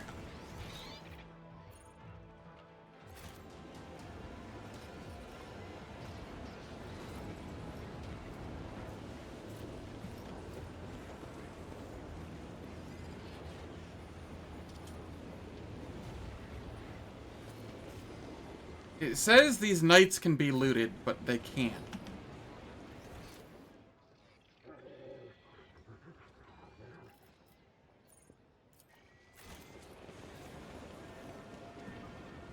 Weird. Alright, anyway.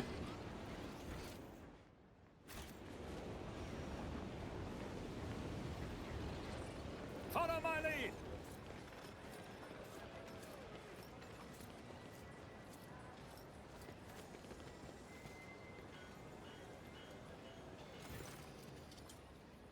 Take us to the castle.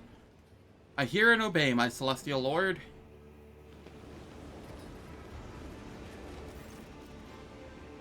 Please, Maeve breaks off as Solomorne walks by, brushing past her with his shoulder before examining the elevator with a fault-finding eye. Not daring to speak again, the young woman makes a gesture of invitation and steps onto the platform herself.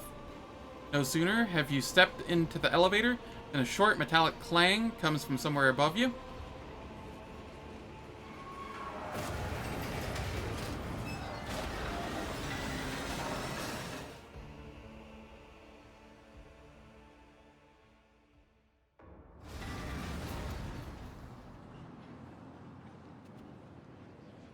I don't like this. Where's the rest of my party?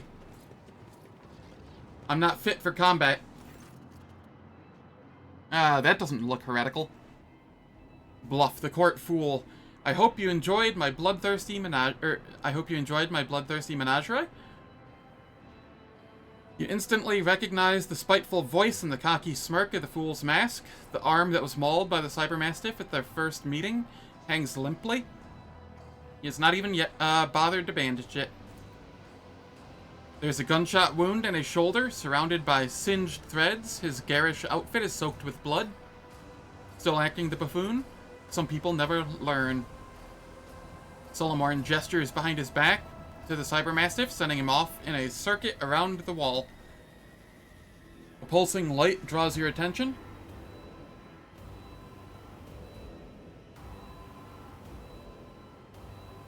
Oh, I do imagine.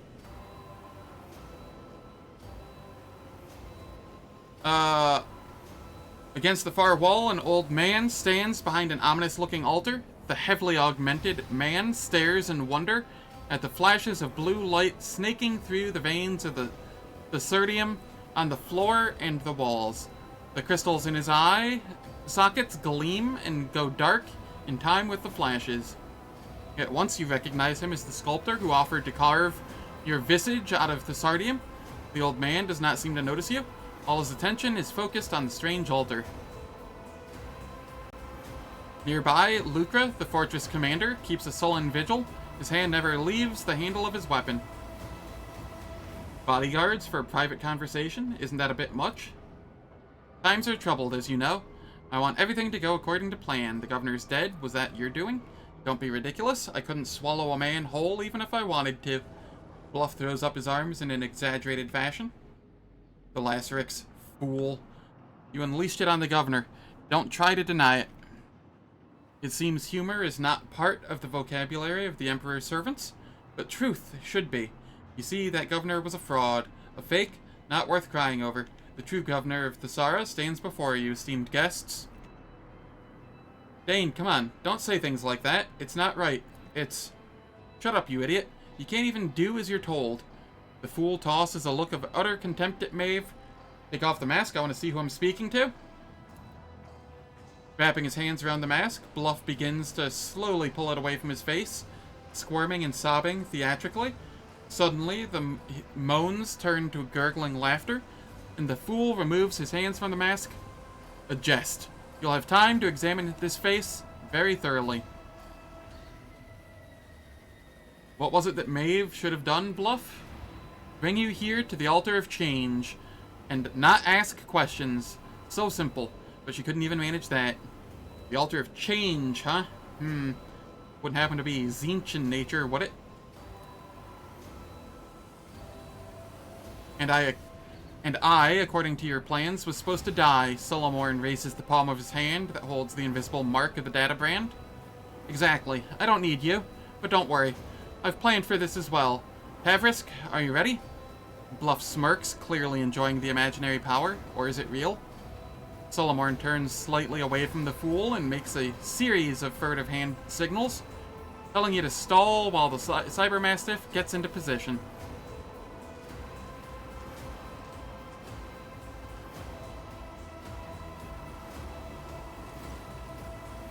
The preparations are complete, my lord. Barely able to take his eyes off the dark altar, the sculptor hobbles toward the edge of the balcony.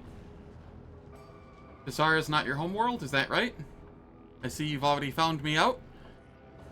That's right. I was born and raised on Iddix, the greatest world in the Imperium. I'll never forget that mix of plasteel and ferrocrete, the glitter of proud spires, and the eternal humiliation of my appointment. Why were you sent to Thassera? To serve the Imperium faithfully and honestly. Why else?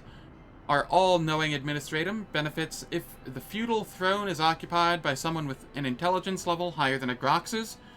A golden shove for all my diligent service on Iddix. I packed my bags and came here to govern this backwater. What a joke.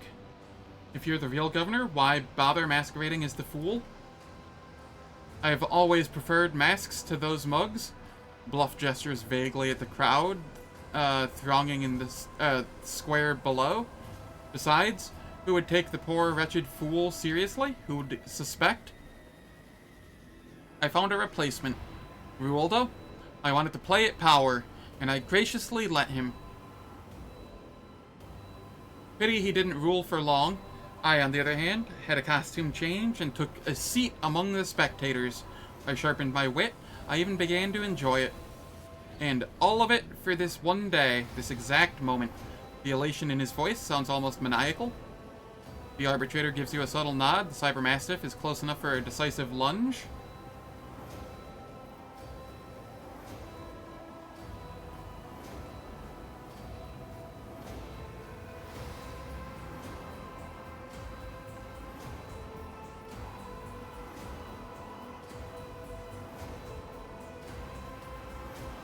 I suppose the irregularities with the tithe were part of your plan too? Oh yes, one small part of the grand design, to be precise. The first bait you had to take, which you did with commendable zeal. The concept was simple: disrupt the shipment and provoke a response. An ingenious trap that the Arbites walked right into. But fate granted me a special boon. You were caught in my net along with them, Zen. You didn't trap anyone, you shot yourself in the foot. Only an idiot would think they could outmatch a rogue trader and a proctor together. Your scribe, Gorgorius Fault, left some intriguing notes behind in them. He appears to be describing the switching of bodies. Is that part of your plan? You are perceptive. My previous experiments were failures. You have met some of them, particularly Fault himself. Remember the crazy mutant by the Phasmophorius? Oh, you should have seen your face. And you will. This time it will work. What is the Altar of Change? A great artifact which Tavrisk carved from this planet's unique gift. This Thasserium. Take a good look at it while you still can. Governor, fool, or perhaps you're just a madman. Bluff. Draw your weapon. Enough talk. I will not listen to another word of this heresy. You have overlooked one small detail. What detail? Talk, you bastard. Solomorne raises his voice and takes a step toward Bluff, clearly trying to draw attention to himself and buy Glado some time. Bluff ignores the arbitrator, his gaze fixed on you, more specifically the necklace on your chest. A lovely piece, isn't it? You see Solomorne's hand signal out of the corner of your eye. Glado leaps, but does not reach the fool. The Psyker moves at the same time, a flash of light, and everything goes dark.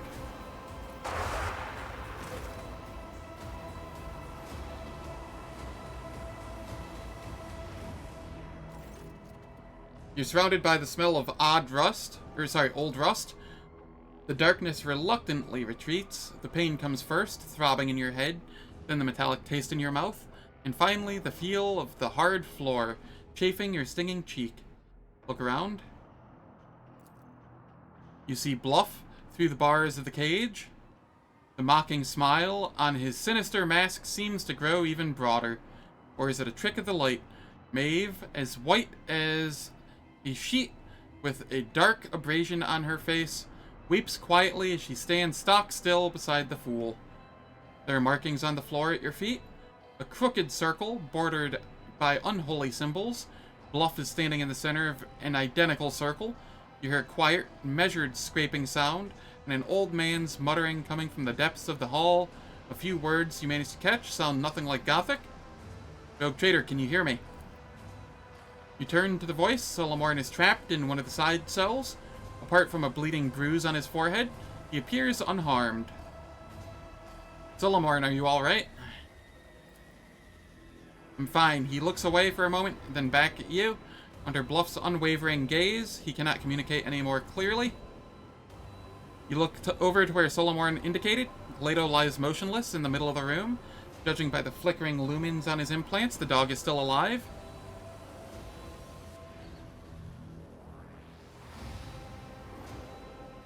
Maeve's necklace is more than just a pretty bauble, I take it. Much more. You see, with the right knowledge, the right tools, and some complex rituals, people can transform a simple, dirty blue pebble from the depths of Thassera into something truly special. However, it's a bit late for you to do anything with that information.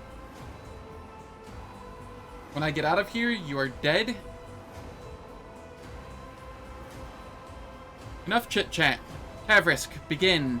The old man with the Thessardium eyes, wheezing raspily, spews a torrent of unholy words from his toothless mouth, and the markings beneath your cage seem to breathe in, glowing with crimson light.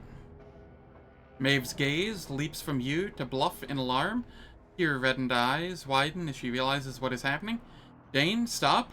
Her slight form crashes into the fool, pushing him out of the center of the circle.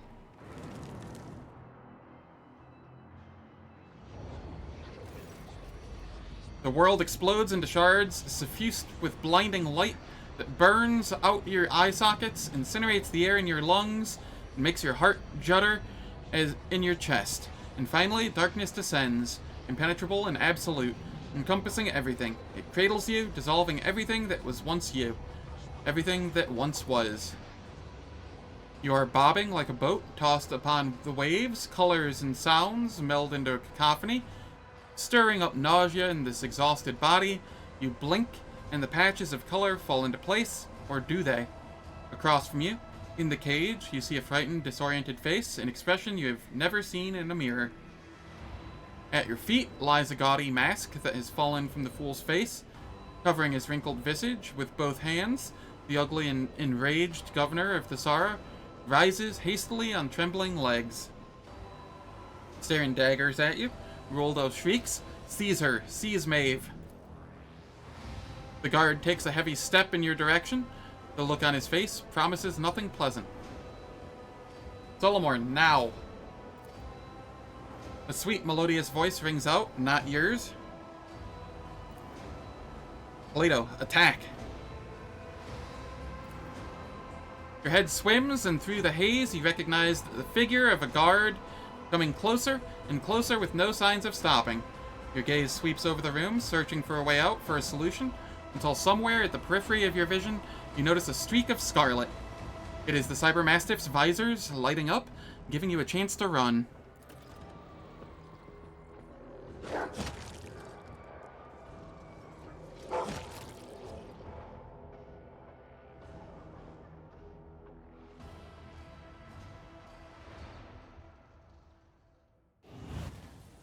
Your mind is a loose shard cast into nothing, screaming in the voices of thousands of lives. Are they your lives, or do they belong to another? The blood cracks branch out, biting into every scrap of disjointed thought, ravaging, hungering to shatter what little of your own self remains. A cry gurgles. In the depths, a plea to make the torment stop and let you dissolve into unconsciousness. But something has sunk its claws into you, keeping you in place, fusing you back together piece by piece, methodically and tortuously. It continues to skewer the shreds of your identity onto the thread of existence in an attempt to outpace the all-consuming void. Your memories of the last several minutes are incoherent and painful. The flash of sorcery, the leap into the unknown, Solomorne shouting something. He gave Kibellah an order, but what was it? Any attempt you make to process what happened only pulls you deeper into the unconsciousness. You are wrenched suddenly out of oblivion by a blunt, merciless bite. You try to breathe and hear your own ragged wheeze. Sight gradually returns to you, and an angry horse's head emerges from the mist. You are back. You are alive. I shout. Your shout, is as thin as a death cry and unbearably shrill. Still, it is just as strong, it's just strong enough to make the creature stop trying to bite you and back off.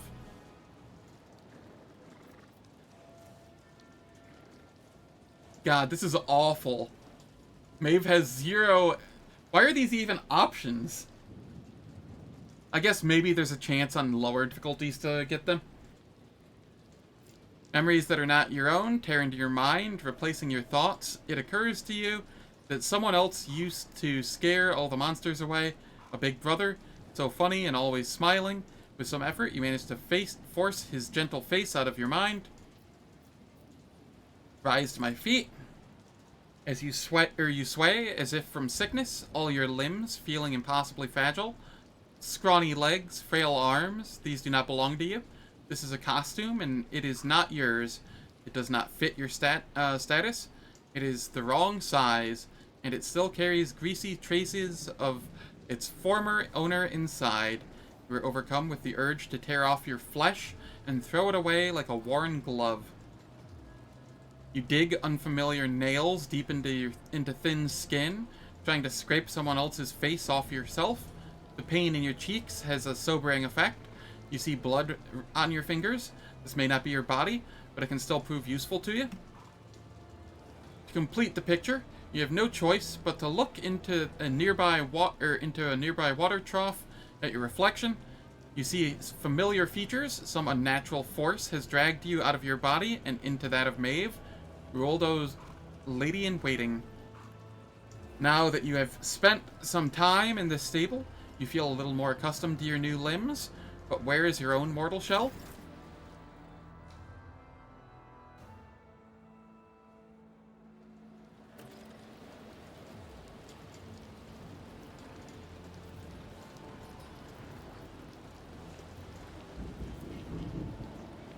The Cyber Mastiff does not respond to nudges or commands. The lumens on its head are blinking with troubling agitation.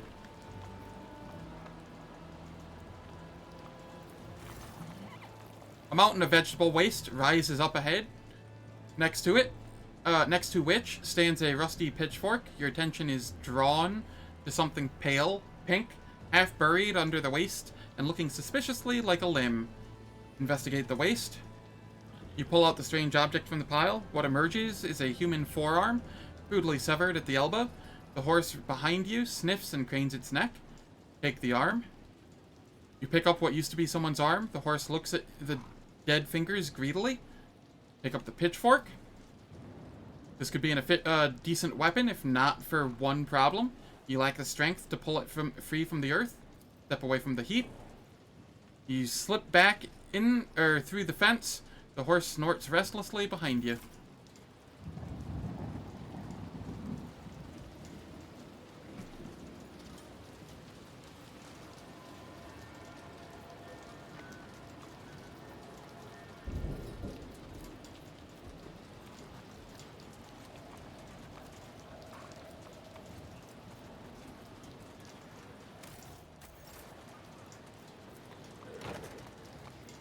Through the opening above the gate, Beatum winks at you mockingly. Your arms barely have the strength to hold onto the edge, let alone pull your whole body over.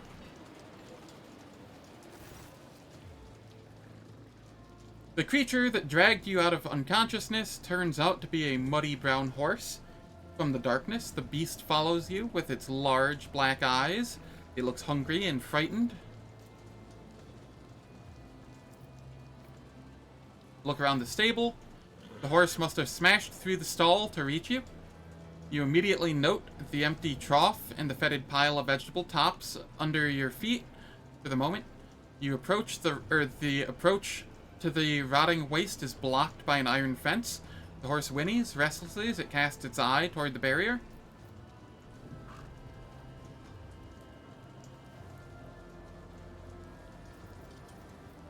Awareness.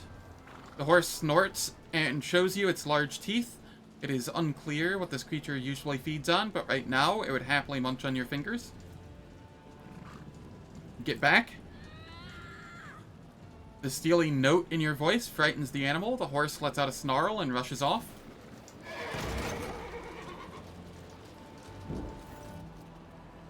Snorting frantically, the horse hurtles toward the stable door and smashes straight through it.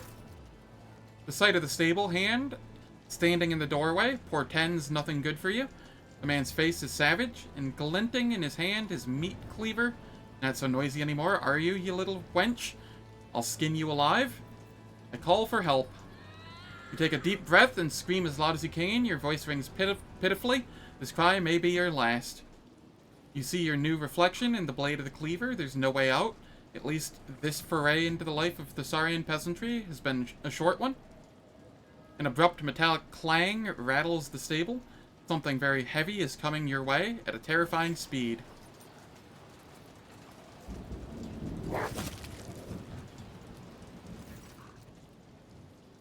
Glado apparently bit him. The cleaver raised for a strike falls from the man's hand as he screams, assailed by a whirlwind of fangs, fur, and metal. Having emerged from the gloom, the Cyber Mastiff does not give the stable hand even a single chance. After ripping out a part of his spine, the beast spits out the corpse and looks up at you. Good boy, Glado. You notice a dent in one of the Cyber Mastiff's implants. He has taken a beating. It is hard to say whether he received this injury at the time of your capture or during his escape from the castle. Glado stares at you for a while, then barks and turns to scan the area. He is clearly waiting for orders. The Cyber Mastiff listens only to its Arbites master. The fact that Glado is here means that Solomorne has ordered him to follow you through the trapdoor. The arbitrator must have adjusted Glado's priorities to have him guard you.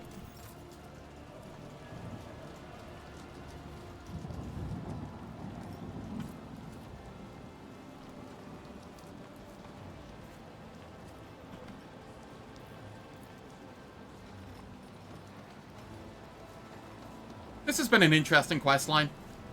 I hate this planet, but in a good way.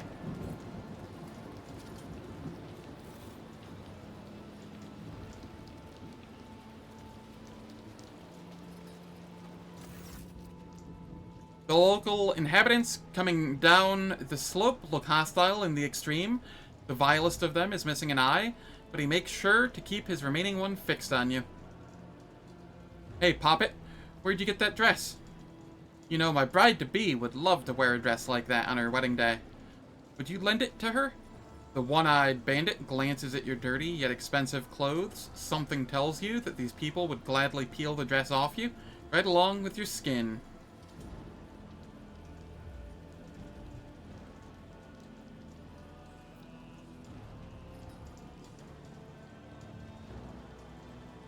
Of course I'll lend it to you, right after I flay you where you stand, scum. Something in your gaze causes the bandit's smile to disappear. One of them whispers something to the leader. The one-eyed man clicks his tongue to mask his trepidation. Rock shit. Off with you. Putting down the mad makes more of a mess than it's worth. Bandits let you pass, having seemingly lost all interest in you.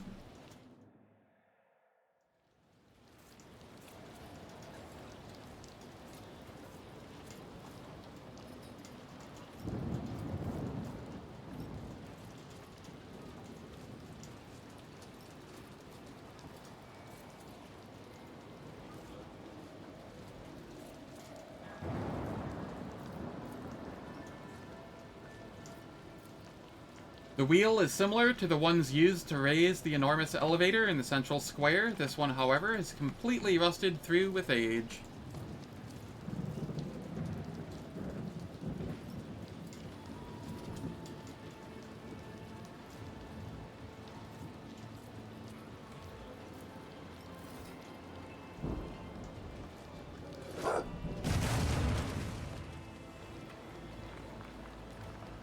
Whap, your powdered face. You stupid girl. What if it fell on someone's head? We spent the whole day hooking that thing up. Now, we've got to do it all over again? Get out of here before you break anything else?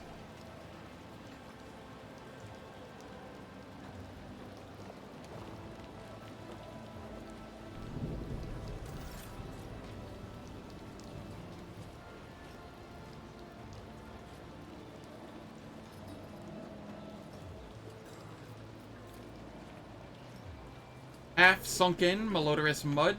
The houses, if one can call them that, are packed together like buboes on a plague-stricken body.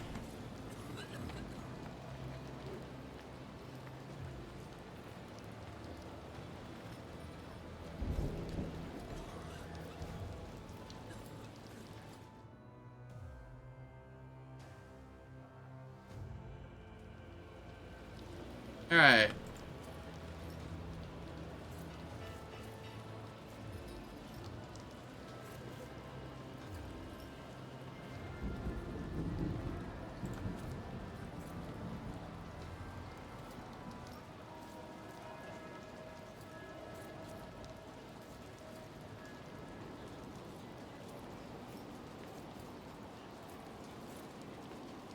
Property of Rogue Trader Von Valencius. Do not approach, or it will be deemed an assassination attempt.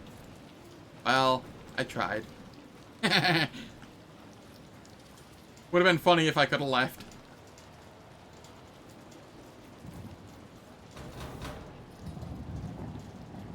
What's that knocking? Maeve, is that you? Hold on, I'll get it.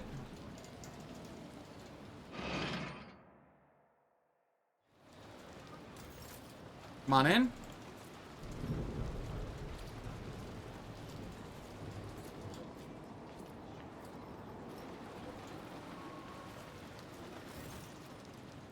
Balding commoner. Several commoners are talking in a loud whisper, taking no notice of you. A balding man with a bowl cut is gesturing energetically, his back turned toward you. Never thought a thing like this would happen in my time? A new celestial lord has paid us a visit. They say he descended from the sky on a great bird of iron, then stepped out of its belly, clad in golden armor. Any who saw him were blinded by the splendor. That's his anointed for you? Rubbish. I've heard that tale before, and only an idiot would believe it. He's a nobleman like any other. Just a more important one. Treats everyone like dirt and pushes people around worse than any of our own nobles do. But that's the way it is, isn't it? It's the God Emperor's will that their place be at the top and ours in the dust. It's how the world works. Next thing you know, the Celestial Lord will make this whole place his own. The pot-bellied man runs a finger through under his nose, leaving a clean patch on his grimy face. Oh, I wish it was like you said. But something tells me bad things are coming now that he's here. I heard the new Celestial Lord. Wait, look, that's Maeve over there. She served the Celestial Lord herself. She can tell us all about it. Hey, Maeve. Want me to tell you about the Celestial Lord? Well, I do know a thing or two. The people's eyes light up with curiosity at your words. They hurriedly gather around you, ready to hear something extraordinary. I heard that when Bluff, the court fool, handed him the key to Thassera, the Celestial Lord didn't so much as touch the gift. He ordered a servant to take it. He shuns the rabble, same as any nobleman would. That was what happened, wasn't it, Maeve?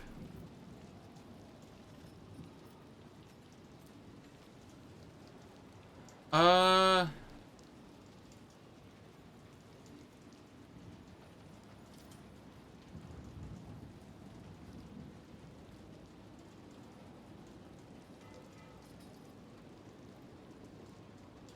gonna try this persuasion here. Well, almost the governor's gift wasn't to his liking, and Ruoldo was punished severely for it. Now every time the Celestial Lord so much as looks at him, he quivers, and his teeth clatter so badly. You could use his jaw as a hammer. Finally, someone rich folks are afraid of. The people exchange whispers, nodding vigorously at each other. Every now and then, you catch a rapt glance in your direction. I told you, he's not just any celestial lord, but one of the God Emperor's anointed, a benefactor. The servant elbows the other, bidding them to be silent. Be quiet, will you? Let Maeve speak. The servant gestures for the others to come closer and says in a conspiratorial whisper, the celestial lord is a monster. You didn't listen to me, but I'll prove it, and Maeve will confirm it. You hear about the mutant disaster? Well, they started looking for the culprits, but the celestial lord just had the executioner thrown in the furnace. For his amusement, am I right, Maeve? No, you've got it all wrong. Not the executioner, the commander. Tell us, Maeve, did the celestial lord really execute somebody?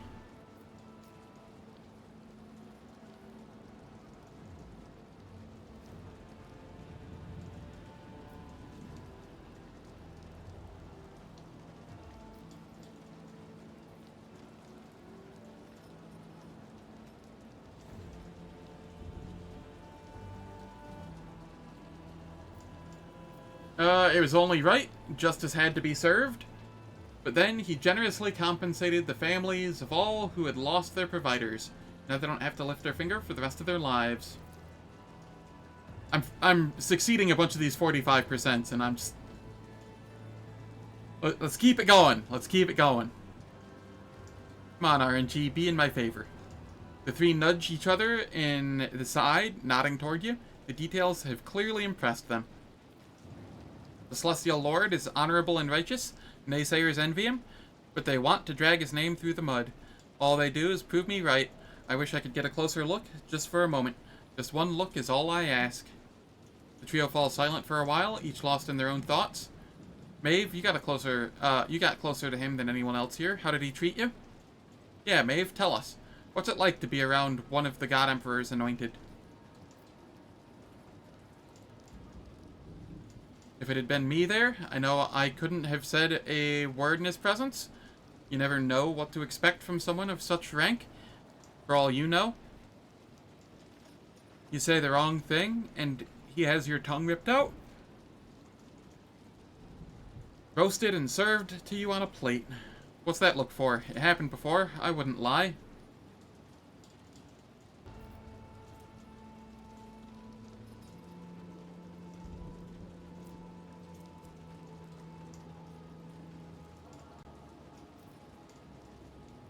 Say, isn't that the Celestial Lord himself over there? People recoil in fear and cast anxious glances about them. You make use of the confusion to successfully sneak away.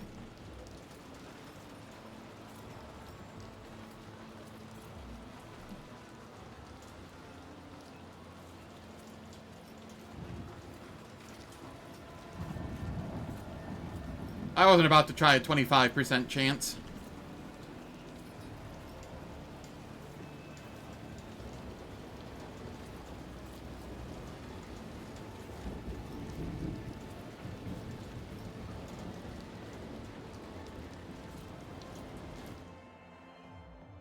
Oh boy.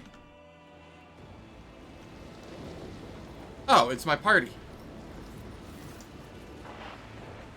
The Vox in your companion's hand is speaking in your own voice. There's no need for concern. The Proctor and I are in the middle of examining the documents, together with the Governor. I will be back as soon as we are done here. There's a loud click, indicating that the other side has cut the connection. Abelard furrows his brow. What he just heard does not sit well with the old officer. Oh, I feel uneasy. Even though the Lord Captain did report that everything is fine, something about his voice wasn't quite right. Then again, the Proctor's there too. God Emperor, grant me the patience to endure this idle wait. Argenta makes the sign of the Aquila and slips into what looks like a quiet prayer. Shut up, little whispers? Huh? They're really acting up. You know what? I don't care what the Lord Captain said. Something's wrong. As you approach as soon as you approach, everyone's attention shifts to you. For now, their reaction feels closer to pent-up irritation than outright hostility. It's me, Zen, the Lord Captain. I'm here. Your words are greeted with looks of bewilderment. Even the sight of Galeto standing at your side seems only to raise more questions. My dear, Were you not the one assigned to watch over the rogue trader? Cassia frowns, covering her mouth with her hand. These colors. It's as though they had been copied from those I usually see around the Lord Captain. Adira stares at you and her eyebrows start to creep upward. I'll be damned. Either I'm completely out of my mind, or... No, that's just insane. The Lord Captain in the body of that court lady? That's rich, whispers. She starts rubbing her eyes as if trying to clear them. I've fallen victim to profane sorcery. I need my body back. Your retinue hesitates. Some exchange puzzled glances, while others frown and look at you intently, as if hoping to see obvious signs of sorcery. I am Zen von Valentius, heir to Theodore von Valentius, who perished in the course of Conrad Voigtvir's treachery. What else must I dredge up from my past to make you believe me? Abelard, present me to my retinue. Abelard startles. That tone. The seneschal looks you over from head to toe in amazement, but you can see that he's still unsure. Look, I have Solomorne's cyber mastiff with me. Would he order his dog to guard some Thassarian shit? Or chit? If anything could cause Solomorne to be parted from his faithful dog, it would be the threat to the Lord Captain.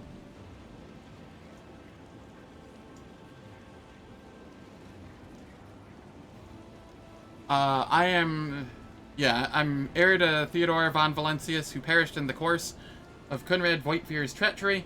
What else must I dredge up from my past to make you believe me? Abelard scowls. You could have memorized a few facts from the Lord Captain's biography.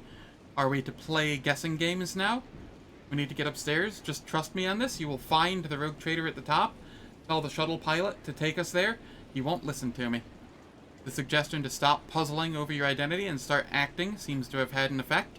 At least no one is arguing with you anymore. Yes, announce me to my own retinue.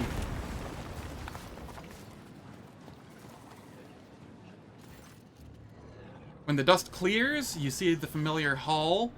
The fool is fearfully hunched close to the cage in which you, or rather your body, is sitting. Your face is awash with tears, your lip is split, and the Vox lies next to you. In a cage to the side stands Solomorne, glaring through the bars at the true governor of Thassera. Upon seeing you and Galado, the Protector straightens. It seems he was just waiting for your return. Without taking his intent gaze from you, he gives you a slow nod. He's ready to fight. But how did you... The elevator... Damn it. Why did you have to make all this commotion? Why couldn't you just sit in a cage, out of the way, and wait for the ritual to be completed? The fool looks back at the altar. Tavrisk, move.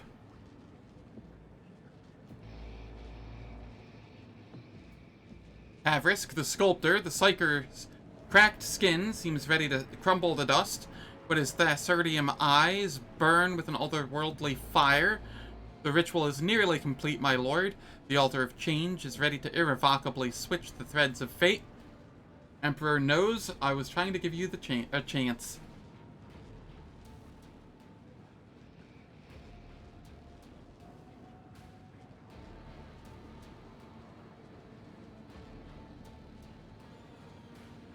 Yeah, I'm gonna go Emperor knows I was trying to give you a chance, because that was my signal to Solomorne.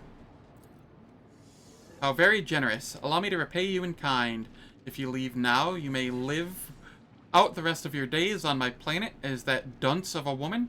No, wait, I've changed the metal of the cage emits a piteous creak as Solomorne slams his entire weight against the bars.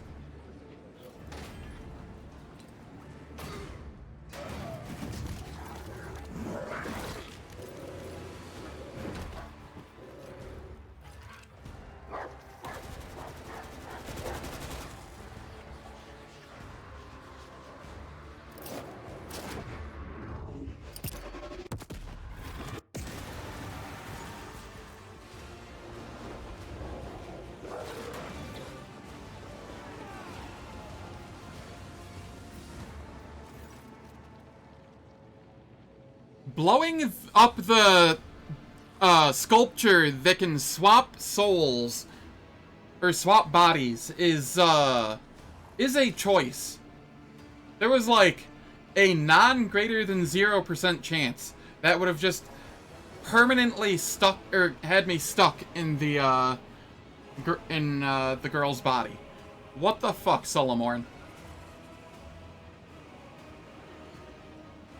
On that note, it's time for ads. They will last for 3 minutes. They disable pre-roll and mid-roll ads for the next hour. I don't do anything in the meantime, so nobody misses out on any content. And I will catch you all in 3 minutes.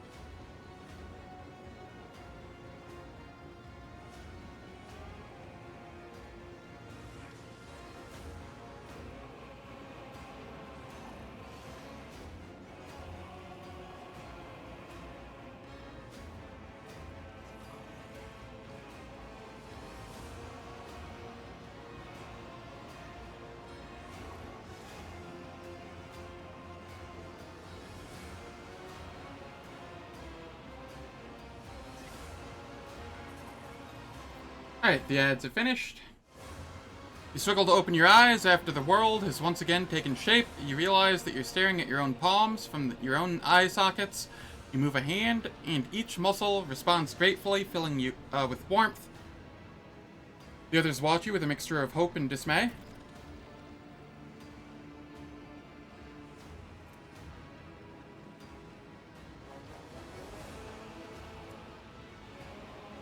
How did I lose combat algorithms? What? Maeve, the real Maeve, looks at you through watering eyes. Myself again. It was so she lacks the strength for anything more, and her body collapses to the ground.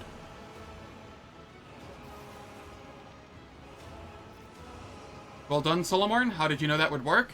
I didn't, but the heretics were so obsessed with that lump of stone, I figured their sorcery would be ruined without it.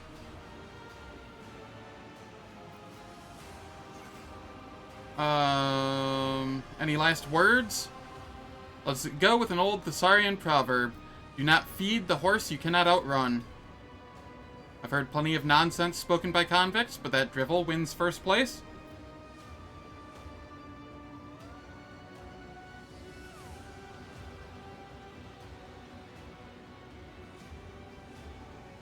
Governor Ruoldo, for the crimes of stealing my body from me, practicing heresy, and all-around monstrousness, you are hereby sentenced to death.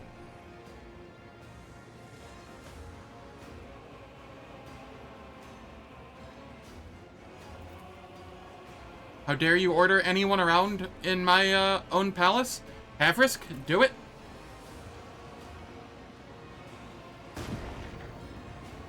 My lord's destinies are already set in stone.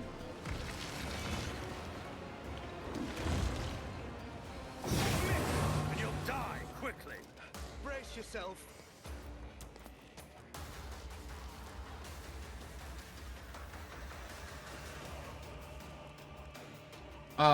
As long as I live, you cannot destroy them. And then, Bluff the Court Fool said, Blood-red sickle of the moon, will you grant me one last boon? Shadow whispered, fair and true, death is coming after you.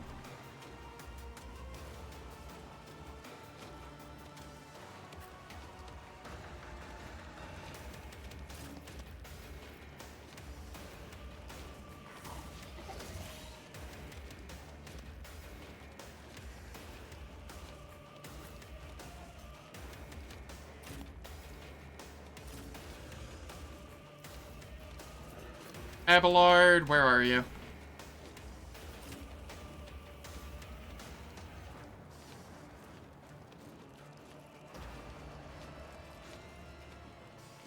Oh no! My fellowship! The stat that I don't use for literally anything! Oh, what'll I do? Alright, Adira. Come on up here. Burb can be there.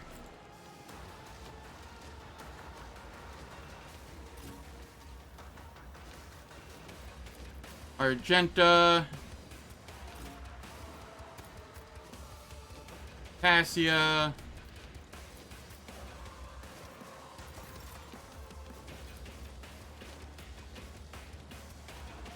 I am a navigator.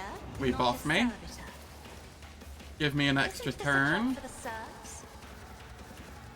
and then I start propagating things all around. Nothing I can't do. All too easy. Medicaid signal, Nothing I can't do. Absolutely not. advanced tracking.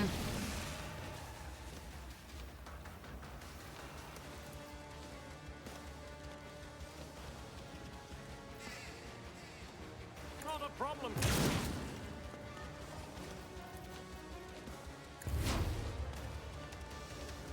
Alright, Cassia. I'm gonna have you come here and gaze on these 4. 5. Maybe I'll be able to get a stun. Be careful not to cross my gaze.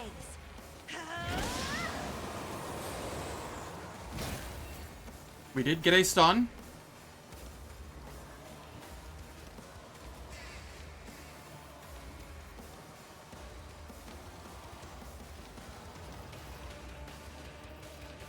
And I will give everyone armor. Me, if you insist, Lord Captain.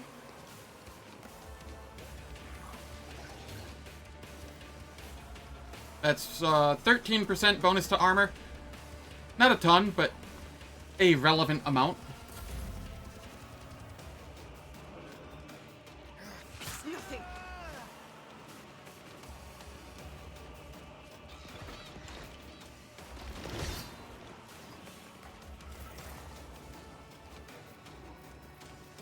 And of course, Adira is going towards the end, which is a little annoying.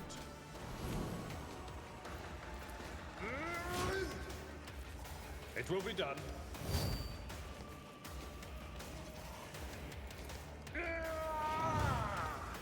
Indeed. We're just using all of our buffs.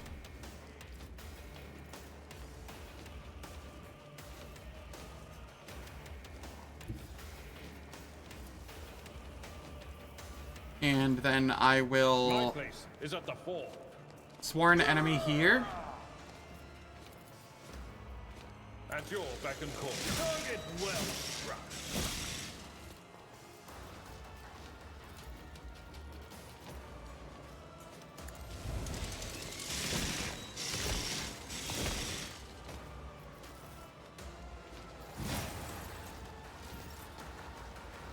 Oh no! Abelard has an at gunpoint.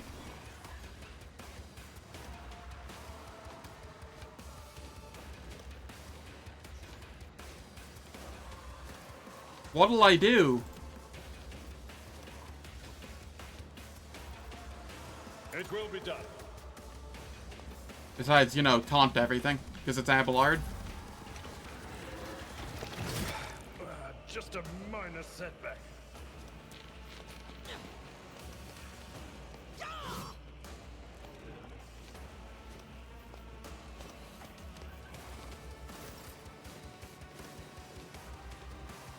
Alright, Argenta.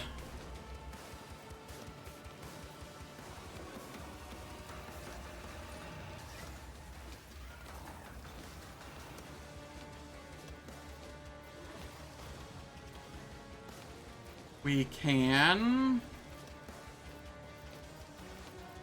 What do we have after you? Solomorne.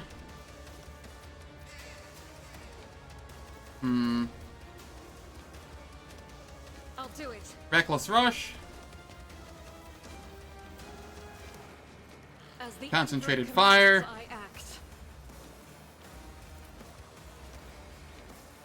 Doubt is for the weak. You, my emperor. Yeah, that is what it is. Then we run and gun. And swap over to this. I'll do it. Before rapid fire into burst fire. Faith without deed.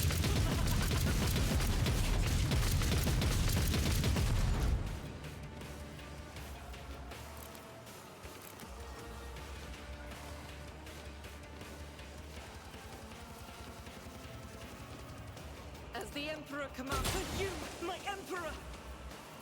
And then we Furious Recital. And I will study superiority here. Will I? I could just wait until my turn and give the extra turn to Adira. She does good damage now. It wouldn't be the worst call. Yeah, I'm gonna study superiority. And thy light I crave.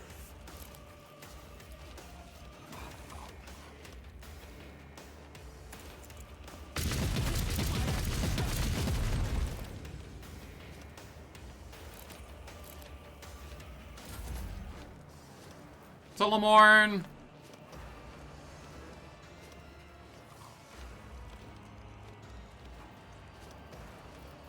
How do I want to do this?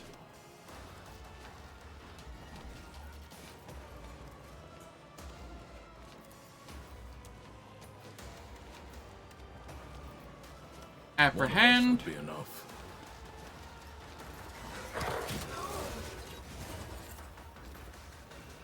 And then I can head up here and concentrated fire. Position.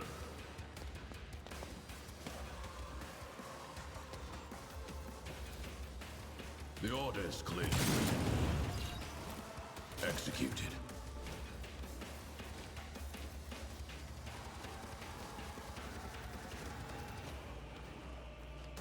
And then I guess I fire this direction.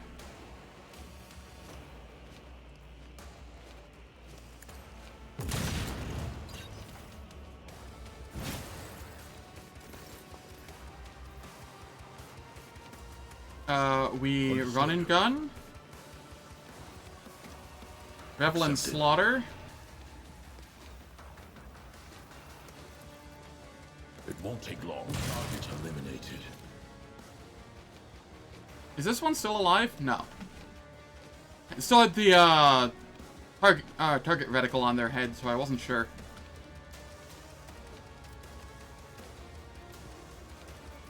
And then, protect. Glato, we're undertaking this task.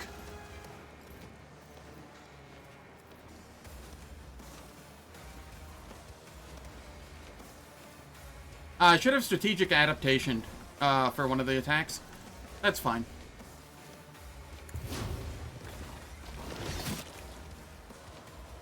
I am your doom. I'll do what it takes.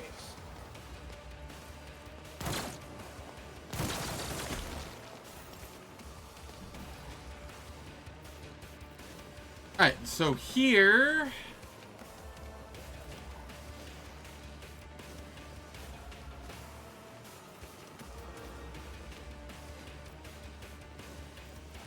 I will give Abelard another turn. Nothing I can't do.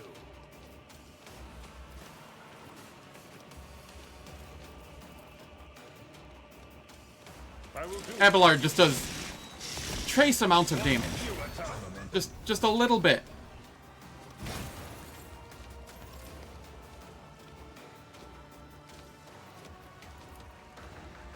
And then I'll have him come down here so that he can get the buffs. Indeed. Yeah, whatever.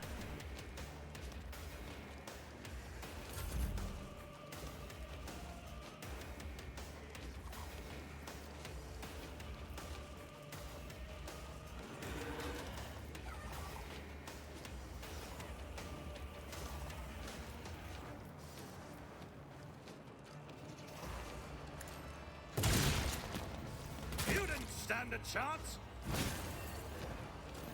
This is fine. Chaos guides me. Emperor, protect me.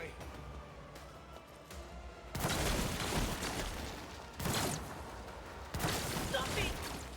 You know what would be really funny is if one of those nobles hit the Stone Sentinel and he targeted them.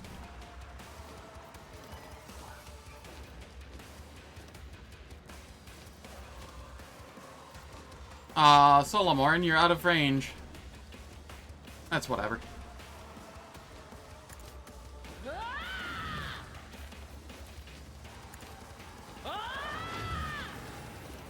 On it. I'm fully expecting this to blow up. Anything else?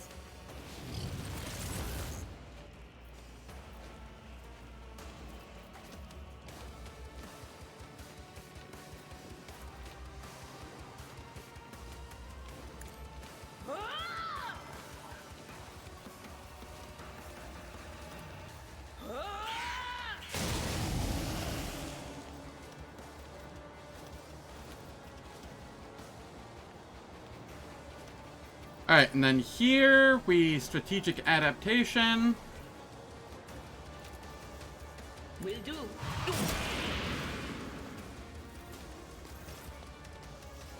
And then we can fire off another one. To, I guess, here. Anything else? Farewell.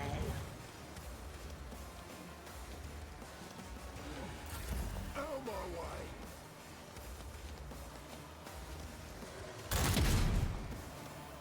Ah, get blocked. And retaliated. What a pleb.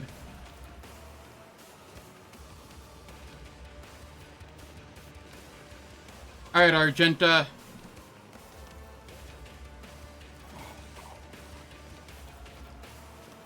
I'm gonna have you get a big boost this turn, but first...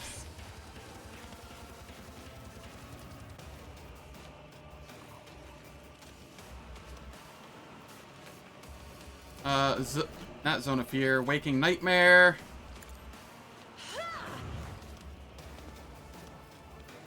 Point of Curiosity. Me? Insist, Lord Captain.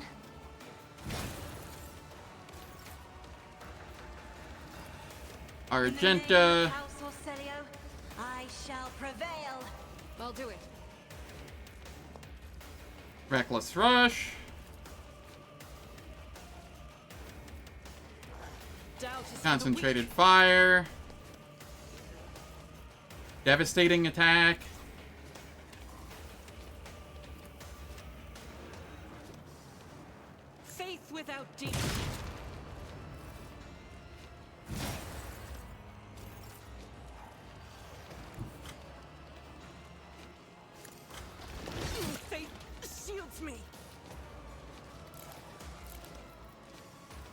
rapid fire As the Emperor commands, I act. into wildfire. I'll do it.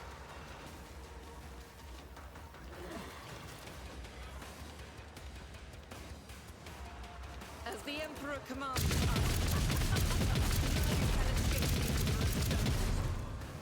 May have been a little overkill there. That's fine.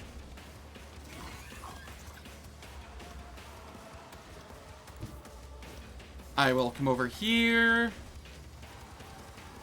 God Emperor, move through me. Be the fire in my heart. And we revel in slaughter. I'll do it. This is why I was chosen. Faith Run and gun. is worthless.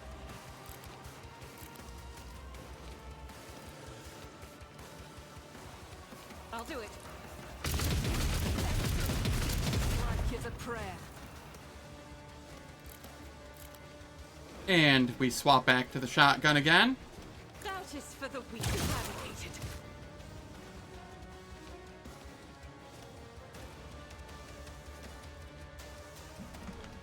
And I will move over here for the final,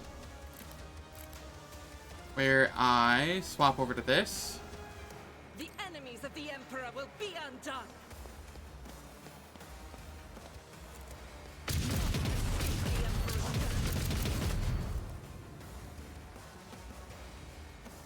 And oh, it hasn't been a full turn since she used her other one. Right. Alright. Oh, that'll be for someone else then.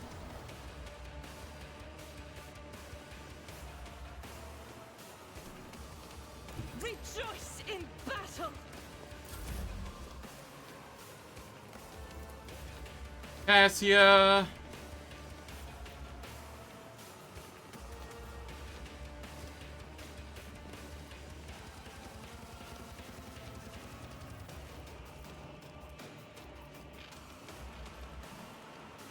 Let's go mend reality.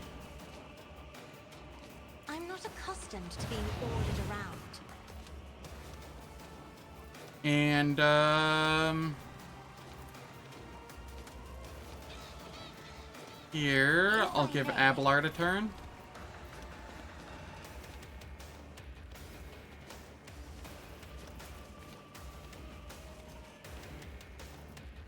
At your beck and call. Victory is imminent.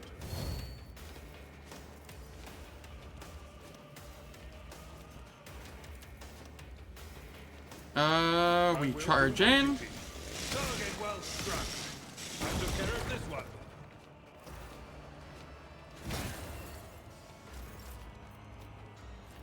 And then I daring breach. No matter the cost.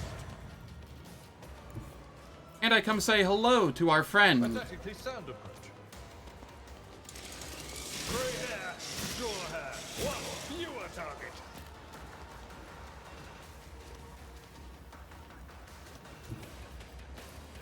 Follow my lead. Reduce to dust.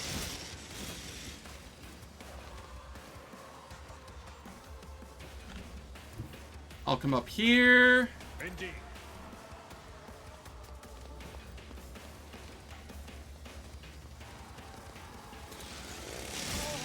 An exemplary. Easy. At your beck and call. Defensive stance, bulwark. And that's it for the turn there. Cassia, you can come up here. Oh, you have no more... Right. This is fine. Abelard has his actual turn now.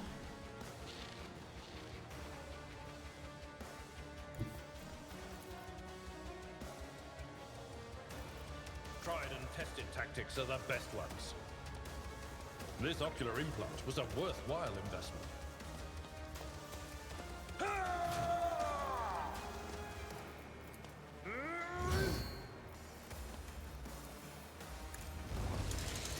I took care of this one.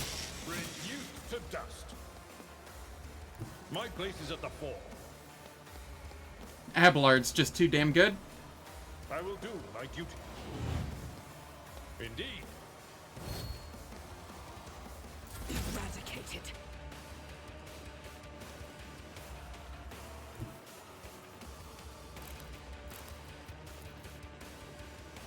Alright, I'll come down here.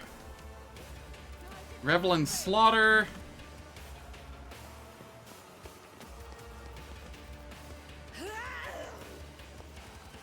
Reckless Rush.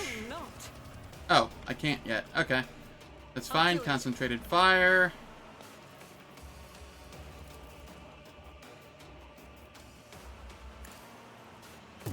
Strike is a prayer. Run and Gun.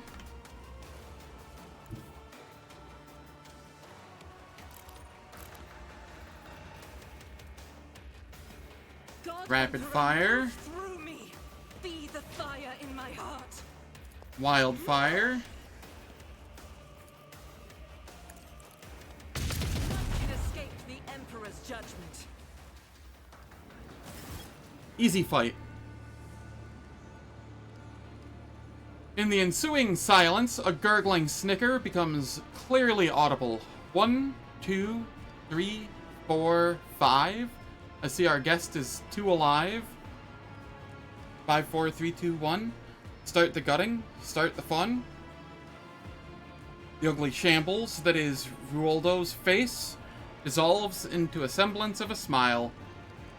Cease your inane mutterings. You may open your mouth when you are asked a question, and your answer had better be honest and to the point, or I swear by the Lex I will make you speak. Or rather, whatever remains of you after I finish preparing you for the interrogation. Are there any other victims of your ritual that survived? No. And I didn't count the dead. The ritual is a complex one to perform, so it took Tavrisk and me a long time to calibrate it. And you were the one it worked on. To think of all the possibilities that opened up, using the Altar of Change, I could have worked my way up to a Lord of Terra. What are you talking about? The very suggestion, the Proctor's voice resounds with fury. His steely fingers dig into Galado's collar. You sick degenerate. As my father used to say, if you've come a long way, keep going. I'm a dead man as it is, so I might as well dream a little. Be silent, heretic, or you will find yourself washing away your blasphemies with tears of blood until the pain makes you beg the Emperor for death. Thassarium, what are its properties? This wretched little world held nothing worthy of attention save for Thassarium. When I started having dreams about it, and about changing bodies, I thought I was going insane, and I shared this with my sculptor, the now late Tavrisk. He helped me to understand the essence of the mineral. Experiments and studies followed, mostly carried out by Tavrisk. I don't have his gift, but oh, the things I could do if I were a sorcerer. In the end, he realized the Sardium was a potent psi-focus. After 1,000 cursed attempts, and a combination of powers, energies, and sacrificial victims, Tavrisk managed to create his finest sculpture from it, the Altar of Change, a magnificent artifact, a door to eternity. No more limitations imposed by our mortal bodies, no ailments, no injuries. If your flesh is worn, just swap it for new flesh. Don't like your lot in life? Choose from 1,000 others. No longer just a dream, but its most perfect realization, immortality in stone. What? Ugh. Yes, I know it's not an option. I've got my own life to live out. Somehow. Why would I want to take on another? What was the point of that whole masquerade with the fake governor? A governor attracts too much attention, and I wanted my hands to stay untied, so I offered my court fool a fair bargain. He would become me, ruling the planet, living the good life, getting whatever he wanted, while I would be out there, flying toward the stars. We traded faces, clothes, lives, and because I had gotten the local nobles into the habit of sewing other people's mugs on their heads, the switch went unnoticed. But the switch was only the first part of the deal. Naturally, I didn't mention the second part, the removal of witnesses. If someone is going to turn against you the moment there's a knife at his beloved sister's throat, you can't afford to keep him alive. Ruoldo casts a hateful glance in Maeve's direction. I want to talk about your plan. What was the goal here? The plan was simple and elegant. Thassera starts underpaying its tithe, the Arbites swallows the bait, and sends their messengers here. That's when I spring my trap. I change into the body of the arbitrator, or proctor, who lands here, pack up the altar, board the Arbites ship, and wave goodbye to this ball of dirt swinging in the void. The rogue trader would have been even better, but greed has a way of spoiling a good game of regicide. Of course, this game involved one key piece, the embodiment of freedom of choice, my magnificent altar. So much accumulated potential from years of experimentation, it's damaged, but it still beckons, waiting to be used. I advise you to keep it safe. Who knows how many thousands of lives it will claim if something happens to it, unleashing all that power.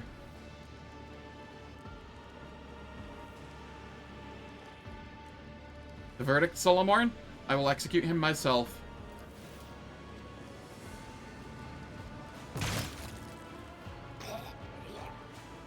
Ruoldo, you have committed unthinkable heresy, and I refuse to acknowledge you as a human being or read your verdict as befitting a criminal. You are a stain on Thassera's history, and it's time. You point your weapon and put it, the governor to death right as Solomorne finishes speaking. To wipe you from it. Maeve opens her eyes and immediately jumps to her feet at the sight of the bloodied corpse. She clenches her hands on her chest, and her eyes well up. He was not your brother, Maeve? The young woman nods meekly, and a single tear runs down her cheek. Her voice is hollow when she speaks. You're right. He was the one who doomed him. Found anything, Solomorne? Yes, the data slate with the shipment chronicle that they spent so much time vainly searching for. According to the records, the tithe period is 1 Terran decade, and the quota prescribed is 1,000 cargo units. The governor withheld 100 units from each of the 5 most recent shipments. That means this world has no actual difficulty regularly supplying its tribute. We can consider that matter settled. Deciding what to do with the Thessardium is far more important. It is a resource we cannot afford to ignore. Solomorne looks you straight in the eye. I propose destroying all Thessardium already mined, as well as its deposits. Allowing an abomination like that to exist is against the Lex. As for assessing the degree of Thassera's corruption and deciding its fate, the law prescribes leaving this to the judgment of the world's owners. That is, the Administratum. Master Killjoy, a Psi Focus is just a rock without a will of its own. A tool, just like you. So what if some lunatic once used it for their deranged ends? It can just as equally serve as a good purpose. Dare I remind you, Lord Captain, that no one besides you has any knowledge of this mineral's properties? If it is left here, no one will find out. What a crafty way to paint me as a mindless henchman. Let me also remind you that I report directly to the Marshal, and my reports are thorough. Okay, I'm taking one of the iconoclast options. I agree that we must get rid of the Thessardium, but I will not inform the Administratum of its properties.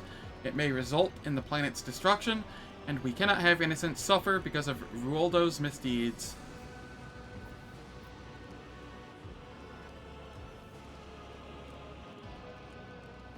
Thessardium has been used for wicked ends, but that does not mean it cannot be useful. We must study the mineral thoroughly before deciding whether to destroy it or include it in the tithe. Your orders are clear, rogue traitor. Maeve looks up at you pleadingly. My celestial lord, what am I to do now? And not a sliver of remorse, just fear for her own skin. Do not be swayed by a criminal's tears. I have seen plenty of those, and they are worth nothing. Or I should say, not worth more than a bullet. What can you do? I can brew recaf. I can do sweet with the foam of cream. Or strong with special spices. I can dance, sing, carry scrolls and data slates. Thassera needs a new governor, one we can trust. Please not me, anyone but me. Who would listen to a court upstart who used to be a chamber pot maid?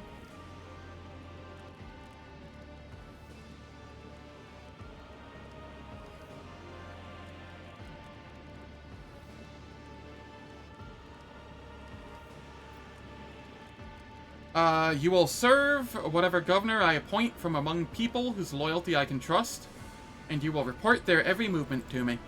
As you wish, my celestial lord.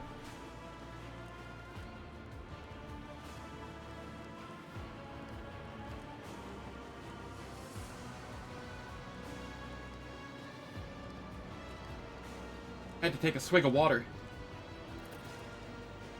Then Thassera's fate is decided, and there's no point in staying here any longer.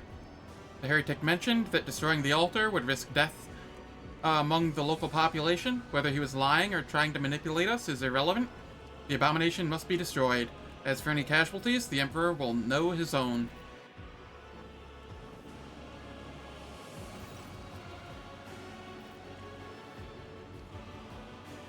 As you approach the damaged altar, you feel an unpleasant weakness.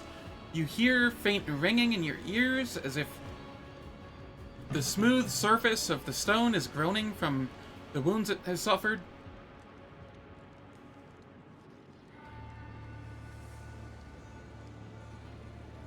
I choose the iconoclast option here.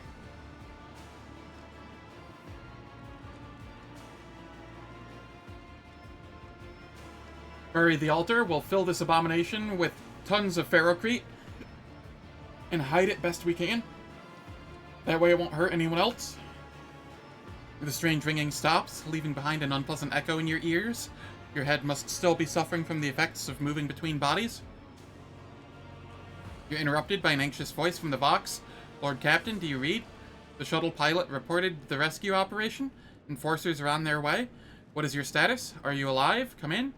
I'm alive, Vigdis. Prepare to depart. Copy, Lord Captain. A moment of ringing silence, and then 1,000 shards pierce your mind. A familiar voice coils around your thoughts, drowning them out. Are you leaving without even conversing with me, child? Without even asking yourself how such a vivid soul managed to remain intact after wandering in the darkness's embrace and donning another's guise? Such rare luck for a mortal. In the icy silence, you are struck with a series of incredibly lifelike recollections. You're not alone, and you never were. It was always there, in your shadow, in your blood, inside you. Yes, then, this luck is named the Edge of Daybreak.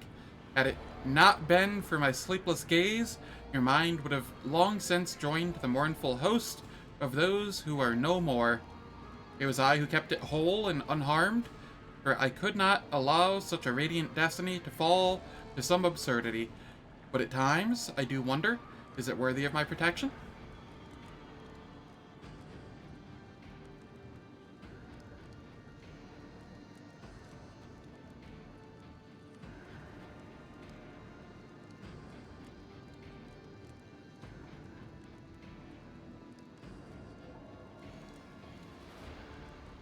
I need no protection, demon. People are stronger than you think.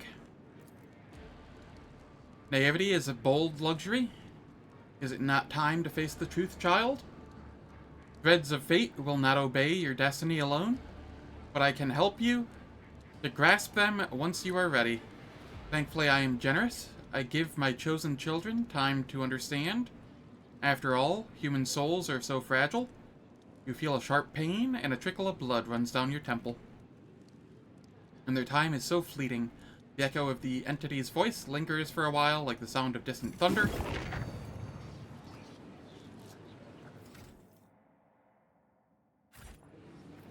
Lore warp. The premonition runs true.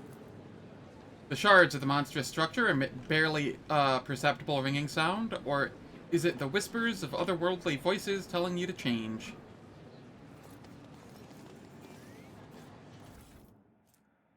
Biomancer's staff. I don't think I have one of those yet. Maybe I do. I'll hold on to it regardless. It's about time.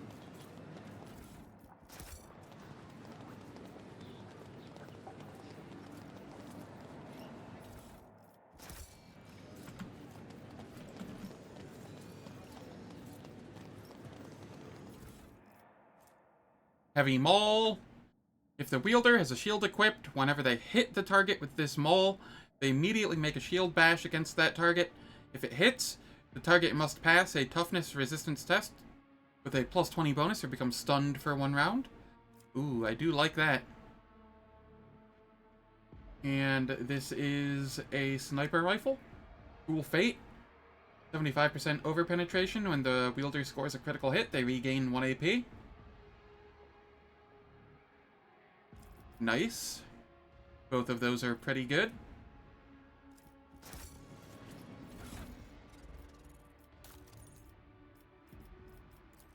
Solomorne, you get to use this.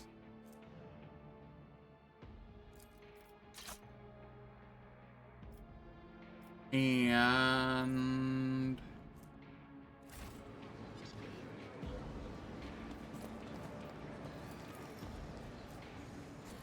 circles have been scrolled over the whole stack of scrolls. Each circle resembles the one daubed on the floor, but none replicates it exactly. Clear lines of the heretical symbols elicit vague desire to touch them.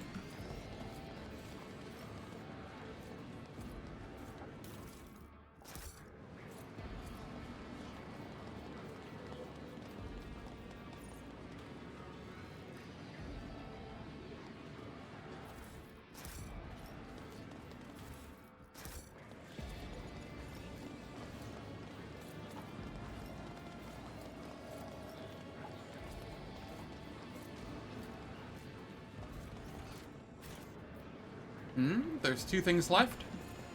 Where? Tree awaits. Pot of the Scorched. Why can I not loot them?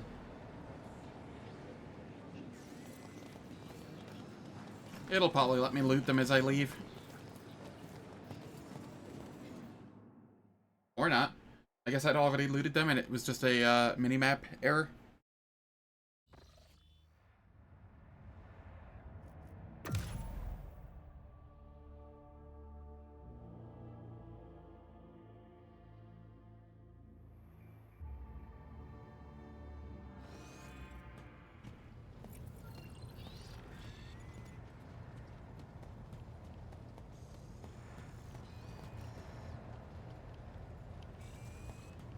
Rogue trader. Alright. You know what? I guess we don't need to talk about that. Over here. You. Are you not able to use this? Aww. It doesn't let you use it. That's okay. The silence of Jael is pretty good too. Which means you get to use this.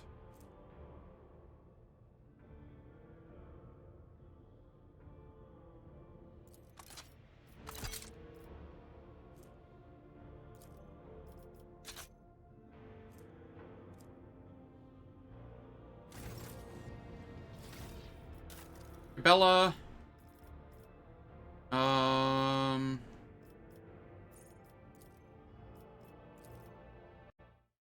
What am I grabbing here for you?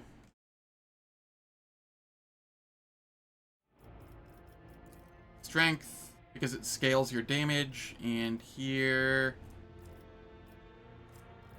Demolition? Demolition.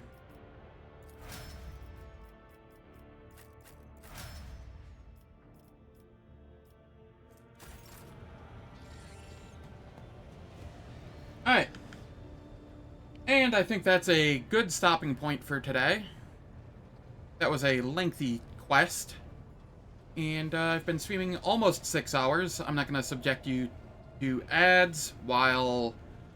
or when I'm just going to stop, like, soon after. And, I will be streaming again tonight around 10 p.m. Eastern US time, unless things change. I will be doing a blind playthrough of Trine Enchanted Edition with Alanim and his friend Solomorne. Or Solomon. I have Solomorne on the mind here, but it's Solomon, so... Can't wait accidentally call him Solomorne tonight. That'll be great. Anyway, thank you all again. Very much appreciate it. If you enjoyed what you saw, please hit that follow button. I have a Discord and YouTube where I post where I go live, and I post my highlights and, like, okay. It's gonna be dumb. Oh, there it goes. Nightbot's just being slow.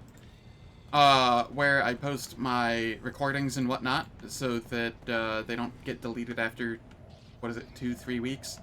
Something like that. But thanks again, have a wonderful night, or a wonderful day, and I hope to see you tonight, and if not tonight, then tomorrow for Rogue Trader. And tomorrow I might be able to make it through the rest of Act 2. We'll see. Take care.